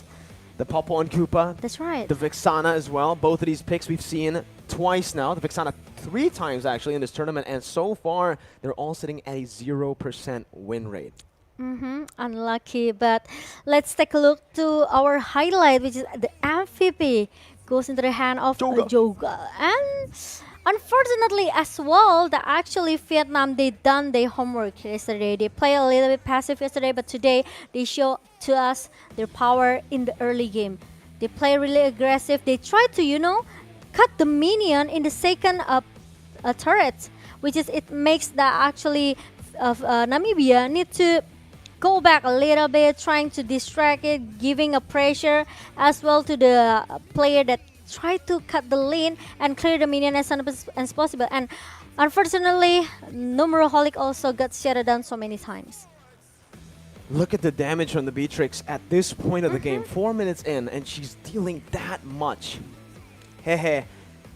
those items for sure. Hunter Strike for sure. I think the Melfic Roar, and this was the moment where Vietnam actually made a mistake, where Namibia were able to capitalize, getting 2 kills on the board, and it actually looked pretty promising for Namibia. Thing is, they weren't able to convert onto anything with the waves completely shoved in, and you could see slowly but surely Vietnam ignored the Lord, ignored the neutral objectives, just going straight for the base because of the lead that they already have. Yeah, and I don't think so. I don't think so. This is gonna work for Namibia if they are still picking the same, maybe draft like yesterday or even the first game just now. I think Namibia they have to say goodbye in this tournament. But yeah, the hero pool is still become the problem for Namibia. They don't have much time, you know, to learn prepare? all. Yeah, to not only to prepare, to maybe just to learn how to maximize their potential for the another hero here, such as, you know, they can use Lilia, or maybe they can use Benedetta actually, rather than Axborg, even though Benedetta became the first pick for Vietnam. Aka is a good option, but you really need to rely on the other damage dealer here. Popol Kupa is not enough for Namibia to just giving a contribution for the damage here. And our MVP match will goes into the hand of Joga. This guy. Solid player, man. Solid player. He didn't die at all. And of course, we will spotlight Jnard. Even though he died 3 times, but with this Digi, He's it a roamer. cancel. Yeah, it's cancel all of the CC that Namibia have with the heavy spin that Akai has. It is useless. Okay, he keep giving a poke damage as well with the alarm bomb, and he can't even pull out the enemy who wants to try to go back. The reverse time, everything honestly comes That's in right. handy, especially just babysitting that gold lane, because we know that if the Popol and Koopa doesn't get snowballed early on or doesn't get turrets, it's done. Popol does not scale well to the late stage, and the Beatrix was able to find such a massive lead early on up against this Popol, so Subscop just wasn't really able to find or to utilize anything from this pick. And you could see one Windtalker, just the Windtalker built up for him here in the game. Meanwhile, for Hehe, man, BOD, Haas Claws, and the Melfic Roar. Yeah. Oh my god, just too dominating for Vietnam. They seems they know that what they have to do, which lane actually become their prior here. But without babysitting to Beatrix into the Hehe lands, I think Vietnam looks very, very okay with their own draft here, right? Because they got Benedetta who can go back and who can goes into the back line here. They have Digi to just, you know, keep giving up pressure with the poke damage, and also the Barras with the Donas welcome. Whoever player that come from Namibia trying to dive in, he'll just use the Donas welcome and trying to turn back the table. It's too tough, right? Because again, this is something that we've seen many times before. Yes. When you pick up an Akai, the opponents can just, they have an option to pick up the Benedetta. With the eye for an eye, you can actually just stop that heavy spin from doing anything by countering it. And to add on to that, they also picked another counter towards the Akai. It's the Barats that cannot be CC'd, unstoppable when he is using or channeling his Detonus Welcome. That's right, that's right. Especially if he already got his passive right with the big guy. He's a big man. He's a big man. You know, you cannot stop the damage that's coming from that big guy. And we know how hurt and how painful is the damage is from Barats. But yeah, and especially no one can touch Parsha No one. at the backline. That's the problem. Namibia, they don't have Fusong. Okay, maybe they don't have Paquito because they ban out that Paquito, means there's no one can cut into the backline here. Meanwhile, Vietnam, they have Benedetta at the hand of the king. So it looks very, very almost perfect for Vietnam. Except they maybe sometimes, you know, force themselves to just end the game as soon as possible since the minutes number 6. Well, Momo-chan? Yes. Since we've had a lot to say, you know, our telco operator partners, Telkomsel, has something to say as well. Wow. So guys, if you guys are looking for an amazing, fun game, let me tell you, the Return of Condor Heroes, a very interesting game with amazing gameplay and thousands of characters that you will enjoy in the game. Let's make your favorite warriors be the strongest warrior in the world. And you guys can bring your clan to become the unbeatable clan. Download now on Google Play Store or App Store. For more information, you guys can obviously just visit the website condorheroes.duniagames.co.id.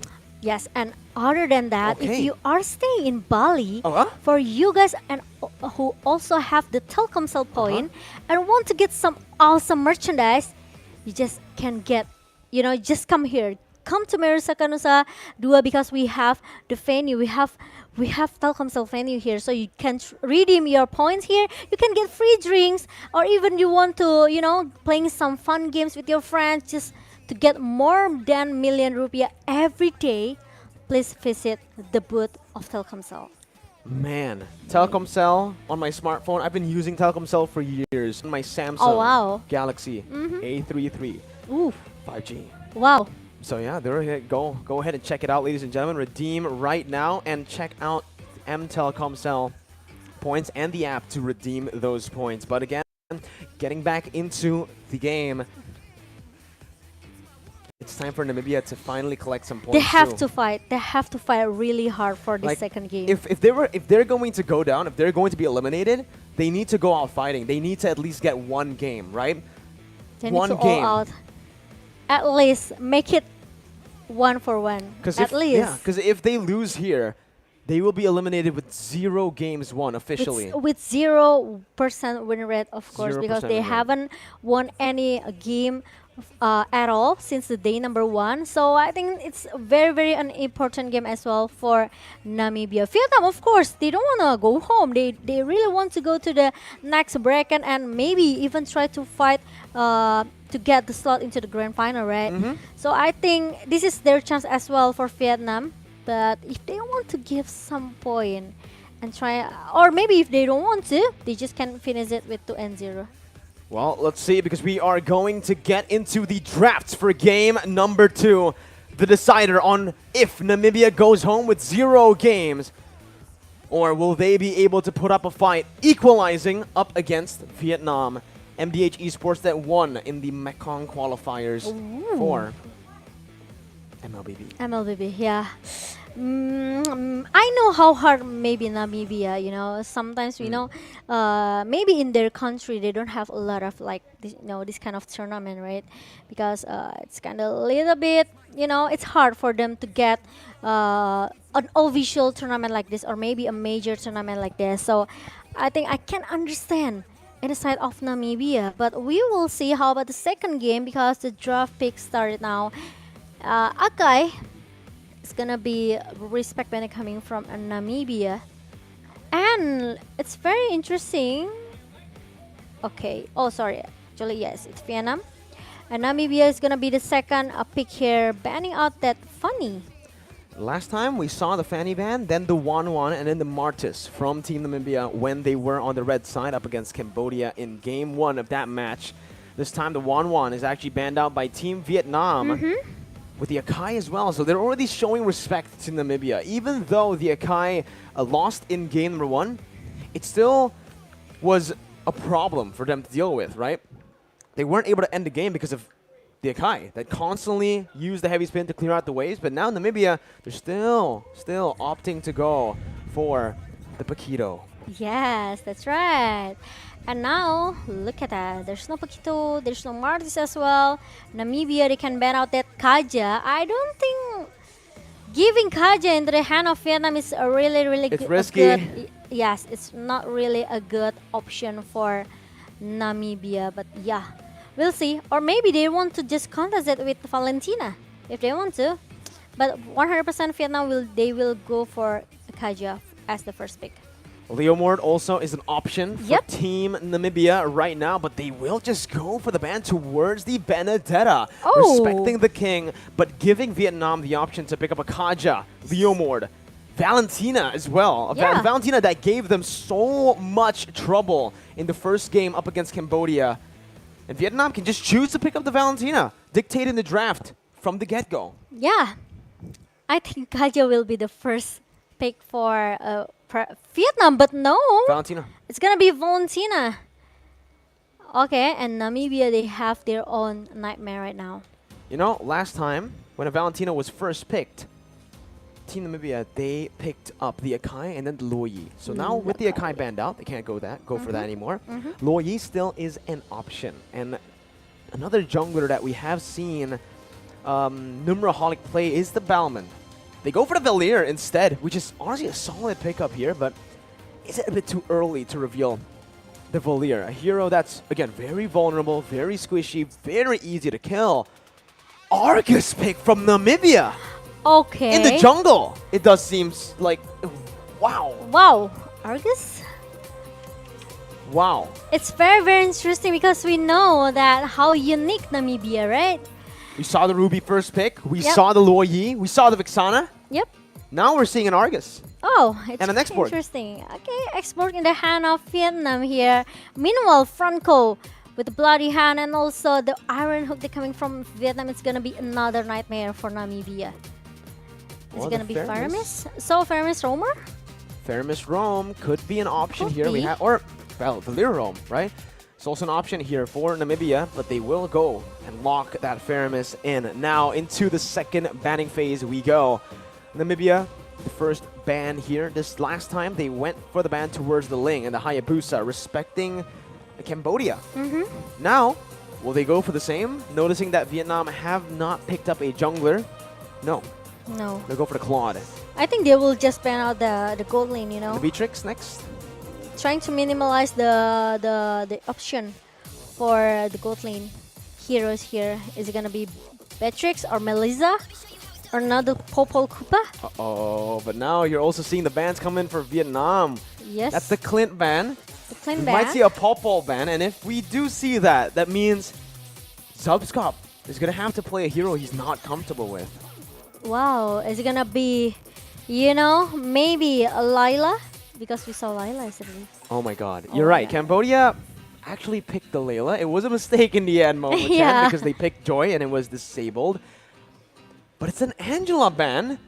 Again, Namibia, they did lose. They lost to the Angela in the first game against Cambodia. Cambodia, with the Lapu-Angela combo, were able to just, they did nasty things, man. They just 1v4 wins, 1v5 wins for Boom.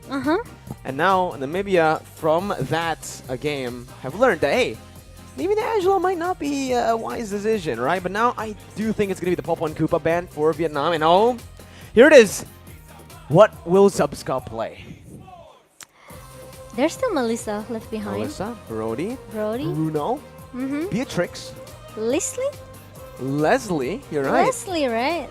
Oh man, Leslie. There's still a thing lot is, of though, options. So far, Momo-chan, he's played the Clint and the Popol, both bullies in Yes. the lane, both really good in the early game. Maybe and both of them are the most comfortable exactly. hero for And for these two him. heroes are very good in the early stage, but he's lost in the early stage with the two best early game heroes. If he goes for something like Leslie, I don't think he's gonna have a good time in that gold lane. Actually, he needs someone can give in the pressure in the early game, but this Terisla for the EXP lane, Namibia, they already have enough CC actually. And with this Terisla, we can see the team fight duration for Namibia is quite long because they have to call altar as well from Faramis. Well, Meanwhile, the Bruno, like we talked about it earlier, is being picked by Vietnam. Meanwhile, Ling is gonna be the jungler for Vietnam. Well, with the Ling and now the Bruno, we're seeing the exact same as yesterday we saw Civ from Argentina, from S11. Pick up the Bruno. He was absolutely amazing at that Bruno. Now, like you mentioned, the Leslie gets picked up. Namibia now up against Bruno, up against that Neymar skin. Look at that. I don't know. We'll see how this plays out. But what do you think on the drafts? Actually, as I know, Namibia's draft here more into the mid until the late game. They have the early damage. It's only maybe from Valir, but not as much as Vietnam has. They have Ling here. They also have Valentina, which is with the Archangel is very, very painful. And also they have Franco as a pick-off hero here. So pick-off strategy might be work for Vietnam. Meanwhile, Namibia, they have to drag this game into the mid and the late game composition. So it will work for them. But if Vietnam keep forcing themselves to have a skirmish and also team fight in the early game, it's gonna be a nightmare for Namibia. And if Bruno snowballs, man, that's a savage in the making. But ladies and gentlemen, are you guys ready to jump into game number 2 of this match? Once again, it's Vietnam up against Namibia. Game 2. Vietnam have the chance to send Namibia home 2-0, not giving them a single game victory. But Numraholic on the Argus is looking to change that. Okay, meanwhile, there's no pressure coming from Namibia towards the purple buff. From Vietnam here, they just keep playing a little bit passive from both of the team, especially in Namibia. They play really carefully here, and Slasher giving us same pressure here. Meanwhile, the King is gonna be his 1 versus 1 situation, and look at the Petrify that come from a Slasher, and he is able to back off. Well, Turpy is going to be caught here, and it should be a kill, but no, he actually gets out with the help of that sprint on that Faramis roam. So the Lethal Wanderer was actually secured, even though Joga was the one who used that retribution. But as I mentioned, this is it. This is what's going to happen onto the Leslie. Zubscop all alone in the gold lane. That's going to be Joga who jumps in, and that's going to be a kill for Joga onto Zubscop. Entropy rotated up top, but it's just for him to get slain by Hehe on that Bruno. Oh my god. The first 2 members that has been taken down from Namibia, and we know this is what we discussed it earlier, Mirko. Namibia draft is more into the mid and late game composition. What? So, and what in the 1 first minute? 1 minute, and maybe he can get the second one. The second turret in the top lane, it makes that Zubscops totally cannot do anything. What is he supposed to do against the Bruno? He picked the Leslie into a Bruno, this matchup that does not favor him. Zone? Especially with the Ling as well. There's so much kill pressure on this Leslie. And you can see 0-0 with the first turret taken down in the first minute of the game. They're looking to find compensation. Numraholic here going to be suppressed by the Bloody Hunt, taken down, but he has his ultimate, so he's still able to survive. But the last Insanity is going to be popped by the King under the tier 1. They don't even care about turrets anymore. They take it down like it's absolutely nothing, Momo-chan. Agree with that, and it's very hard. But look at that, the Iron Hook connects from the north here, trying to punish the anti with the Purify, and also the Terrified that comes from the Need My Help here. It will make actually anti will able to survive. Meanwhile, it's gonna be Need My Help that will be shut down by the member of Namibia. Early, that's the first kill for Namibia right here in the game. But the turtle still falls to the hands of Vietnam. And now it does feel like, again, it feels like Numraholic has lost complete control of the jungle now with the purple buff already being invaded on. The King, though, in a 2v1, goes over the last Insanity, dealing a whole lot of damage, but it's only the Cult Altar that gets popped. Meanwhile, down below, Slasher VT gets taken out. The King survives, and that's another turret over to the Bruno. Step the Blades popped in. Mort gonna be taken down. Numraholic as well, as that's Joga absolutely just styling, picking up all the blades. Oh my god, and in the first hour, 4 minutes here, we already have seen, we actually already see that the goal differences is just way too much from both of the teams.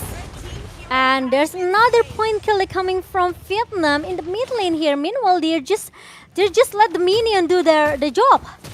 And they're also helping the minions. That's the tier 2. Taken out in the 3rd minute of the game. Penalty zone by Slasher VT as he tries to deal damage, but up against a fed Bruno, you're not going to be able to out-damage him, man. That's the snipe coming in. He's 1 HP blocked in by Need My Help, who's able to jump in clutch with the flicker to help his teammate. Oh, but meanwhile, the Iron Hook connects and Zubscope needs to run away, but meanwhile, Need My Help will try to follow up as soon as possible, and maybe it's going to be, I can say, more faster game? It does feel like it is. Yeah, you know, it could be done in under, I don't know, 7 minutes, 6 minutes. They're going for the 8 record. minutes? Yeah, it does feel like they are going for the record. Numraholic here used his ultimate earlier, so he won't be able to survive in the skirmish. Joga with the Tempest of Blades. He didn't need to use the Tempest of Blades, but hey, that's swag points. I just want to secure the point kill, Miracle. And now, the left. They just got 4 turrets in the first 5 minutes. They did. 4 turrets. The dominance coming from Vietnam team, it's become a nightmare for Namibia. The mid-late game composition here, penalty zone comes in from Slazar, but look at that, the last Insanity connects to team member and 2 member downs in the mid lane. Need my help though, stole away the ultimate from the Argus, so is going to be able to survive that one. They're already looking to siege the base turret down in the 5th minute. Purple buff, the entire jungle, no, not just the purple buff, the entire jungle, Momo-chan, It's being infected already. It's Vietnam's now, it's technically... Namibia doesn't have a jungle at this point. They're stuck inside of their base. They're getting suffocated slowly but surely. And when a Bruno does that much damage to a Terizla... Look at the volleyball. Ow! It's painful from Hehe because no one from Namibia can stop this guy. Okay, meanwhile, there's gonna be like 5 versus 5 situation in the bottom lane. Meanwhile, there's gonna be Argus comes up, but the last Insanity comes in. Penalty zone is quite a little bit late, and the killing spree goes into the hand of Vietnam, and it's left Zapskov, and I think it's gonna be another wipe out for Vietnam, and 6-minute games for Vietnam, 2-0 without any things that Namibia can do in the second game. 6 minutes! 6 minutes! 6 minutes! 6-0-1. That's all it I'm took. not mistaken. Is this the fastest game? This is the fastest game Oh my god. I've ever casted in my life. 6 minutes. Yesterday was the fastest, 7 minutes. In And this now year, Vietnam have just broken the record. 6 minutes and 10 seconds. Oh my god. Vietnam have knocked Namibia out in 6 minutes and a total game time of, I believe, 60 minutes from game 1 and 2. Complete shutout here in the lower brackets, the first match of the lower brackets. And I am totally speechless. Iesf continues to once again surprise me. That's right. And congratulations for Vietnam. Finally, they continue their journey in the lower bracket, but unfortunately, Namibia have to say goodbye, and good game well played. GG, well played indeed. The Bruno, that pick is so good when he gets snowballed. It's not about the draft anymore. True, but, you know, I feel like, again, Zubskop, Popol Koopa, Clint, 2 heroes that are early game centric. He hasn't been able to win any duels on those early game heroes. If he plays Leslie, right? Yeah. Bullied by the Bruno, bullied by the Ling and the Franco. Like I did. What is he supposed to do? Like I said it earlier, they need the early damage here. They don't bring Lilia. They don't bring maybe Clint because Clint got banned as well by Vietnam. They should maybe prior the gold lane in the 3rd pick before the 2nd banning phase. But they didn't do it, so it makes that Vietnam, they can just ban out all of the gold lane for Zubskop. So there's no option for Zubskop to have the early damage in his lane. And look at the combo here. The penalty zone comes in, but Numeraholic opened the ultimate quite too fast. So the follow-up is a little bit quite late for Namibia. Meanwhile, Vietnam, they have the last Insanity. So all of the player at the backline, you know, it get punished really, really bad by the last Insanity they coming from the King here with Xborg. And our match MVP goes to Hehe, of course, because without that at all, this Bruno, he got the first turret in the first 2 minutes, 2:30 I think, if I'm not mistaken. That's a lot of gold. 6 minutes, 1,093 gold. What is that GPM? Wait, that is unreal. Oh, 1,093. Can you calculate how gold per minute that he has? Oh my god, that's a lot of gold per minute, Momo-chan. Give me a second. I'm trying my best to... You divided by 6, I think. Yeah. It's like 182 gold. No, that's the GPM, Momo-chan. That's the oh, GPM. 1,093 is the wow. GPM. So actually he has like 6k. He has 6k gold. Oh my... Yeah, so that's the GPM already. 1,093. That's the highest GPM we've seen in this meta. Oh my Momo-chan, god. usually it doesn't get better than 750, 780, 800 max tops. That's 1,000? I ever seen. These are season 7 numbers, man. I ever seen 900 actually. Yeah. But 1k. Hyper carry meta, right? It feels like we're back to the hyper carry meta. Yeah, 1,000 still gold per remember minute that, was yeah. easily And Gennard. easily achieved. And Gennard again with If not with his Digi, with his Franco, the bloody hand, the iron hook always connects to everyone from Namibia, and there's always a follow-up coming from Vietnam as well, right? So it means Vietnam, they really know what they have to do. They just let Bernard play his iron hook, then after he catch someone, need my help, and everyone just answer to it. What a performance, man! And 10.6. they just let the Hehe to play by himself. Yeah, he in took his lane, turrets. right? Like he took turrets everywhere, everywhere. Agree with that. How many turrets did he take actually? That's something that we can check later on. I think he took the top. The two. first one I think he took top, 4. the second one bottom, And then the second one top. Yes, the And second the base one. turret, and then the base. The third one is the bottom lane.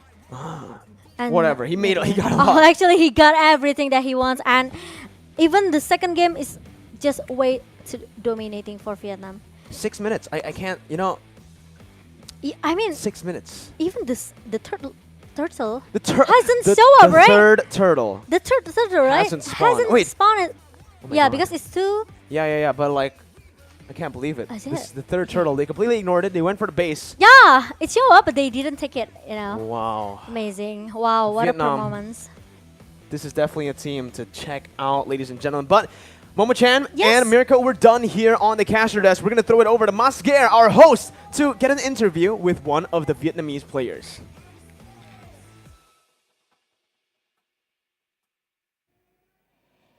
All right, thank you, Mirko and Momo-chan, and once again, congratulations, Vietnam, for win the second game of the day and goes to next round for tomorrow or the day after tomorrow, or I don't know. You can check the schedule on Iesf Instagram. But I would like to ask you, Joe, right? Yes, your name is Joe. So, what is your first impression about Bali? My first impression about Bali, I find it like very beautiful. It's very amazing. I haven't been out of my country for a long time. I haven't been traveling for a long time, so it's good to come here as my first vacation, kind of a vacation after a long time. So, this is your first time to Bali? This is my first time in Indonesia, actually. In Indonesia, okay. This is the first time Joe come to Indonesia and he visit Bali on Iesf 14 World Esports Championship. And then, how do you feel about your game, your team game for today? Is it every strategy is according to you? Do you guys plan? No, I don't think we played really seriously because, no offense to the Namibian team, but we knew that it was going to be an easy game after seeing their gameplay against Cambodia. I think. Okay, there's a good thing about Vietnam for, I don't know, maybe tomorrow or the day of tomorrow. So once again, congratulations, Joe. I will see you in another round in the Mobile Legends Bang Bang stage on the Iesf 14 World Esports Championship. So guys, we will take a break for now, and the third game for today, there is a Filipina versus Slovenia. After this, still on Iesf 14 World Esports Championship Bali 2022.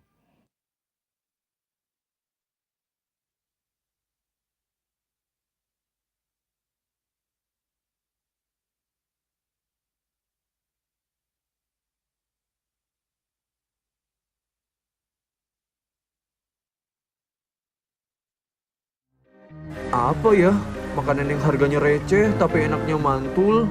Banyak pengen loh, ini dia. Menu receh, harga receh, dijamin enaknya mantul.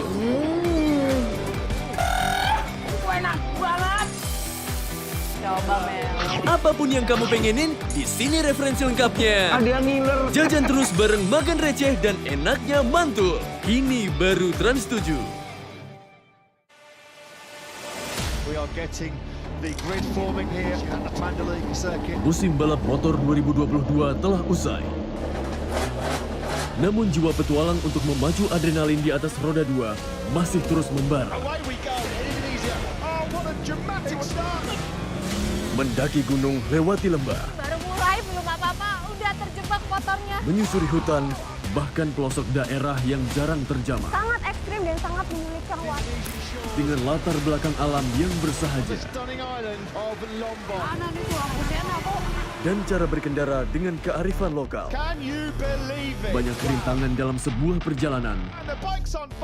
Terjatuh adalah pelajaran. Kembali bangkit sebuah keharusan. Deru petualangan tanpa henti, bertualang di negeri sendiri.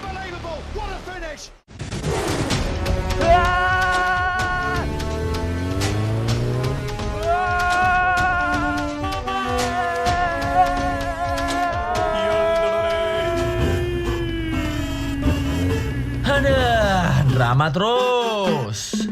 Nonton nih komedi yang nyegerin, lucunya gak habis-habis. Ngelospol. Capek hati drama mulu, mending dibawa happy.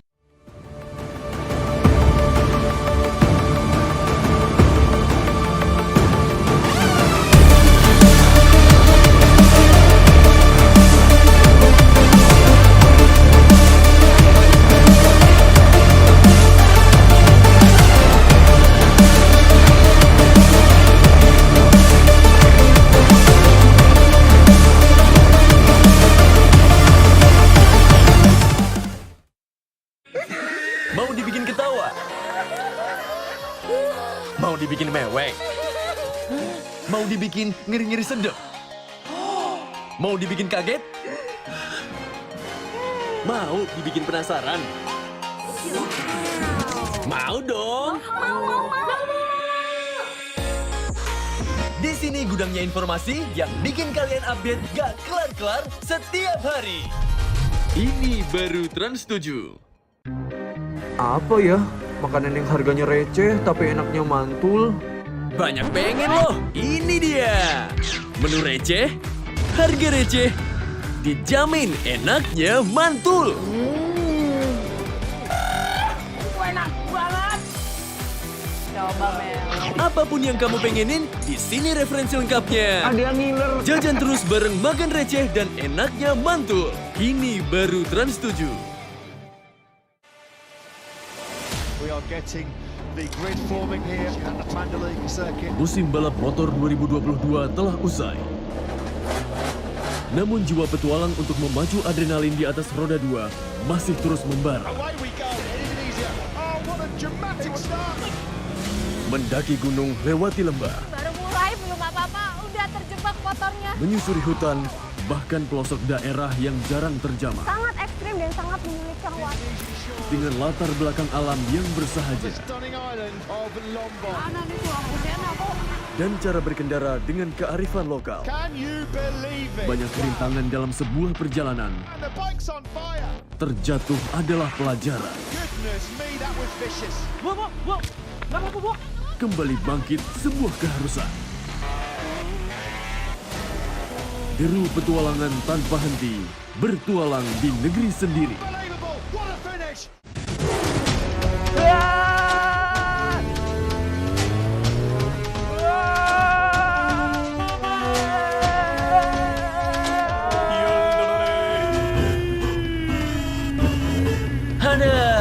Drama terus. Nonton nih komedi yang nyegerin, lucunya gak habis-habis. Ngelospol. Capek hati drama mulu, mending dibawa happy.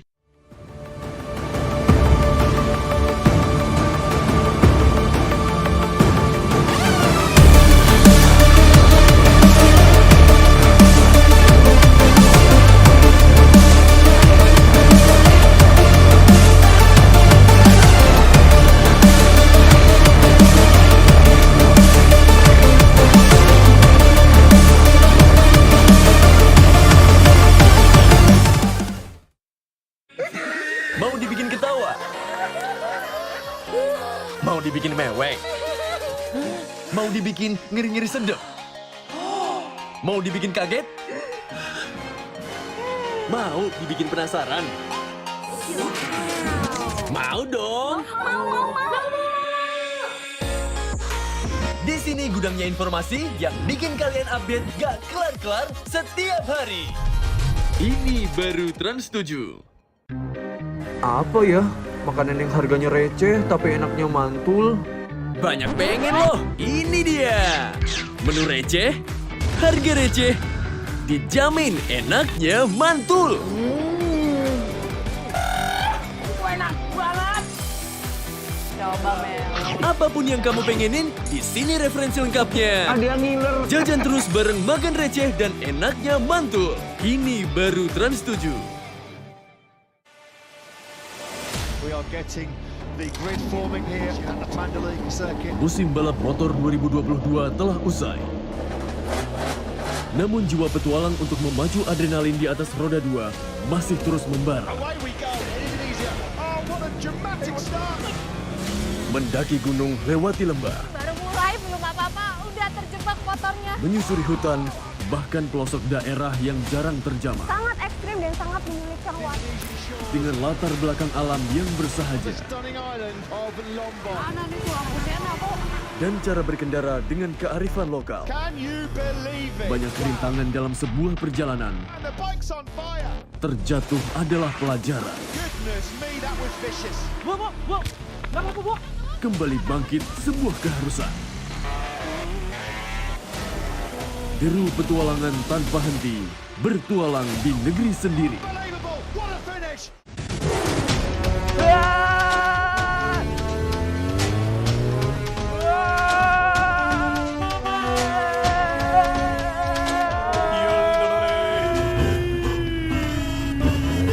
Aduh, drama terus. Nonton nih, komedi yang nyegerin. Lucunya gak habis-habis. Ngelospol. Capek hati drama mulu. Mending dibawa happy.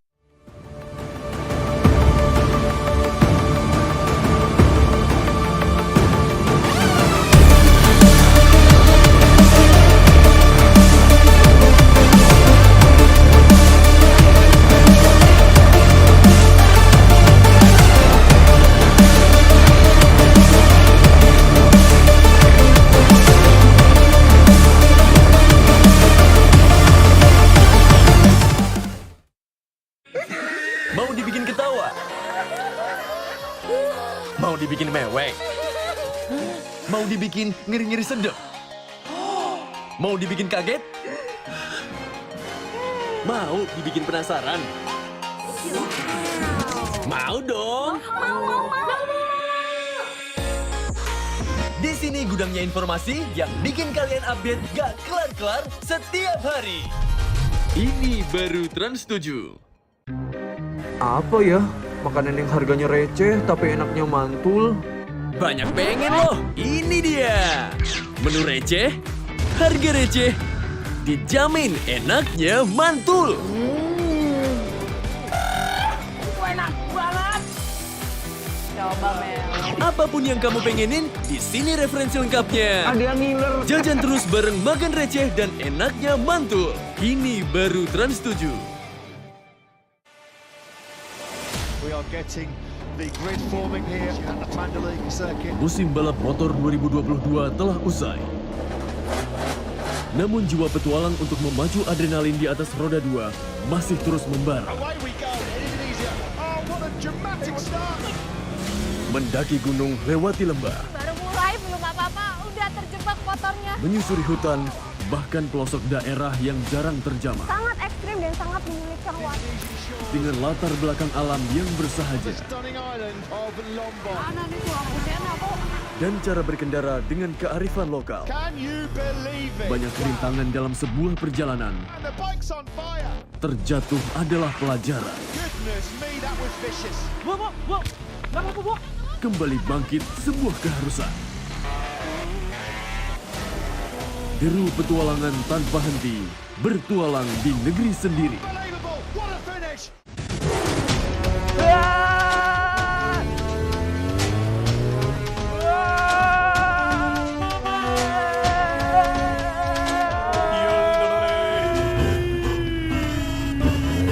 Aduh, drama terus.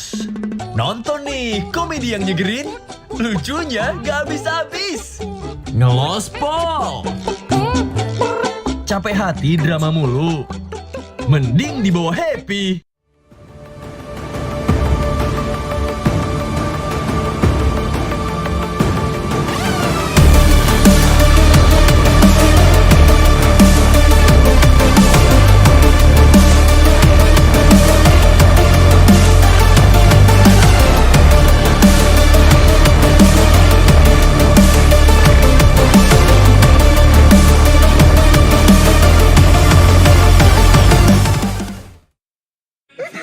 Mau dibikin ketawa? Mau dibikin mewek? Mau dibikin ngiri-ngiri sedep? Mau dibikin kaget? Mau dibikin penasaran? Mau dong? Di sini gudangnya informasi yang bikin kalian update gak kelar-kelar setiap hari. Ini baru Trans 7. Apa ya? Makanan yang harganya receh tapi enaknya mantul. Banyak pengen loh, ini dia. Menu receh, harga receh, dijamin enaknya mantul. Enak banget. Coba men. Apapun yang kamu pengenin, di sini referensi lengkapnya. Ada yang ngiler. Jajan terus bareng makan receh dan enaknya mantul. Ini baru Trans 7. We are getting the grid forming here at the Mandalay circuit. Musim balap motor 2022 telah usai. Namun jiwa petualang untuk memacu adrenalin di atas roda 2 masih terus membara. Away we go, Indonesia. Oh, what a dramatic start. Mendaki gunung, lewati lembah, Baru mulai belum apa-apa udah terjebak motornya. menyusuri hutan, bahkan pelosok daerah yang jarang terjamah. Sangat ekstrim dan sangat menyulitkan waktu. Dengan latar belakang alam yang bersahaja Stunning island of Mlbb. Mana nih tuh lampunya apa? dan cara berkendara dengan kearifan lokal. Can you believe it? Banyak rintangan dalam sebuah perjalanan. And the bike's on fire. Terjatuh adalah pelajaran. Goodness me, that was vicious. Kembali bangkit sebuah keharusan. Deru petualangan tanpa henti, bertualang di negeri sendiri. Unbelievable. What a finish.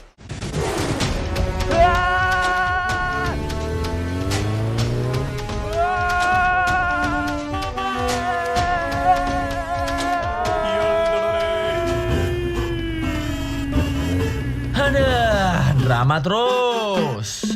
Nonton nih komedi yang nyegerin, lucunya gak habis-habis. Ngelospol. Capek hati drama mulu. Mending dibawa happy.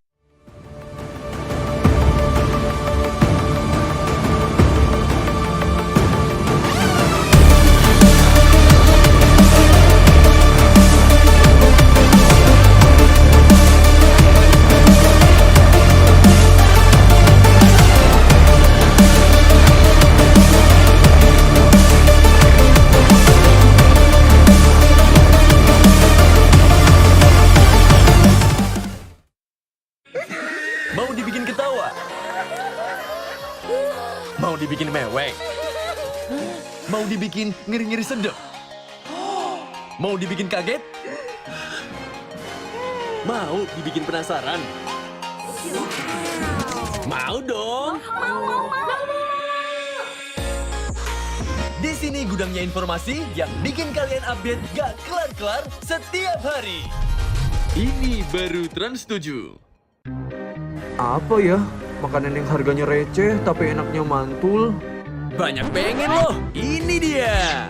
Menu receh, harga receh, dijamin enaknya mantul. Enak banget. Coba men. Apapun yang kamu pengenin, di sini referensi lengkapnya. Ada yang ngiler. Jajan terus bareng makan receh dan enaknya mantul. Ini baru Trans 7. We are getting the grid forming here at the Mandalay circuit. Musim balap motor 2022 telah usai. Namun jiwa petualang untuk memacu adrenalin di atas roda 2 masih terus membara. Away we go, Indonesia. Oh, what a dramatic start. Mendaki gunung, lewati lembah, Baru mulai belum apa-apa udah terjebak motornya. menyusuri hutan, bahkan pelosok daerah yang jarang terjamah. Sangat ekstrim dan sangat menyulitkan waktu. Dengan latar belakang alam yang bersahaja Stunning island of Mlbb. Mana nih tuh lampunya apa? dan cara berkendara dengan kearifan lokal. Can you believe it? Banyak rintangan dalam sebuah perjalanan. And the bike's on fire. Terjatuh adalah pelajaran. Goodness me, that was vicious. Kembali bangkit sebuah keharusan. Deru petualangan tanpa henti, bertualang di negeri sendiri. Unbelievable. What a finish.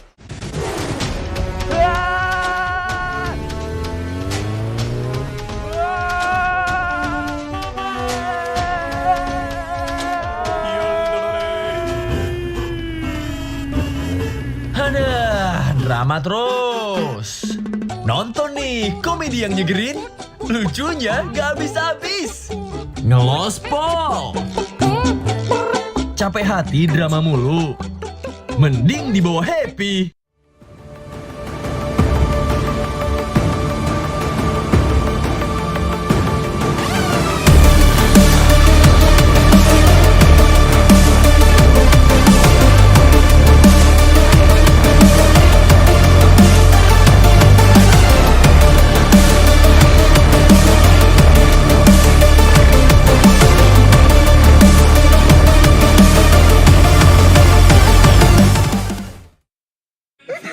Mau dibikin ketawa?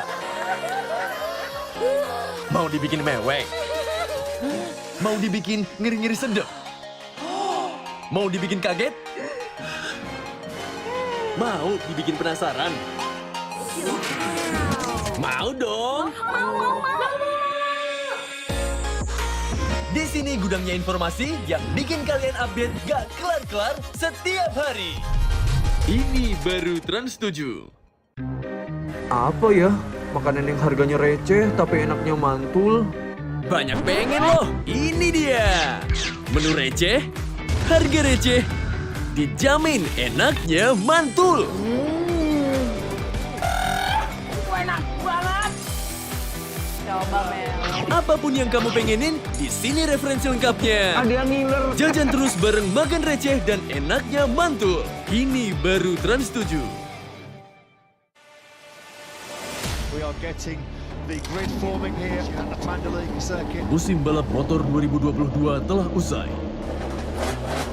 Namun jiwa petualang untuk memacu adrenalin di atas roda 2 masih terus membara. Away we go, Indonesia. Oh, what a dramatic start. Mendaki gunung, lewati lembah, Baru mulai belum apa-apa, udah terjebak motornya. menyusuri hutan, bahkan pelosok daerah yang jarang terjamah. Sangat ekstrim dan sangat menyulitkan waktu. Dengan latar belakang alam yang bersahaja Stunning island of Lombok. Mana nih tuh lampunya aku? dan cara berkendara dengan kearifan lokal. Can you believe it? Banyak rintangan dalam sebuah perjalanan. And the bike's on fire. Terjatuh adalah pelajaran. Goodness me, that was vicious. Kembali bangkit sebuah keharusan. Deru petualangan tanpa henti, bertualang di negeri sendiri. Unbelievable. What a finish.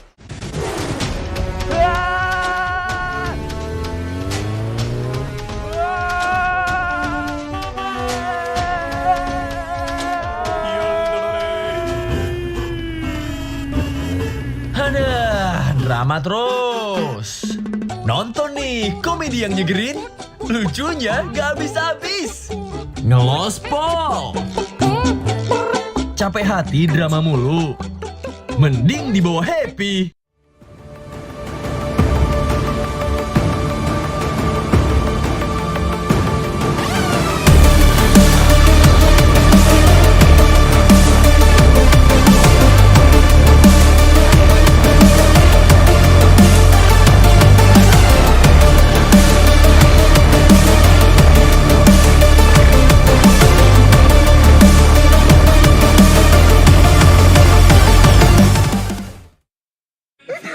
Mau dibikin ketawa?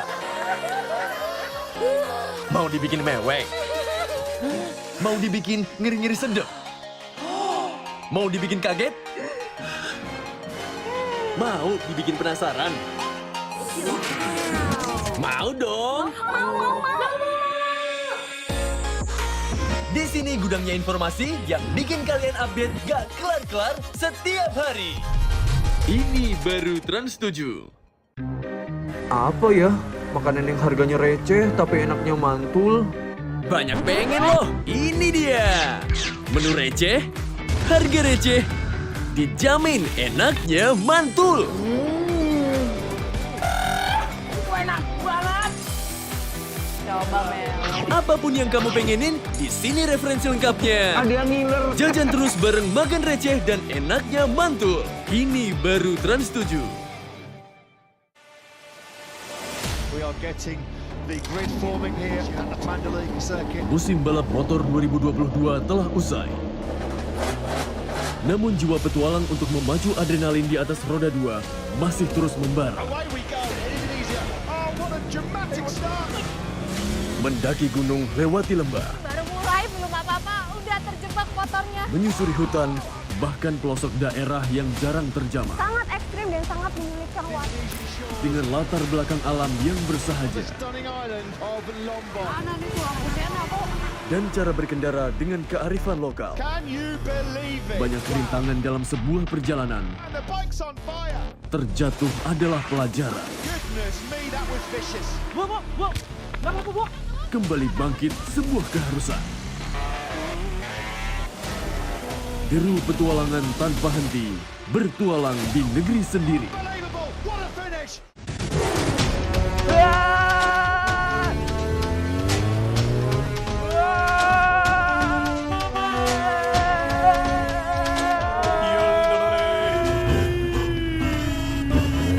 Aduh, drama terus. Nonton nih komedi yang nyegerin, lucunya gak habis-habis. Ngelospol. Capek hati drama mulu, mending dibawa happy.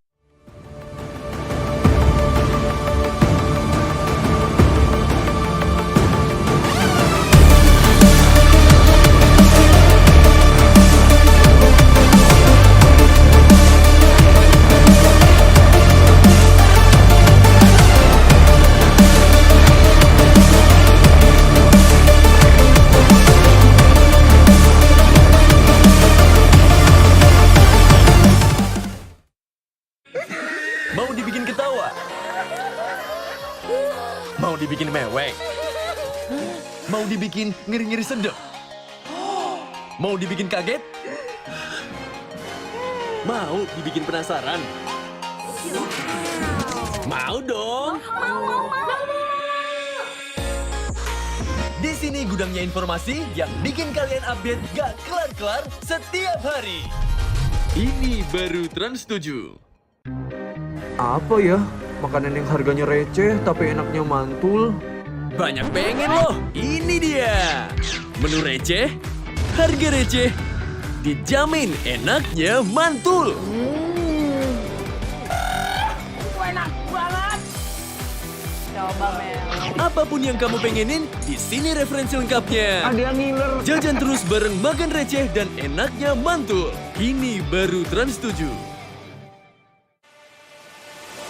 We are getting the grid forming here at the Mandalay circuit. Musim balap motor 2022 telah usai. Namun jiwa petualang untuk memacu adrenalin di atas roda 2 masih terus membara. Away we go, Indonesia. Oh, what a dramatic start.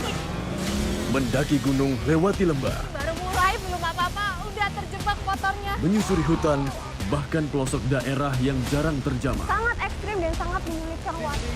Dengan latar belakang alam yang bersahaja Stunning island of Mlbb. Mana nih tulang busnya kok? dan cara berkendara dengan kearifan lokal. Can you believe it? Banyak rintangan dalam sebuah perjalanan. And the bike's on fire. Terjatuh adalah pelajaran. Goodness me, that was vicious. Kembali bangkit sebuah keharusan. Deru petualangan tanpa henti, bertualang di negeri sendiri. Unbelievable, what a finish.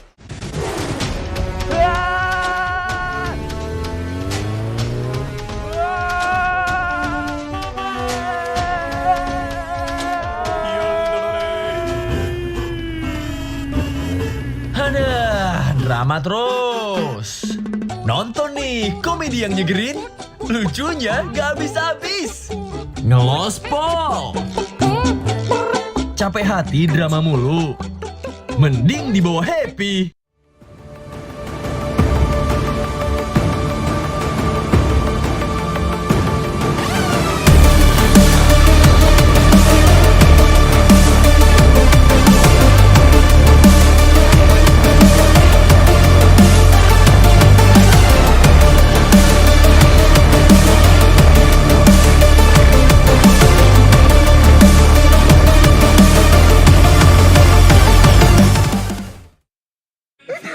Mau dibikin ketawa?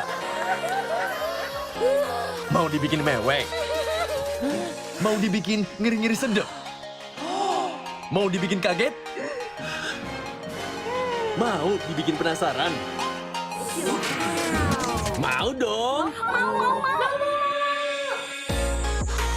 Di sini gudangnya informasi yang bikin kalian update gak kelar-kelar setiap hari. Ini baru Trans 7. Apa ya? Makanan yang harganya receh tapi enaknya mantul. Banyak pengen loh, ini dia. Menu receh, harga receh, dijamin enaknya mantul. Enak banget. Coba men. Apapun yang kamu pengenin, di sini referensi lengkapnya. Ada yang ngiler. Jajan terus bareng makan receh dan enaknya mantul. Ini baru Trans 7. We are getting the grid forming here at the Mandalay circuit. Musim balap motor 2022 telah usai. Namun jiwa petualang untuk memacu adrenalin di atas roda 2 masih terus membara. Away we go in Indonesia. Oh, what a dramatic start. Mendaki gunung, lewati lembah, Baru mulai belum apa-apa, udah terjebak motornya. menyusuri hutan, bahkan pelosok daerah yang jarang terjamah. Sangat ekstrim dan sangat menyulitkan waktu. Dengan latar belakang alam yang bersahaja Stunning island of Mlbb. Mana nih tuh lampunya kok? dan cara berkendara dengan kearifan lokal. Can you believe it? Banyak rintangan dalam sebuah perjalanan. And the bike's on fire. Terjatuh adalah pelajaran. Goodness me, that was vicious. Kembali bangkit sebuah keharusan. Deru petualangan tanpa henti, bertualang di negeri sendiri. Unbelievable. What a finish.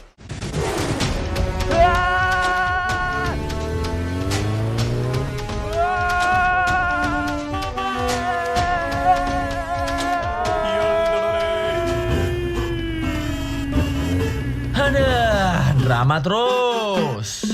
Nonton nih komedi yang nyegerin, lucunya gak habis-habis. Ngelospol. Capek hati drama mulu. Mending dibawa happy.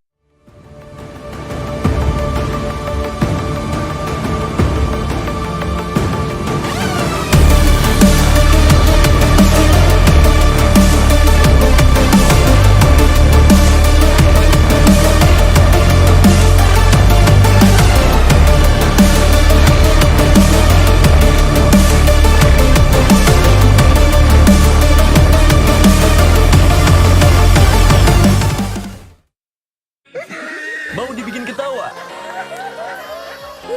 Mau dibikin mewek? Mau dibikin ngiri-ngiri sedep? Mau dibikin kaget?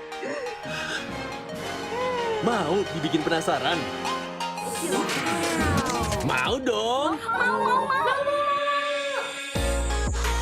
Di sini gudangnya informasi yang bikin kalian update gak kelar-kelar setiap hari. Ini baru Trans 7. Apa ya? Makanan yang harganya receh tapi enaknya mantul. Banyak pengen loh, ini dia.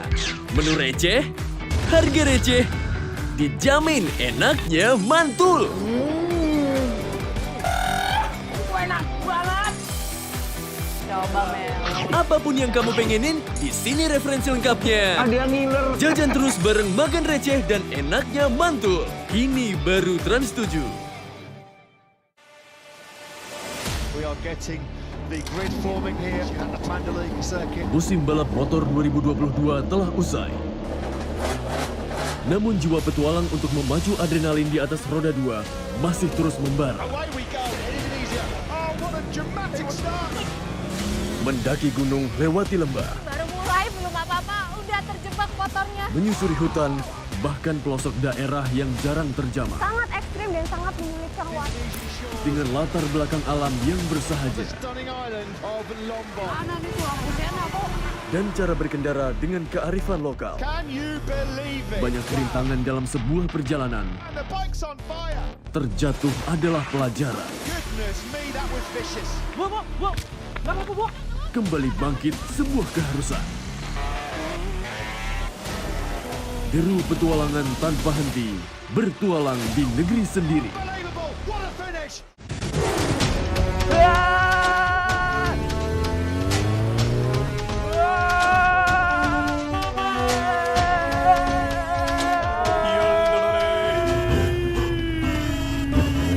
Aduh, drama terus. Nonton nih komedi yang nyegerin, lucunya gak habis-habis. Ngelospol. Capek hati drama mulu, mending dibawa happy.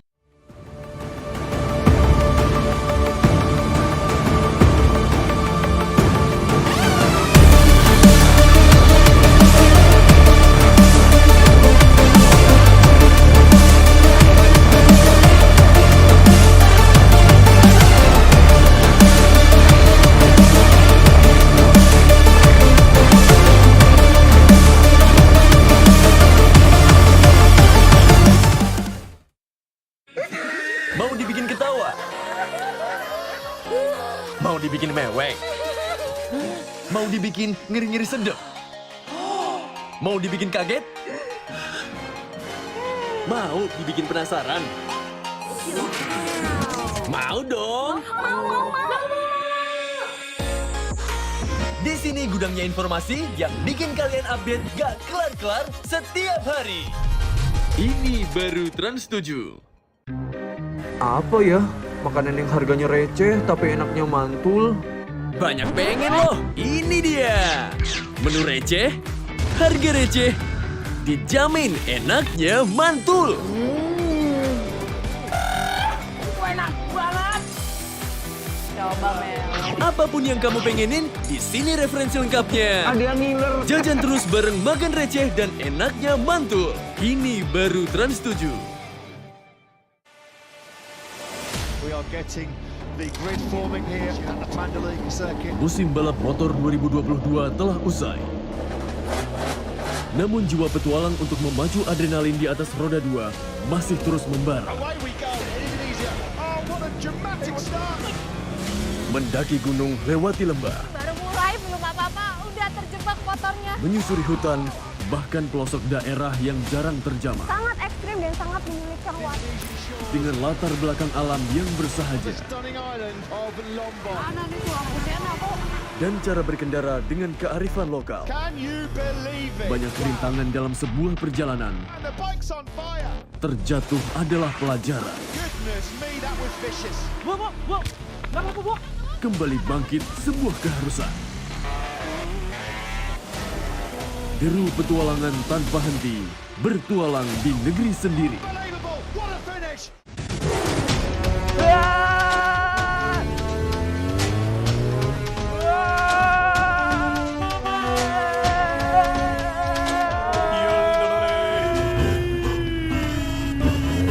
Aduh, drama terus. Nonton nih komedi yang nyegerin, lucunya gak habis-habis. Ngelospol. Capek hati drama mulu, mending dibawa happy.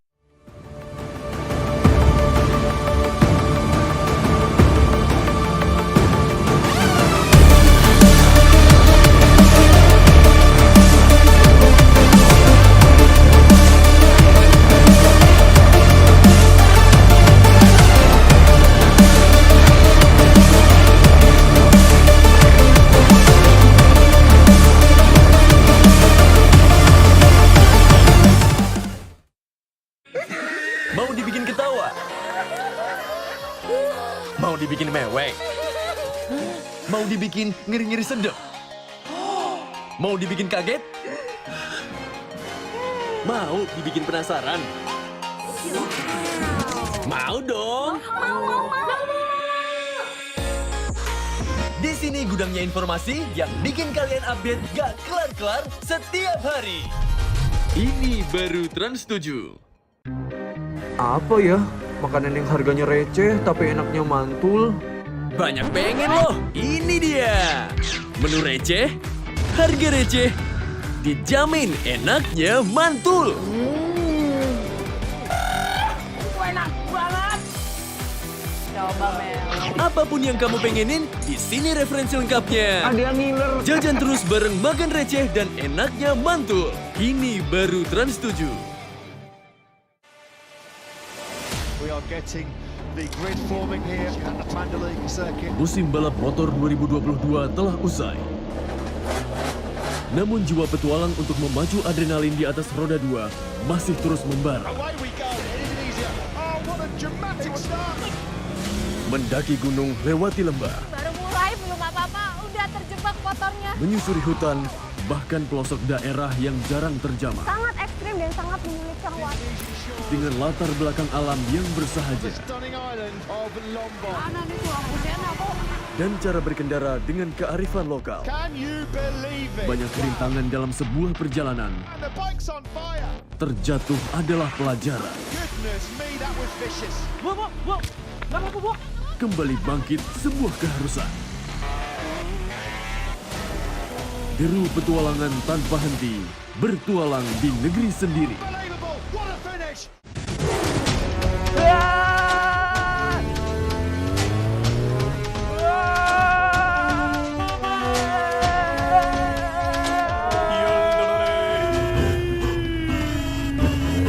Aduh, drama terus. Nonton nih komedi yang nyegerin, lucunya gak habis-habis. Ngelospol. Capek hati drama mulu, mending dibawa happy.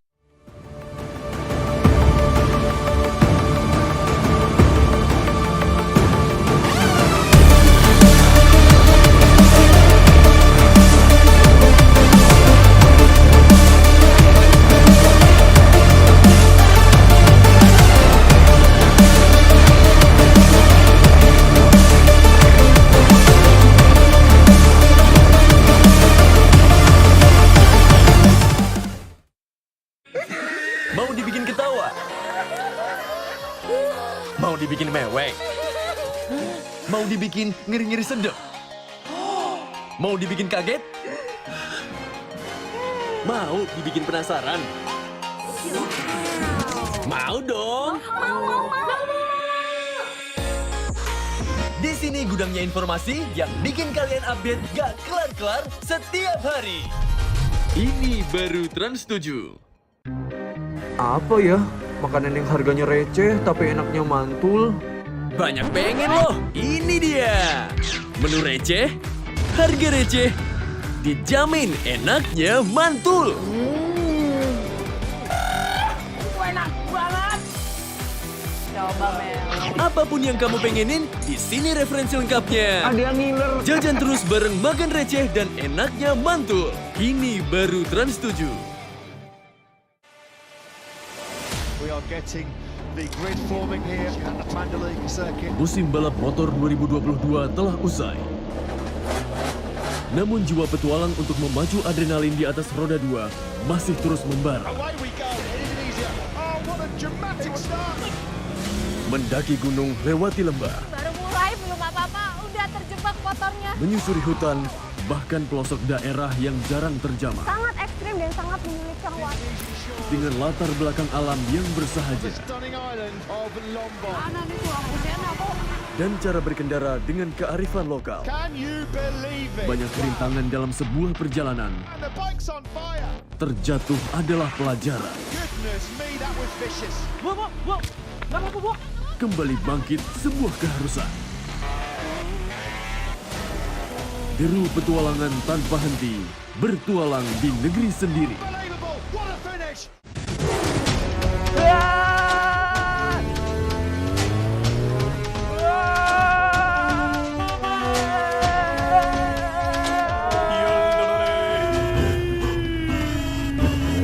Aduh, drama terus. Nonton nih komedi yang nyegerin, lucunya gak habis-habis.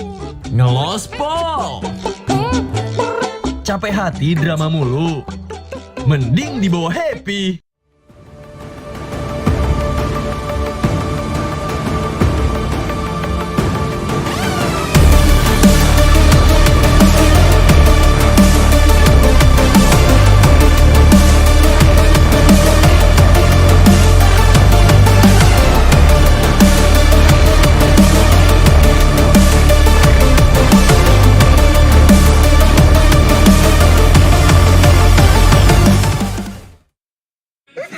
Mau dibikin ketawa? Mau dibikin mewek? Mau dibikin ngiri-ngiri sedep? Mau dibikin kaget? Mau dibikin penasaran? Mau dong? Di sini gudangnya informasi yang bikin kalian update gak kelar-kelar setiap hari. Ini baru Trans 7. Apa ya? Makanan yang harganya receh tapi enaknya mantul. Banyak pengen loh, ini dia. Menu receh, harga receh, dijamin enaknya mantul. Enak banget. Coba Mel. Apapun yang kamu pengenin, di sini referensi lengkapnya. Ada yang ngiler. Jajan terus bareng makan receh dan enaknya mantul. Ini baru Trans 7. We are getting the grid forming here at the Mandalay circuit. Musim balap motor 2022 telah usai. Namun jiwa petualang untuk memacu adrenalin di atas roda 2 masih terus membara. Away we go, Indonesia. Oh, what a dramatic start. Mendaki gunung, lewati lembah, Baru mulai belum apa-apa, udah terjebak motornya. menyusuri hutan, bahkan pelosok daerah yang jarang terjamah. Sangat ekstrim dan sangat menyulitkan waktu. Dengan latar belakang alam yang bersahaja Stunning island of Mlbb. Mana nih tuh lampunya kok? dan cara berkendara dengan kearifan lokal. Can you believe it? Banyak rintangan dalam sebuah perjalanan. And the bike's on fire. Terjatuh adalah pelajaran. Goodness me, that was vicious. Kembali bangkit sebuah keharusan. Deru petualangan tanpa henti, bertualang di negeri sendiri. Unbelievable. What a finish.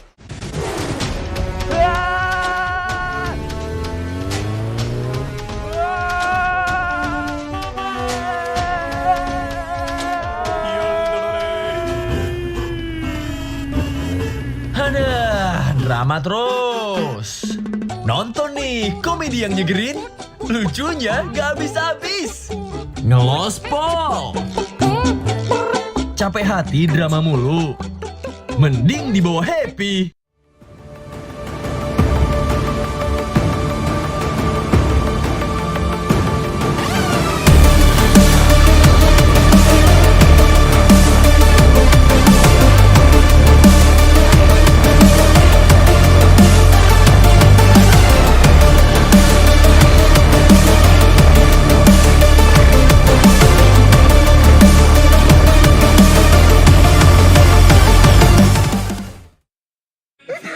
Mau dibikin ketawa?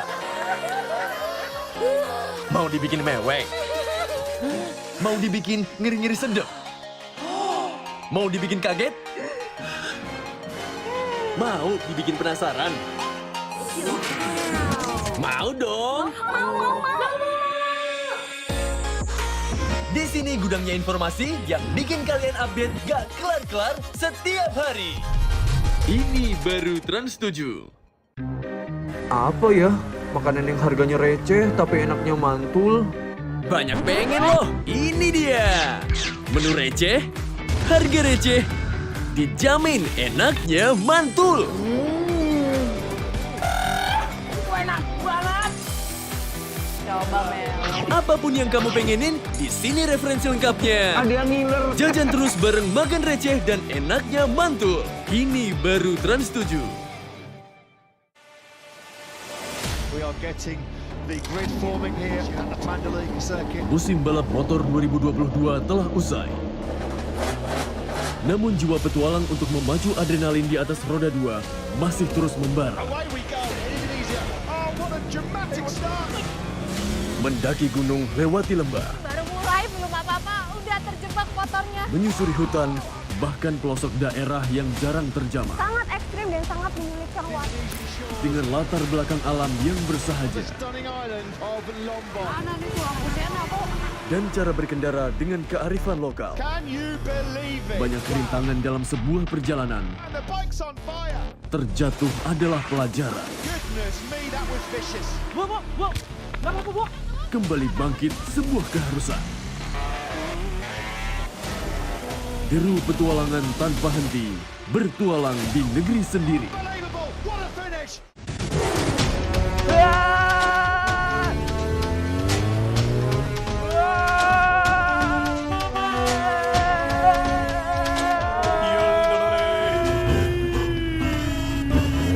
Aduh, drama terus. Nonton nih komedi yang nyegerin, lucunya gak habis-habis. Ngelospol. Capek hati drama mulu, mending dibawa happy.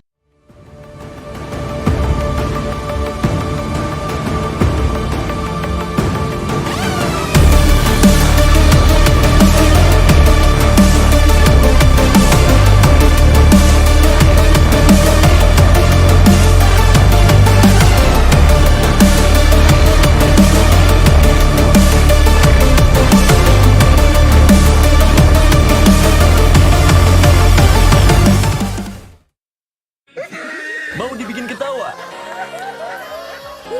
Mau dibikin mewek? Mau dibikin ngiri-ngiri sedep? Mau dibikin kaget? Mau dibikin penasaran? Mau dong! Di sini gudangnya informasi yang bikin kalian update gak kelar-kelar setiap hari. Ini baru Trans 7.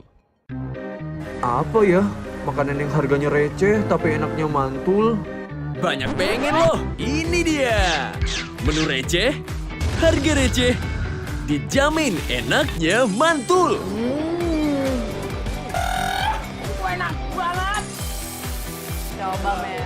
Apapun yang kamu pengenin, di sini referensi lengkapnya. Ada yang ngiler. Jajan terus bareng makan receh dan enaknya mantul. Ini baru Trans 7. We are getting the grid forming here at the Mandalay circuit. Musim balap motor 2022 telah usai. Namun jiwa petualang untuk memacu adrenalin di atas roda 2 masih terus membara. Away we go, Indonesia. Oh, what a dramatic start. Mendaki gunung, lewati lembah, Baru mulai belum apa-apa, udah terjebak motornya. menyusuri hutan, bahkan pelosok daerah yang jarang terjamah. Sangat ekstrim dan sangat menyulitkan waktu. Dengan latar belakang alam yang bersahaja Stunning island of Lombok. Mana nih tuh lampunya kok? dan cara berkendara dengan kearifan lokal. Can you believe it? Banyak rintangan dalam sebuah perjalanan. And the bike's on fire. Terjatuh adalah pelajaran. Goodness me, that was vicious. Kembali bangkit sebuah keharusan. Deru petualangan tanpa henti, bertualang di negeri sendiri. Unbelievable. What a finish.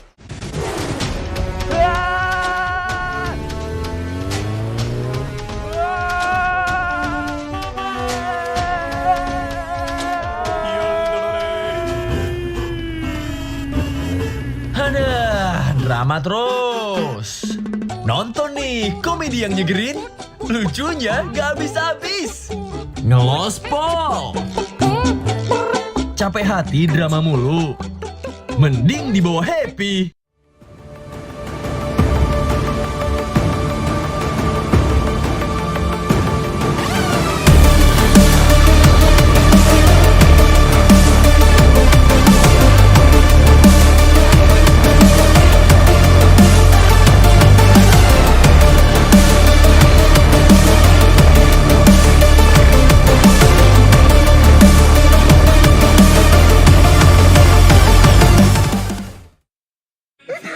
Mau dibikin ketawa? Mau dibikin mewek? Mau dibikin ngiri-ngiri sedep? Mau dibikin kaget? Mau dibikin penasaran? Mau dong! Di sini gudangnya informasi yang bikin kalian update gak kelar-kelar setiap hari. Ini baru Trans 7. Apa ya? Makanan yang harganya receh tapi enaknya mantul. Banyak pengen loh, ini dia. Menu receh, harga receh, dijamin enaknya mantul. Enak banget. Coba Mel.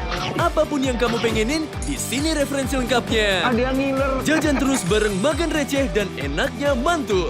Ini baru Trans 7.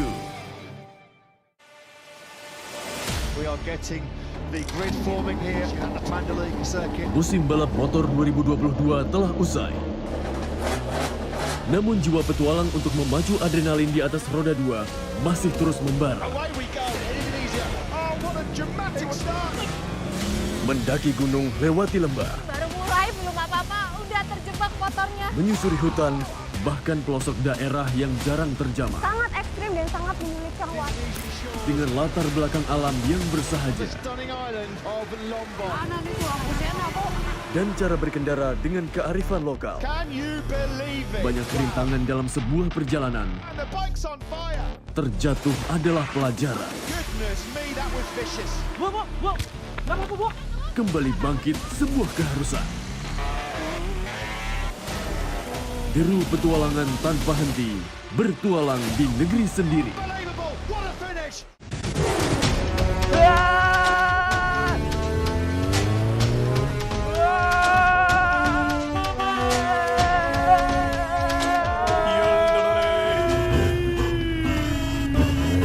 Aduh, drama terus.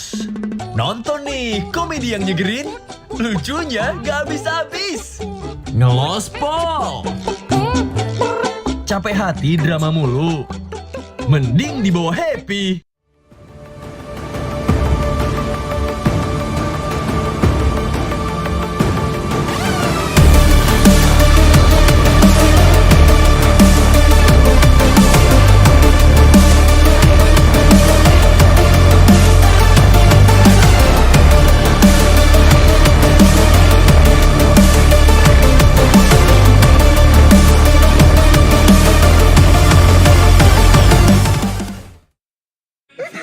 Mau dibikin ketawa? Mau dibikin mewek? Mau dibikin ngiri-ngiri sedep? Mau dibikin kaget? Mau dibikin penasaran? Mau dong! Di sini gudangnya informasi yang bikin kalian update gak kelar-kelar setiap hari. Ini baru Trans 7. Apa ya? Makanan yang harganya receh tapi enaknya mantul. Banyak pengen loh, ini dia. Menu receh, harga receh, dijamin enaknya mantul. Enak banget. Coba Mel. Apapun yang kamu pengenin, di sini referensi lengkapnya. Ada yang ngiler. Jajan terus bareng makan receh dan enaknya mantul. Ini baru Trans 7. We are getting the grid forming here at the Mandalika circuit. Musim balap motor 2022 telah usai. Namun jiwa petualang untuk memacu adrenalin di atas roda 2 masih terus membara. Away we go, Indonesia. Oh, what a dramatic start. Mendaki gunung, lewati lembah, Baru mulai belum apa-apa, udah terjebak motornya. menyusuri hutan, bahkan pelosok daerah yang jarang terjamah. Sangat ekstrim dan sangat menyulitkan waktu. Dengan latar belakang alam yang bersahaja Stunning island of Mlbb. Mana nih tuh lampunya aku? dan cara berkendara dengan kearifan lokal. Can you believe it? Banyak rintangan dalam sebuah perjalanan. And the bike's on fire. Terjatuh adalah pelajaran. Goodness me, that was vicious. Kembali bangkit sebuah keharusan. Deru petualangan tanpa henti, bertualang di negeri sendiri. Unbelievable, what a finish.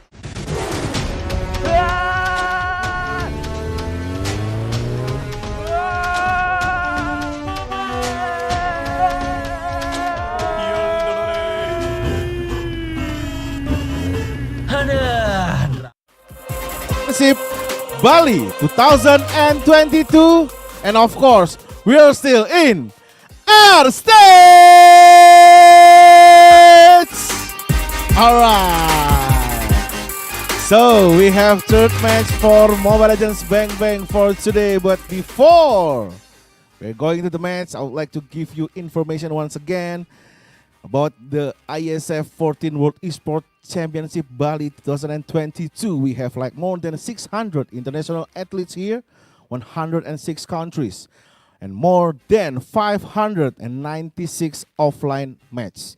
So it will make Iesf as the esport event with the most nationality competing offline and the largest outdoor esports competition in Southeast Asia.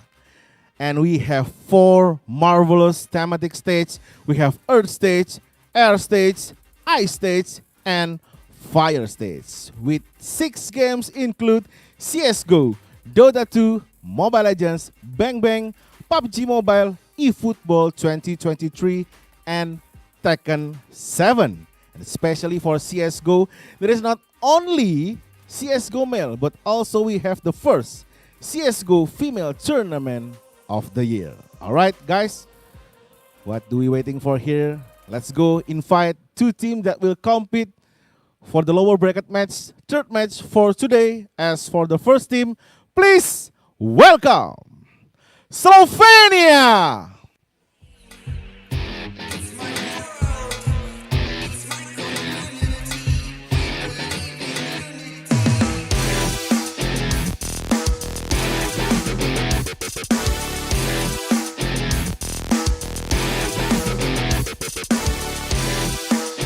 All right. For the second team, please welcome the hometown of the mighty Jollibee Fried Chicken, Filipina!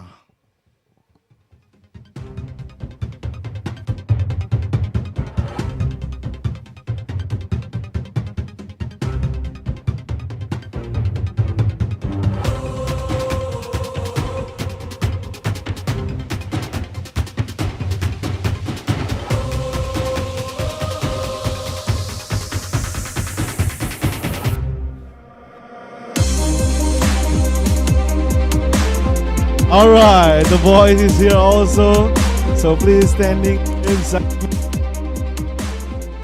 We have Slovenia and Filipina for the third match, Mobile Legends Bang Bang on Iesf 14 World Esports Championship. So are you ready, boys? Yeah, we're ready, thank you. All right, so how about you? Are you ready? Yes, I wanna eat chicken joy after the match because you said. So you want eat Chicken Joy? Okay, how about another brand maybe that here in Bali? Have you eat ayam betutu? Ayam betutu? Not yet? I will bring to you guys for tomorrow. All right. So you guys please handshake each other. Thank you. Okay. It will be so awkward. All right. Ladies and gentlemen of Mobile Legends Bang Bang Iesf 14 World Esports Champions between Filipina and Slovenia. So we have to take to the casters that lead the game for today. Please welcome once again Momo-chan and Arashikes. Ladies and gentlemen, this is your caster speaking. It's me, Arashi, and Momo-chan, and welcome back to IESF in Bali 2022. You know, the lower bracket match between the Philippines and also Slovenia. This is our last match for today. Even though, unfortunately, Philippines, they have to go down to the lower bracket, but their journey isn't over yet. So they still have a chance, actually. And Slovenia is going to be their opponent here.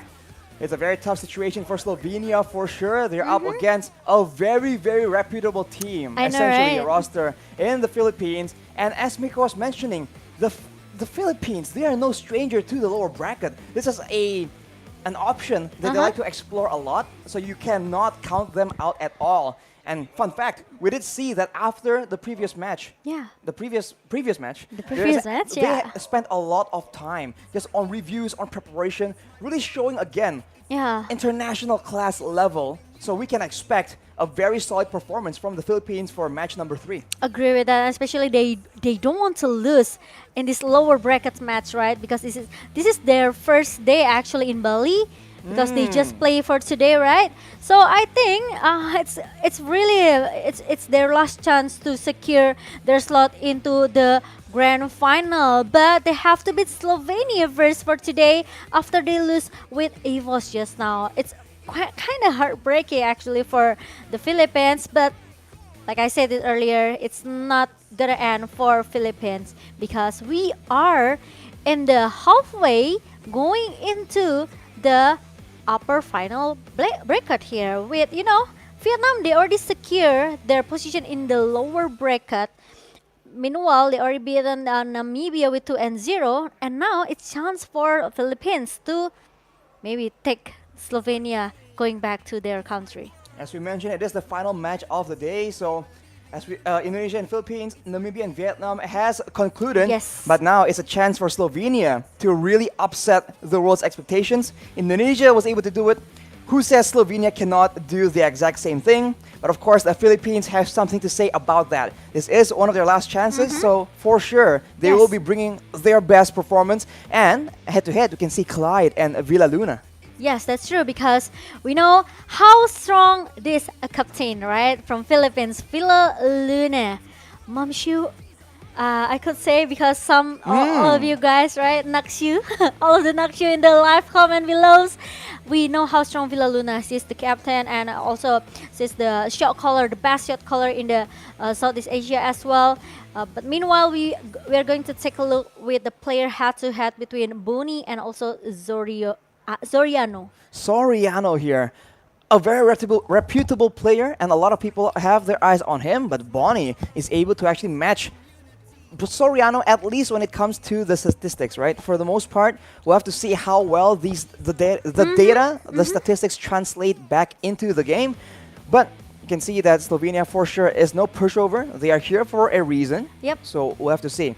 Both teams have adaptations to be made, and Slovenia has the advantage of having just seen the Philippines play earlier. Maybe they found a bit of a secret, a bit of a winning strategy from the previous match. Yeah, maybe they already watched yesterday, right? Just watched the whole matches from yesterday. So actually, Philippines, they already prepared. They have prepared for today's lower bracket match. So we will see what will happen from the draw epic. But if we talk about the pool hero here from Philippines, we know they have a lot of options. They have a lot of hero choices to be played in the lower bracket match. Meanwhile, Slovenia, who actually very unique because they bring one girl here, which is should be very strong as well, because we don't know how strong Buni as well, right? Even though we compare from the player head-to-head between her and also Soriano. Ohep for the last, the old name of this Philippine gold lane here. I think still so much upper hand for Soriano. Yep. I mean, again, sorry. We don't know how strong Buni as well, right? Even though we compare from the player head-to-head between her and also Soriano. Ohep for the last, the old name of this Philippine gold lane here. I think still so much upper hand for Soriano. Maybe we didn't have a chance to see Villa Luna play this Access, right, in the first match of the day between Philippines and also Indonesia just now. But Slovenia even didn't give a chance at all. This Access could be picked by Philippines. They just straight away ban it. Respect ban towards Villa Luna, and Philippines with Franco and also Marty's ban. It makes them secure that actually there's no, such as a pick-off strategy coming from the Iron Hook from Franco. And there's no Gashian at all, because maybe how strong Gashian coming from Philippines, the of Del course. Rosario. Del Rosario in the jungle. He does have a lot of heroes in his arsenal, so he can go aggressive and defensive. So far, we have seen him on the fighters a bit more often. So we'll see if the Philippines want to revamp their strategy, going from a front to back to maybe something a bit more aggressive. But they've banned, as you mentioned, Momo-chan, the Franco, the Martis, and the 1-1. So it seems like late game or a slow-paced game is what they are going to aim for. Slovenia takes away the Fredrin that the Philippines picked twice actually in their match against Indonesia. So maybe they're onto something, but whoa, hang on. Speaking of signature picks right here, could this actually come through, Momo-chan? Like, the old wise with the Yesansen, but unfortunately you won't see it, Arashi, because there will be the first pick for Valentina and also Beatrix. They can't keep getting away with this, man. They keep baiting us casters into thinking something crazy is about to happen. I was waiting Villa Luna's access just now in the first match, but same. But yeah, we don't have a chance until now to see that, the god of Estes, the god of support. Exactly. From Villa Luna. The top level Estes. For now, it will be Valentina and yet again that Beatrix. As we mentioned earlier, this is a hero that is very signature to Soriano. So we'll have to see if he can yet again have a great performance here, because if everything goes according to plan, on that Beatrix, he is an absolute problem for any team going up against the Philippines right now. But for Slovenia, Cyclops could it be? It is going to be a Cyclops and a Diggy, which we have seen banned very, very often. So we'll see if Slovenia has a particular plan here, because usually, as we mentioned, it's used either as a very solid source of poke damage or to counter a lot of utility. Yeah, Cyclops has an ability to have, you know, the lockdown power here, the star power lockdown coming from a Cyclops. So it could be anyone got caught by it. So I think Philippines, they have to really, really be careful, you know, by the star power lockdown that can be used by Slovenia to just lock one member, maybe an important member that could change anything for Philippines. But Benedetta.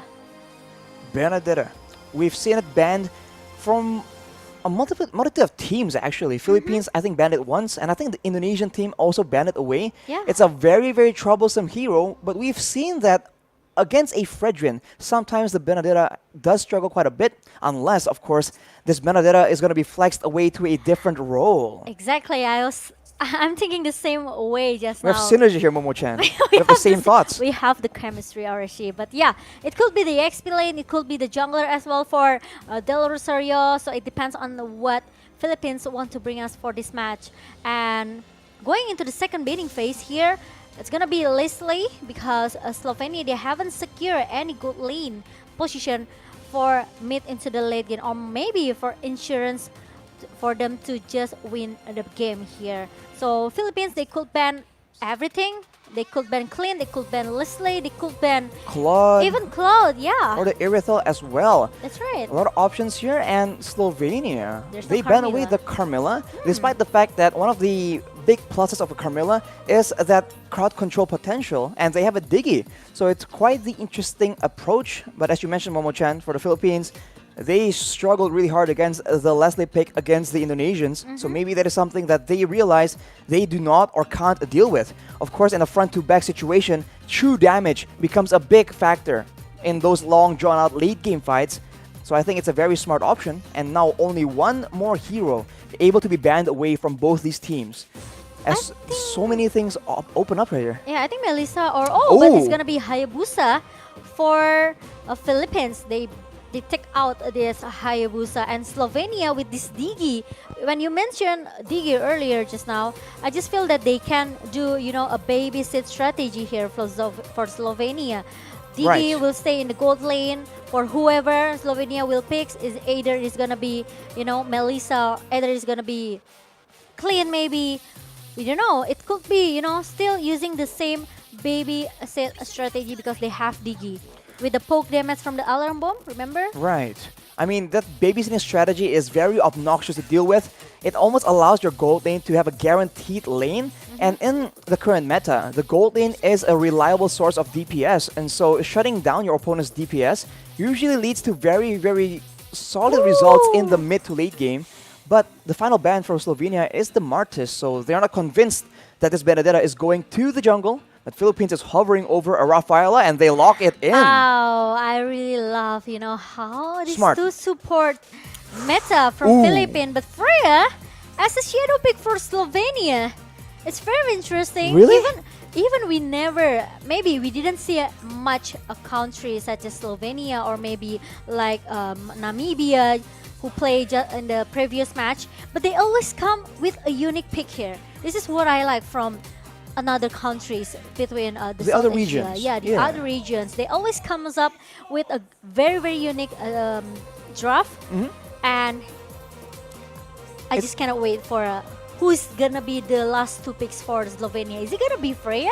They're hovering There for so you long, and go. they actually lock it in. Popo and Koopa and a Freya. This might be the first time I've seen a Freya in an actual high-tier competitive game. This is insane. As I'm going to mention though, the Rafaela pick is so smart, because now, yes, they can't really catch the Diggy, but if the Diggy can't really hang on. If the Philippines can't crowd control because of the digging, they can chase with that movement speed. So that is a way, a solution. What? That is a Granger though. It's a Granger jungler for Philippines for Del Rosario. And they are going to play 2 support and 2 marksmen at the same time. Wow, Philippines. This is something special, something we haven't seen. And if any team can make it work, I think it's the Philippines. Because right now, with this composition, if you don't pay attention to your positioning and your formation when you're moving around the map, it's going to be very, very dangerous for these squishy marksmen, right? So the Philippines are well known to be able to do that, to position well, to kite back or chase very efficiently and very calculatively. So I think this is a great opportunity for us to see if this composition, this strategy can actually work out. And especially I really like that Granger pick for Philippines because we know Granger, he has enough base damage actually, the basic damage in the early, so it can give it a little bit pressure. Maybe it cannot, not 100% can shut down the member of Slovenia in the early game, but at least it can give more poke damage. So it will make some time for Slovenia to just recall and going back to the base. We'll have to see, will the Granger poke way too hard for Slovenia to deal with? Ladies and gentlemen, back into the land of dawn between Slovenia and the Philippines. Will the Philippines get their redemption or will Slovenia actually overturn the odds? Let's get straight into it, Momo-chan. Let's go and look at that Villa Luna. Play a little bit aggressive here with the flame shot that comes from that Diggy. But unfortunately, Villa Luna is still able to survive. Not quite enough, but very low. The HP bars from Villa Luna, that shows the aggression that Slovenia is willing to bring to the table. But right here, we have a bit of a skirmish already. Aggressive moves from Dap, and he is being punished for it. Although with the current situation, I think it's going to be a bit difficult. Del Rosario, though, on this Granger, as you mentioned, Momo-chan, the base damage definitely gives him an edge in the early game clear, and I think that will amount to a bit of an EXP advantage if we get all the way to the late game. Oh yes, you know, it reminds me with the 2 marksman meta, like the old times. I think like season, I don't know, MPL season 5, 6? 5, I think 4 maybe. 4 even. Yeah, it was very long time already, but we will see. The Philippines, they are very, very confident with this strategy, and Bonnie needs to go back with the... Ooh, Desonata actually sets up that kill, and they're not done just yet. 4 members right under the turret, and Bonnie will be the main target, and he will get taken out. This is the Philippines with the superior rotations, having 4 against 1, uncharacteristically, but the turtle seems to be targeted by Slovenia instead. Yeah, I think Slovenia, they want to get this. They have to get this turtle though. Meanwhile, Padap is gonna be the target that can be taken down by Slovenia because he tried to contest it 1 versus 3. Tries to make the outplay happen there from Dap, but it won't be enough. The purple buff gets taken away by the Philippines as well. So now, they have a lot more options to play around, and the jungle pick for the side of Slovenia is going to struggle quite a bit, but look at the damage coming in. That is a lot of damage, and it will be secured as well. Pure aggression coming in from the side of the Philippines. Yes, the Death Sonata almost eat Clyde alive, but Clyde's still able to survive and still able to recall, going back to the base right now and try to reset it, everything. Meanwhile, Dapadap, I think he needs to, you know, trying to clear the lane as soon as possible because we know how long Fredrin to clear the lane, right? So Padap actually he has the advantage here. So if he wants to make the rotation, I think it's gonna be easy for the Padap. And Bonnie, it's gonna be the prior target here from Philippines because they know how strong Popo Cooper, right? Into the mid and the late game situation.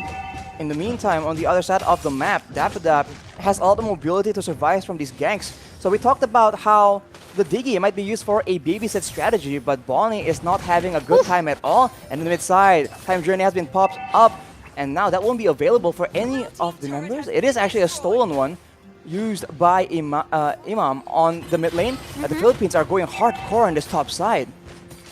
Yeah, I think they want to play really fast just by, you know, get all the objective as soon as possible for Philippines. They don't want to drag this game into the late game. You know how how scary Freya as well into the late game, right? He could be very, very strong. He could be the the frontliner for Slovenia as well. Sure, fight starts to break out. The Philippines are going in, but you can see the first victim is going to be Clyde on the Diggy. It's a double kill for Sorano. That will be Nissan falling down in the same time, and the purple buff yet again is denied away from the hands of the Slovenians.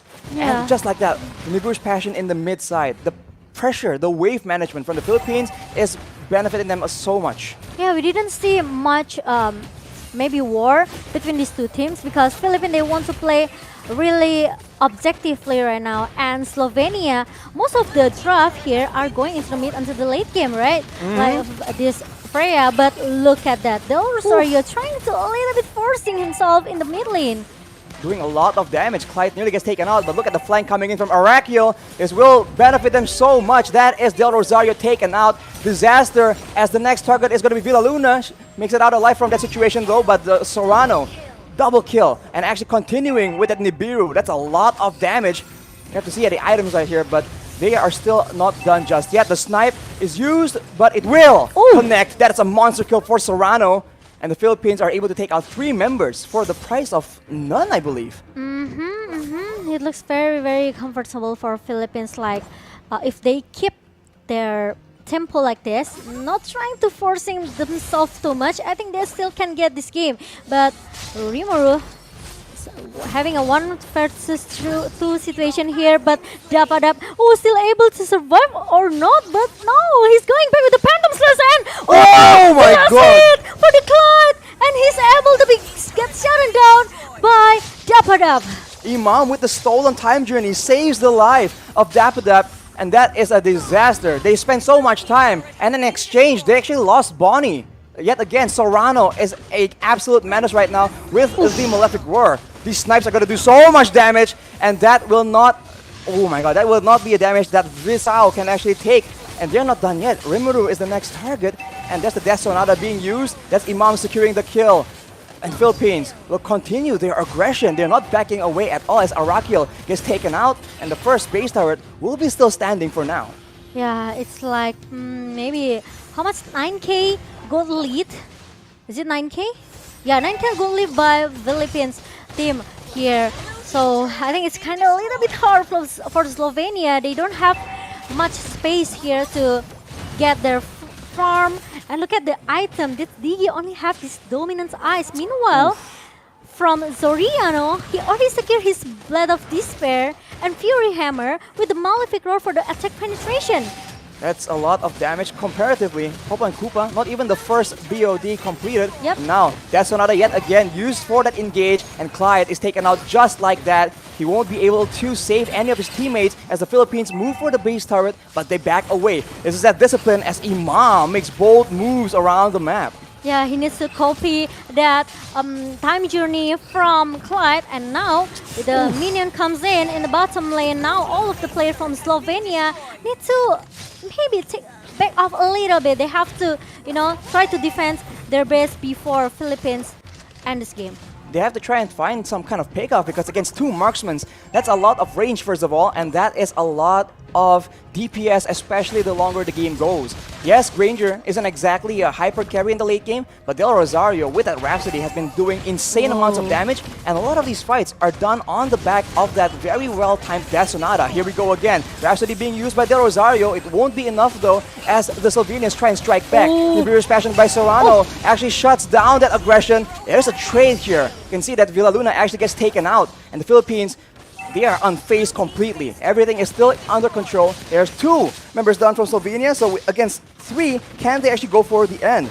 Ultimate has been used right here. Death Sonata used yet again. The slow cooldown is so beneficial, and the Philippines are gonna try and stalk their way, try and find chances to end the game. Imam goes in with that burst damage, and it seems like for now, they will not be able to end the game just yet. Maybe they can, because look at that, the minion lines comes into the bottom lane, and Arakiel, he doesn't have any defense item to hold the damage that Philippines has right now with the the minion comes in the mid lane right now. I think Philippines, they are able to finish this game as soon as possible. And now Soriano being chased by Slovenia. Meanwhile, the Philippines, they want to target the best as soon as possible. They don't want to give more space, more time for Slovenia, but Slovenia are still able to defend their base, Arashi. They're defending their base so desperately, but the Philippines, they're playing it calculatively. They have range to work with, they have DPS to work with, and they're slowly but surely just melting down the health bars of the Slovenian players yet again. Dap just kiting in and out, actually gaining HP in the process instead of losing it.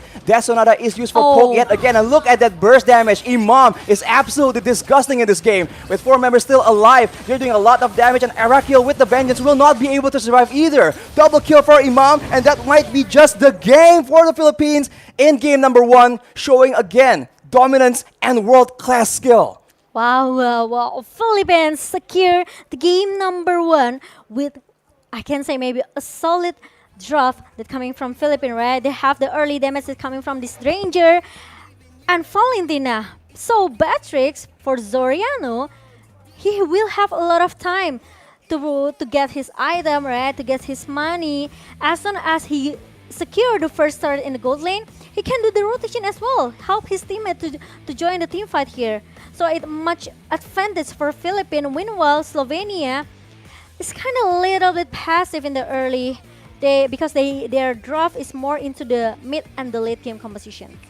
It's very difficult for sure. I mean, the Slovenians, they have a lot of early game aggression, they have crowd control, and as we keep talking about Momo-chan, there was that Diggy that can be used very obnoxiously, but he wasn't Clyde, I think, was not very active in the early game, and as a result, you can see that the Philippines, they keep making their way up to Bonnie, and at one point, Soriano has like a 2-item advantage over Bonnie, which is not ideal at all, especially if you're using a Popo and Koopa, because the whole point of that hero is to be aggressive in the early game, get that gold plate, and get those objectives. But with how ahead the Philippines were, the Slovenians just couldn't find any opportunities. And unfortunately, our prediction is, our prediction was Diggy should be babysit this gold lane, should be babysit Bonnie. But the thing is, we didn't see it in the first game.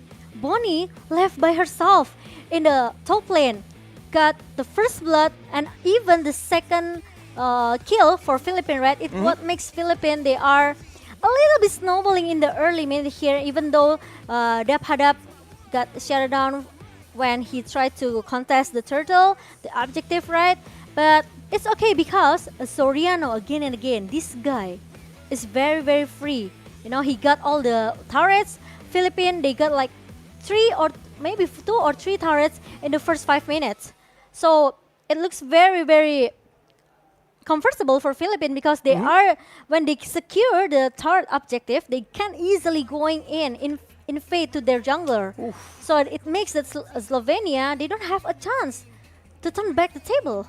Exactly. They're just so disciplined right here. And maybe they learned something from that match against the Indonesians, because right here, they don't leave any opportunities. It does look like they were low on HP here when they stayed so long in the base of the Slovenians. But even then, no one was taken out. Eventually, Villaluna is the only casualty in this whole sequence of events. And they were just able to abuse the burst damage, the trading potential, and slowly but surely just almost rotate and roll around the death timers for the Slovenian members. And that is just disaster. After a very decisive ending fight, they just go for the end of the base, and that will be the story for game number 1. Yes, true. Definitely not the outcome that the Slovenians want. They want to get that early game aggression, and now, seeing how the Philippines have dealt with it, macro play, wave management as well, they must have adjustments. More crowd control maybe, more solid planning on which lane they want to make plays with. Right? Because if they want to go for the gold lane, then go to the gold lane. If they want to go for the EXP lane, go for the EXP lane. Because if you let both lanes essentially just play out, the Philippines have their own plan on which lane they want to actually give advantage to. Yeah, and you see it there. Both the EXP lane and the gold lane, just so far ahead. Yeah, that's true. Agree with that. I think Slovenia, they have to come with a better strategy in the second game, because they have the Cyclops, they have the Diggy, right? And also Fredrin. Even though we know that Freya needs some of the items, but the Popo Koopa has some opportunity to at least giving a poke damage toward this Beatrix with the Diggy, maybe as a babysitter here. But the match MVP goes to Zoriano without any death at all, with 0 deaths. 0 deaths, 13 kills. The GPM, Momo-chan. Mirko was saying the highest you've seen is 700, 800. No. 1,100 yes. GPM for Soriano. And today we have like 2 guy giving 100k gold per minute. It was insane because they're just too, dominant in this game. And the player spotlight, of course, Imam, which is, we know that with this Valentina, he can copy everyone. He just, he's very, very confident to just IMU the time journey from Clyde, because Clyde will be the front laner for Slovenia because he needs to pop up that alarm bomb to give a poke damage for Philippines. But the thing is, you know how strong as well Ravila, with the holy healing, with the holy baptism, Philippines, they have enough CC to just stop all the player from Slovenia if they want to play aggressively and try to dive into Philippines team.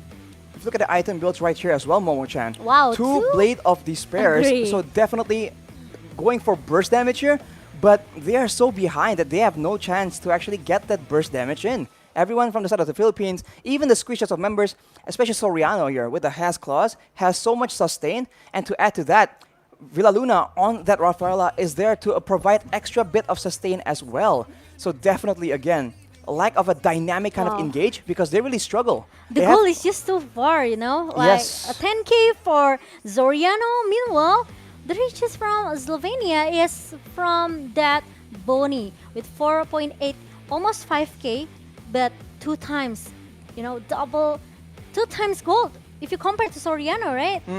So Well- I think it's kind of a little bit one-sided game as well from Slovenia. Absolutely. So we will see how about the second game later. I think they have to try and, again, just narrow down their focus, right? If you just do, Yes. if you try and do so many things, it might be too difficult. But what is gonna be easy actually is deciding what device you want to use. Actually, Oh, wow. So do you have any recommendation, Arashi? are you asking me that, Momo-chan? Of course. I think there are a lot of contenders, but the Samsung Galaxy A35 5G, Wow. I think is just very, very good. It has 8 gigabytes of RAM. It has 256 storage space. Amazing. It has a super AMOLED display screen, especially on a beautiful day like this. Oh, wow. Right? You can make sure that the screen is completely visible, and it's not just visible. It's 120 refresh rate. Wow. Smooth. Wow. I like that. Smooth, amazing. So guys, I think you guys have to check their website. So you guys go to Samsung website and check every specification of Samsung Galaxy A series. They have A330.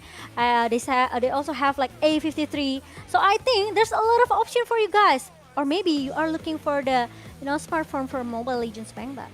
Well, for Mobile Legends, it performs like a charm. So awesome performance is made for you. Yes, for you, awesome generation. Awesome generation. Galaxy A series 5G, awesome It's is for everyone. everyone. How that smooth. It's for all the players in the stage right now as well. So That's they right. really, really need to focus here because the device is giving them an advantage, but it all comes from the players themselves. Yeah. Right now, especially for Slovenia, this is a very hard blow to take in. It I is know, a very right? one-sided game, as you mentioned, Momo-chan. So adjustments must be there. And for Yeah. the Philippines, we said that it's a very unique strategy, and there's no better team to try and implement something new like this. 2 marksmen, as we mentioned, marksmen, and yeah. essentially 2 supports. We'll see if they go for something similar, or will they surprise us even more? Because you never know with the Philippines, man. Yeah, if we talk about Philippines, we know how strong this a team, right? Because actually, Blacklist International, they already secure a lot of champions title, right? Yes. From the M series Yeah, of and course. also the MPL in their own country, in their own region. We know how strong Blacklist is, but sometimes, yeah, we also know that Philippines, they come out with the surprise draft as well, right? With these 2, I can say maybe 2 marksmen, and even we know that Blacklist is very, very famous with the 2 supports. So I would like to see what will they bring to us from the drop and epic. But I think we will take a short break, guys. What? So, yeah. Aw. So for our players, they can prepare better for the second game. So I please don't guess. go anywhere. Please stay tuned. We will be right back after a short break.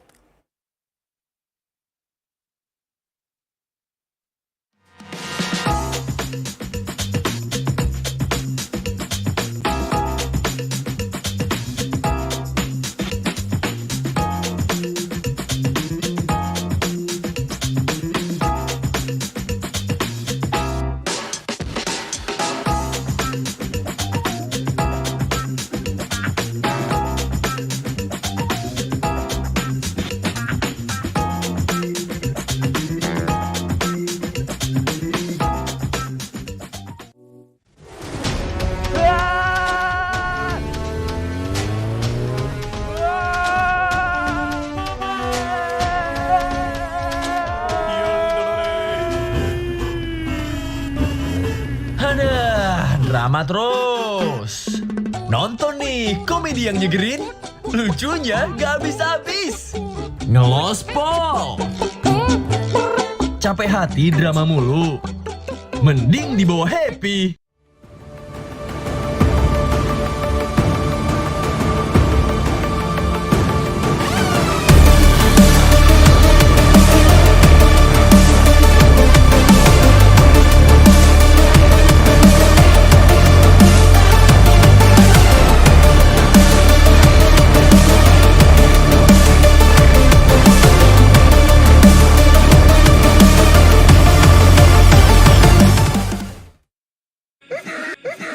Mau dibikin ketawa? Mau dibikin mewek? Mau dibikin ngeri-ngeri sedep? Mau dibikin kaget? Mau dibikin penasaran? Mau dong! Di sini gudangnya informasi yang bikin kalian update gak kelar-kelar setiap hari.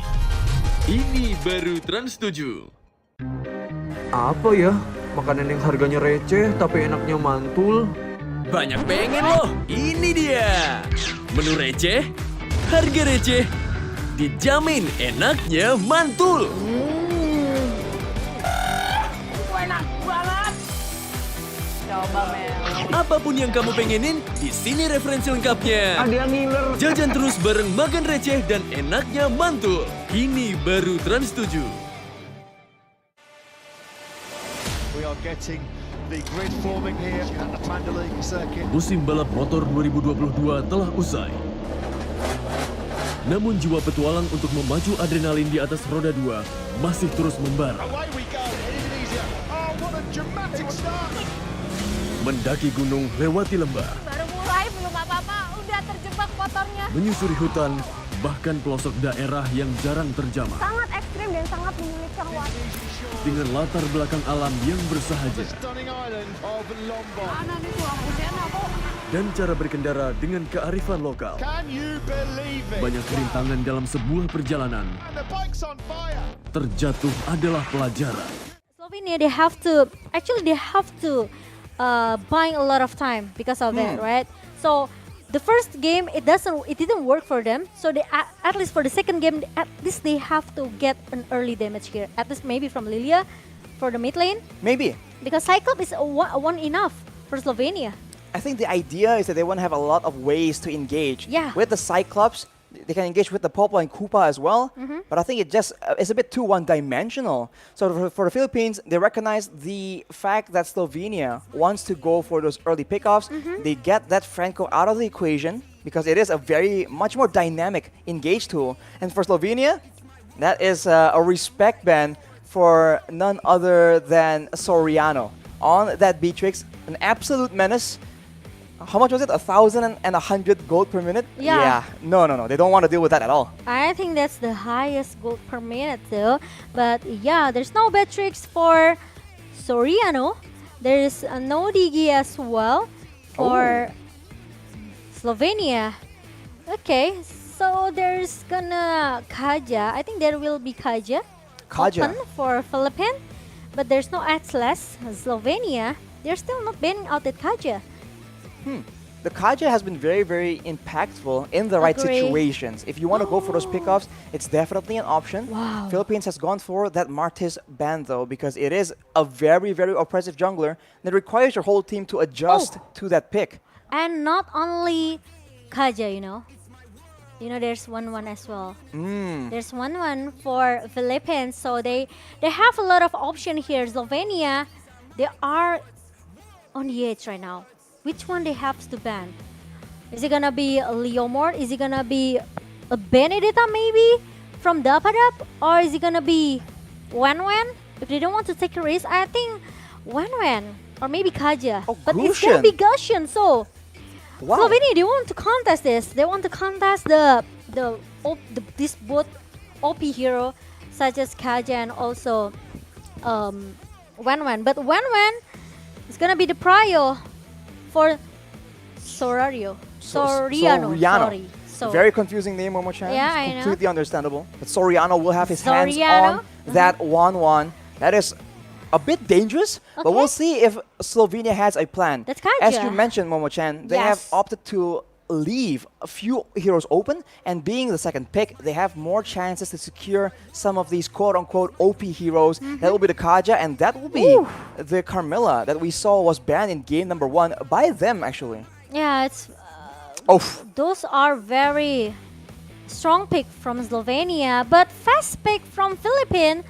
They have this Farja and also Guinevere, which is very unique as well because it's been a long time we never see Guinevere back to the lane of town. Jungle Gwyn? If I was Slovenia right now, I'll be quite concerned. They picked that Farsa and Guinevere way too fast for my liking, man. They have a plan 100%, and for Slovenia, they were hovering over the Sicilian and now the Lunox, so wanting some kind of long-range artillery, some kind of DPS from that mid-side to supplement the gold lane damage. It will be the Lunox eventually.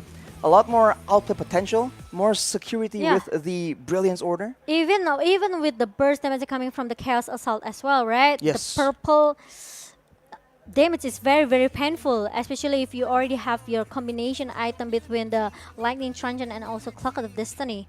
It will give more damage for this Lunox, but Partia is gonna be the high ground hero for Philippines, so it's gonna be a homework for Lunox to dive in and try to shut down that Farsia, but there's no Grok as a second banning phase from Slovenia.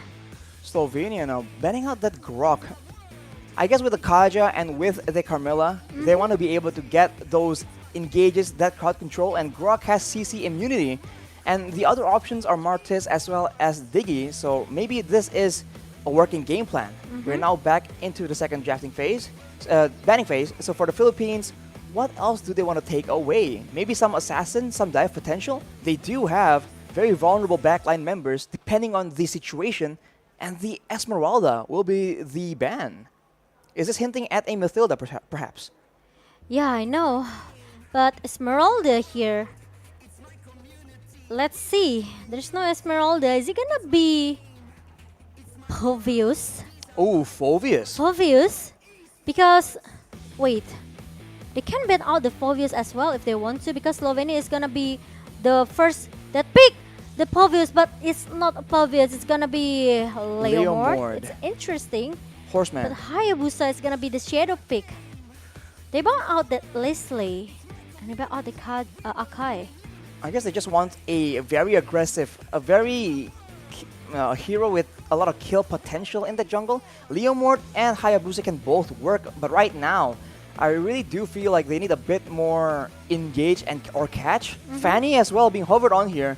It is a hero with a very high skill ceiling though, so we'll have to see how well can Slovenia actually put it to use. It will be the Hayabusa though, bit more outplay potential, and now in a way, similar way, there's the Crossbow of Tang and there's the Shadow Kill. They can be dodged away depending on the item builds as well. It could be the answer as well for Slovenia because we haven't found, maybe only Lunox can dive into the backline of the Philippines, right? Because, you know, he has to use the Brilliant of Order, then change it into the Chaos Assault so he can take down Farsha at the backline. But with Hayabusa, with the Quad Shadow and also the Shadow Kill, Farsha could be the target for Slovenia. But the last two picks from Philippines, it's gonna be Ruby and also Fredrin. So if you want to go for a dive situation against the Philippines roster right now, this is very dangerous. But Slovenia goes for the Popo and Koopa yet again. If they put all their attention into that gold lane, it is a very dangerous situation for Soriano. 1-1, as Mirko loves to mention, is very vulnerable in the early laning phase, and if you can shut her down in the early stages, the mid game becomes very rough as well. So off the bat, I must say that if we're talking about early game aggression, Slovenia has it. It all will come down to the execution, Momo-chan. Okay, it's interesting because Philippines, they has a lot of crowd control here. They have this Ruby with the I'm Offended, they have Guinevere as well. They have this Fredrin with the taunting. So I think it's hard from Slovenia because Philippines, they already prepared the strategy. They ban out the DE in the first banning phase. So they know that they want to secure all the crowd control hero here to win the second game. So it's gonna be the homework for Slovenia. They really need to finish their item as soon as possible so they can give more damage to Philippines. The Farsa pick as well is a lot of pressure in the Yeah. mid side, wave clear, but also long range utility and burst damage, especially if your team has squishies, which there are on the Slovenian side. They'll be very dangerous. And now let's just get straight into the Land of Dawn for game number 2 between the Philippines and Slovenia. As we can see, both junglers just going for very, very fast clears, but the Philippines seem to have a plan up their sleeve. Okay, we will see what will Slovenia do with this draft in the early game, but Arakil is gonna be the first target that will be got beaten in the top lane. Meanwhile, there's some rotation coming from Slovenia going into the river area. So, hang on. Is XP lane Kaja? We'll have to see how effective that is for sure. But he will be the main playmaking hero, but look at that. Shadow kill, triple shadow, quad shadow by this by the Hayabusa. Actually, that's a lot of damage, and it's a big skirmish breaking out between the two teams. See that Rimuru is forced to back away, flicker away, but the chase is done, and Imam picks up a kill. Philippines are not done yet though, they're cutting back and forth, but that is a kill picked up by Visao on the Hayabusa, and that will be an equal trade more or less. But the Filipinos are definitely the aggressors in this situation. Yeah, they are trying to giving up pressure, and Dapadab is looking for more. He tried to shut down that Aura kill. Oh, he canceled the recall and he tried to regen his HP. Meanwhile, maybe Dapadab still have a chance. No, I think Dapadab also doesn't want to take a risk. It's a very dangerous situation to overstay with low HP, especially against a team that is known to punish that, and especially against Farsa in the mid lane. The Wings by Wings will be dangerous, but now Slovenia strikes back. They do a lot of damage to Dapadab, but he's able to actually make it out of there alive as the turtle seems to be the main priority for both these teams. And without Dapadab, can the Filipinos do something? The Federal airstrike has been used already. No one has fallen victim just yet. And the Slovenians are wrapping around until the knockup comes in, and the Guinevere picks up a kill. Del Rosario coming out massive, getting the turtle as well, and the Filipinos are not done. Going again, taking out Visao, and now it will be Clyde just for good measure. Double kill for Del Rosario, disaster for the Slovenians. Oh my god, it's disaster for Slovenia because they failed to get the turtle, they failed to contest the turtle here. So they lose a lot of things just now in the top lane, and Philippines, they are still trying so hard to keep giving a pressure. Meanwhile, the top lane, it's gonna be a solo kill towards Dapadab, and he'll be get traded with Bonnie at the bottom lane. Plays all over the map here from both these teams. Arakil with a solo kill, but on the bot side, the Filipinos have taken out or zoned away members from Slovenia, and they're taking some gold. Although you can see that Clyde wants to try and stop this turret take, or at least deny the gold coming into the pockets of Soriano.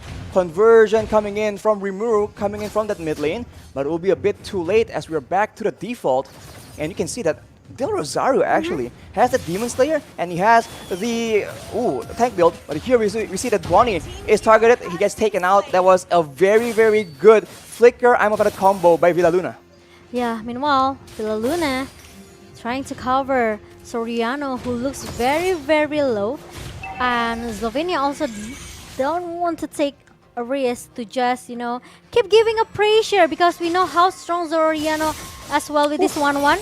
Meanwhile, there's a stun coming from Imam with the energy impact, and the curse of blood comes from Clyde trying to shut down Imam at the backline, but I think it's kind of a little bit hard for him. It's very too difficult, but the Feather Airstrike is available again. Imam pops it up. Look at that. Visao is a bit too aggressive, gets knocked up, gets taken out into the hands of Soriano, and they're not done yet again. Bonnie is the next target, and the crossbow of Tang is popped up. That's a double for Soriano. And in the mid lane, yet again, action all over the place. The Philippines are out for blood.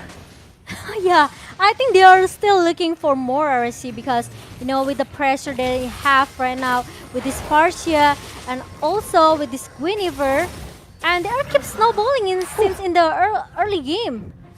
Visao is able to take the purple buff back though, so that's fortunate for him, but they are not out of the fire just yet. The goal difference is building up, and the turtle is up as well. The Philippines are still trying to bait, trying to make a play happen in the bot side instead, knowing that the Slovenians have had a tendency to actually trade objectives instead. Yeah.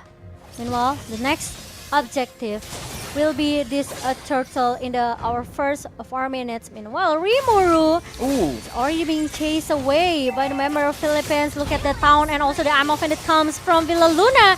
It obviously will make Rimuru cannot run from it. Ooh, the Freezer's Wrath being used as well. That is a large damage on Visao, and that's a double kill taken by Dapadap. And he is going in for Clyde just for good measure. That will be a killing spree picked up by Del Rosario on that tank Guinevere as Arakil is forced to flicker yet again. A battle spell being used defensively instead of aggressively for this Kaja. Oh my god, now Philippines, they don't want to give a chance at all to make Slovenia can do free rotation here, right? Because they have to secure their jungle. But Federal Airstrike and burst damage coming from this Farsia melted down Bonnie. Bonnie with 5 deaths right now, definitely a very tough situation. It's a repeat of game number 1. Soriano just getting out of control and Bonnie getting absolutely shut down. As Arakil here tries to make the winning play, goes with a Divine Judgment, but it won't be enough. Actually, he gets taken very, very low as Dapadap just moves back and starts going for a roam perhaps. Okay, and now their crossbow of tank pops up as well from Zoriano. It makes Clyde with the Curse of Blood cannot do much here. Meanwhile, we know how strong Dapadap in the top lane. And Royal Rosario, I think, drove too much, but he's still able to survive. And even the cover that comes from Philippines, it makes that Rosario still able to join the team fight in the mid lane and secure the mid turret. 2 kills for the Philippines, but Visao was able to escape with his life. Very fortunate for him, but one more turret taken away from the hands of the Slovenians, and the jungle control now will be absolutely contested as the Filipino members are going for this orange buff. But wait a minute, Visao tries to make a play, it won't be enough. And now, both teams are just waiting for an opportunity as the Federal Airstrike is being used by Imam. He won't be able to burst anyone low enough, but Arakil, one of the main engage tools, will no longer be able to actually mount a resistance in the front line. I'm offended though, being used onto Bonnie, and that is her falling down yet again. Shadow Kill is being used by Visao, but unfortunately, not enough damage, not enough resources, and Arakil just overstays in the top side, gets taken out off camera. Oh my god, now it's already like 5 turrets for Philippines, and now they're still looking for more. Rimuru tried to defend the top lane here, but it's not gonna be easy because 5 members from Philippines, they already keep giving a pressure again. They don't want to give any, I can say maybe hang on.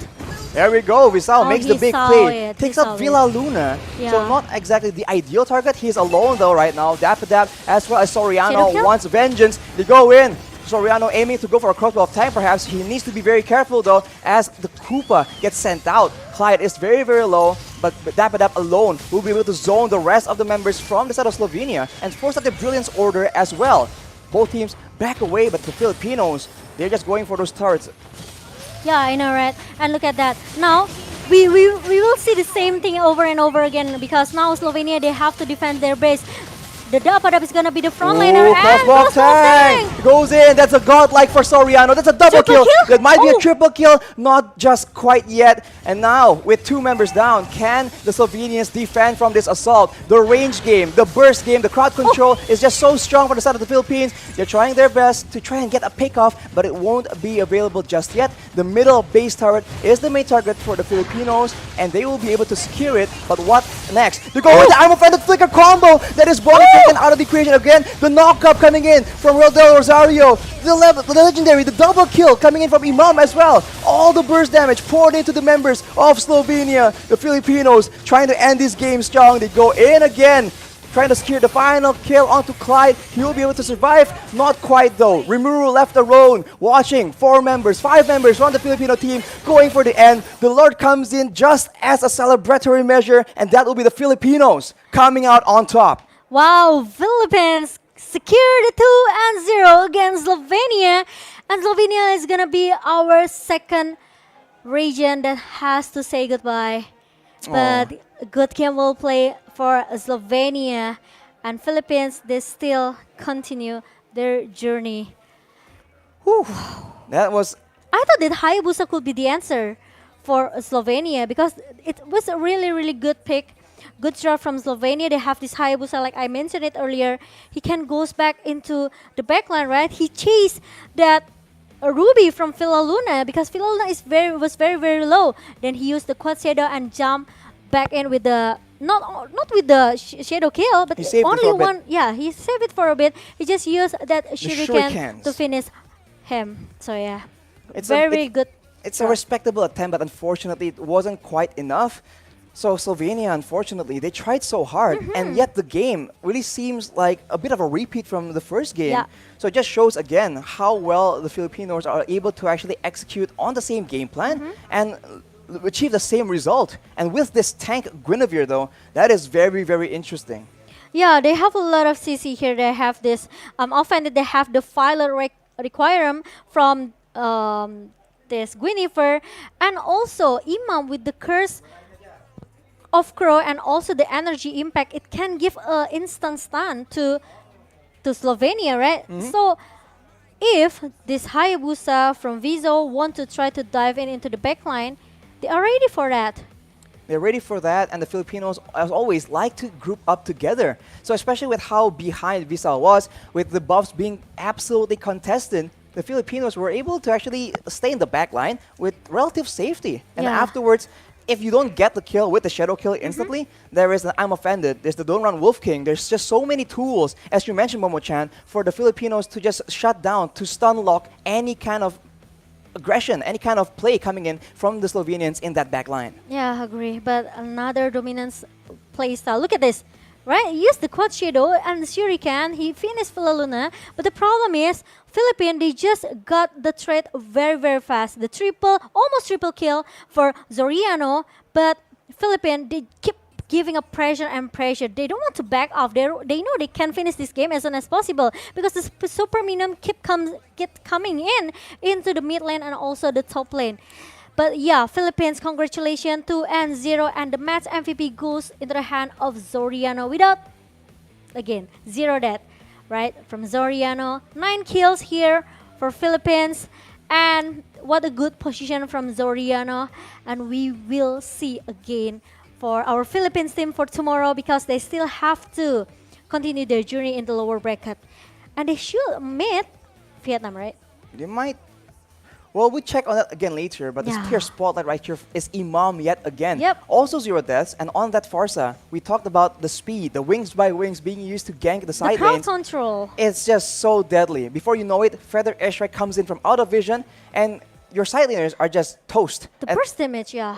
It's insane. I mean, he performs so well. He's in the right place at the right time, and he knows when to use his spells for full efficiency. It's just characteristically a very aggressive playstyle coming in from Imam, and it's what we love to see for sure. Yeah, agree. Wow, what amazing performance from Philippines. Maybe they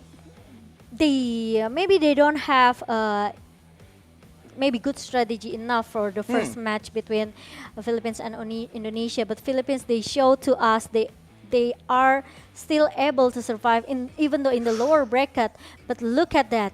Look at all Bonnie. gold for Philippines, but Bonnie here, I think it's a little bit hard for her because there's no, Backup. babysit. There's no backup. Exactly, There's yes, no yes. rotation that's coming from Slovenia. They play quite passive, and it's still not the answer for Slovenia. But really good game and well played for Slovenia.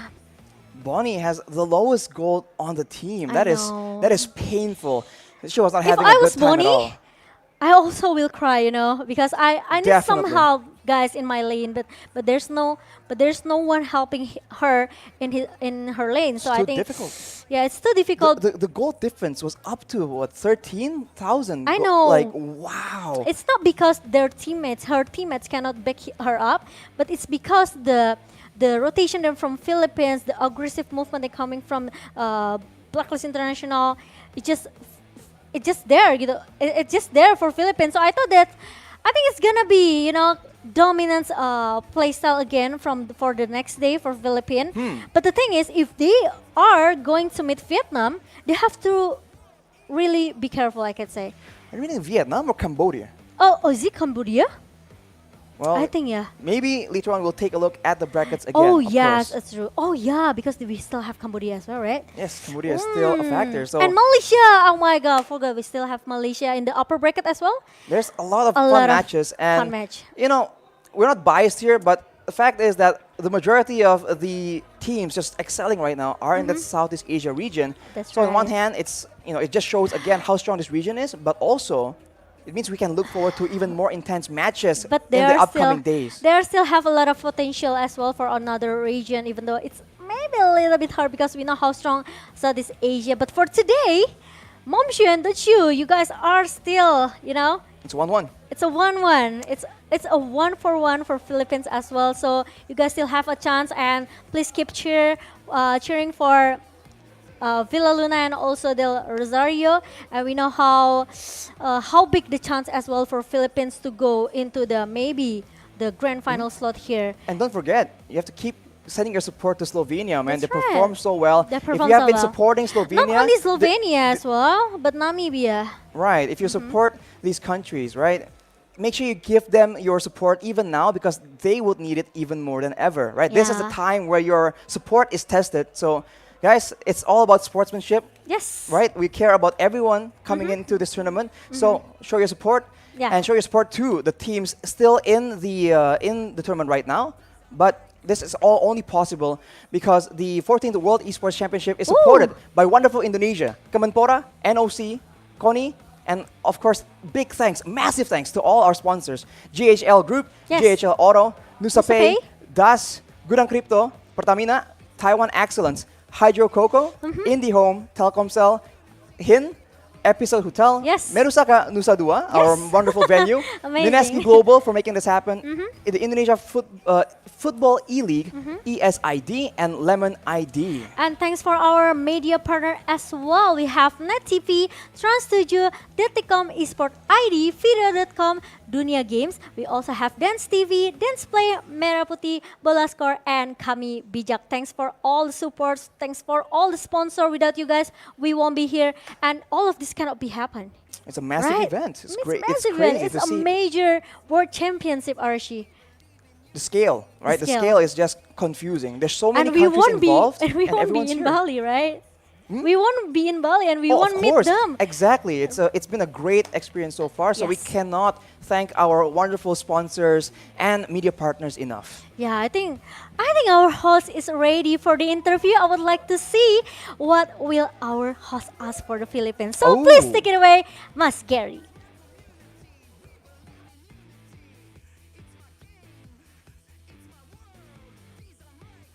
Again, Filipina is going to our bracket once again, and I would like to ask you guys a few questions. So, what is your first impression about Bali, Imam?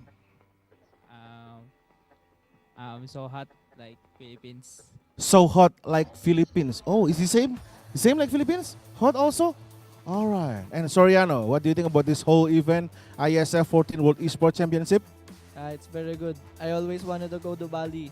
And the scenery is good. Like, it's fun to go here. Yeah. And I think the ISF tournament is very good for big opportunity for all the countries. Yeah. Okay. So, what kind of food that you want to taste in Bali? What kind of food? Ayam Baturu. Ayam betutu. All right, guys. So I will resume all of the match for today. So we have Indonesia versus Philippines, Namibia versus Vietnam, and Slovenia versus Philippines, and all go down by 2. And for tomorrow, we will have Cambodia versus Malaysia and Argentina versus Indonesia. Tomorrow, still on air stage, ISF 14 World Esports Championship, Bali. Thank you, and I'll see you around, guys. Bye-bye. Ayam betutu. Ayam betutu.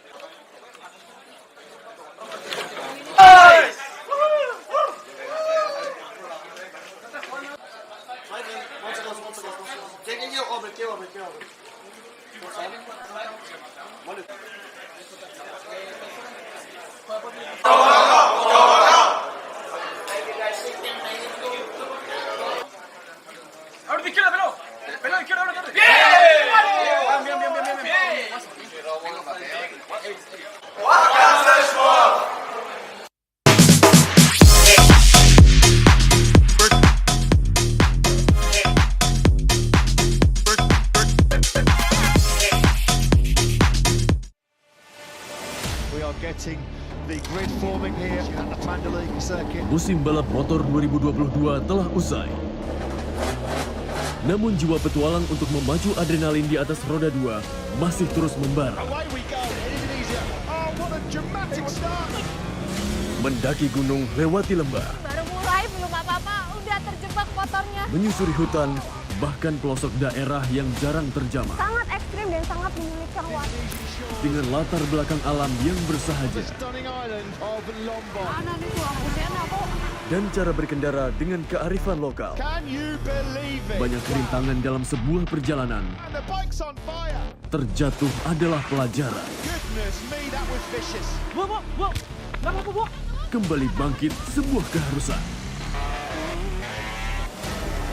Deru petualangan tanpa henti, bertualang di negeri sendiri. Unbelievable. What a finish.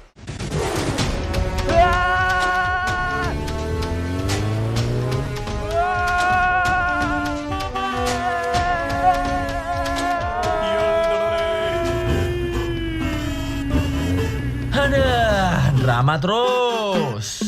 Nonton nih, komedi yang nyegerin. Lucunya gak habis-habis. Ngelospol.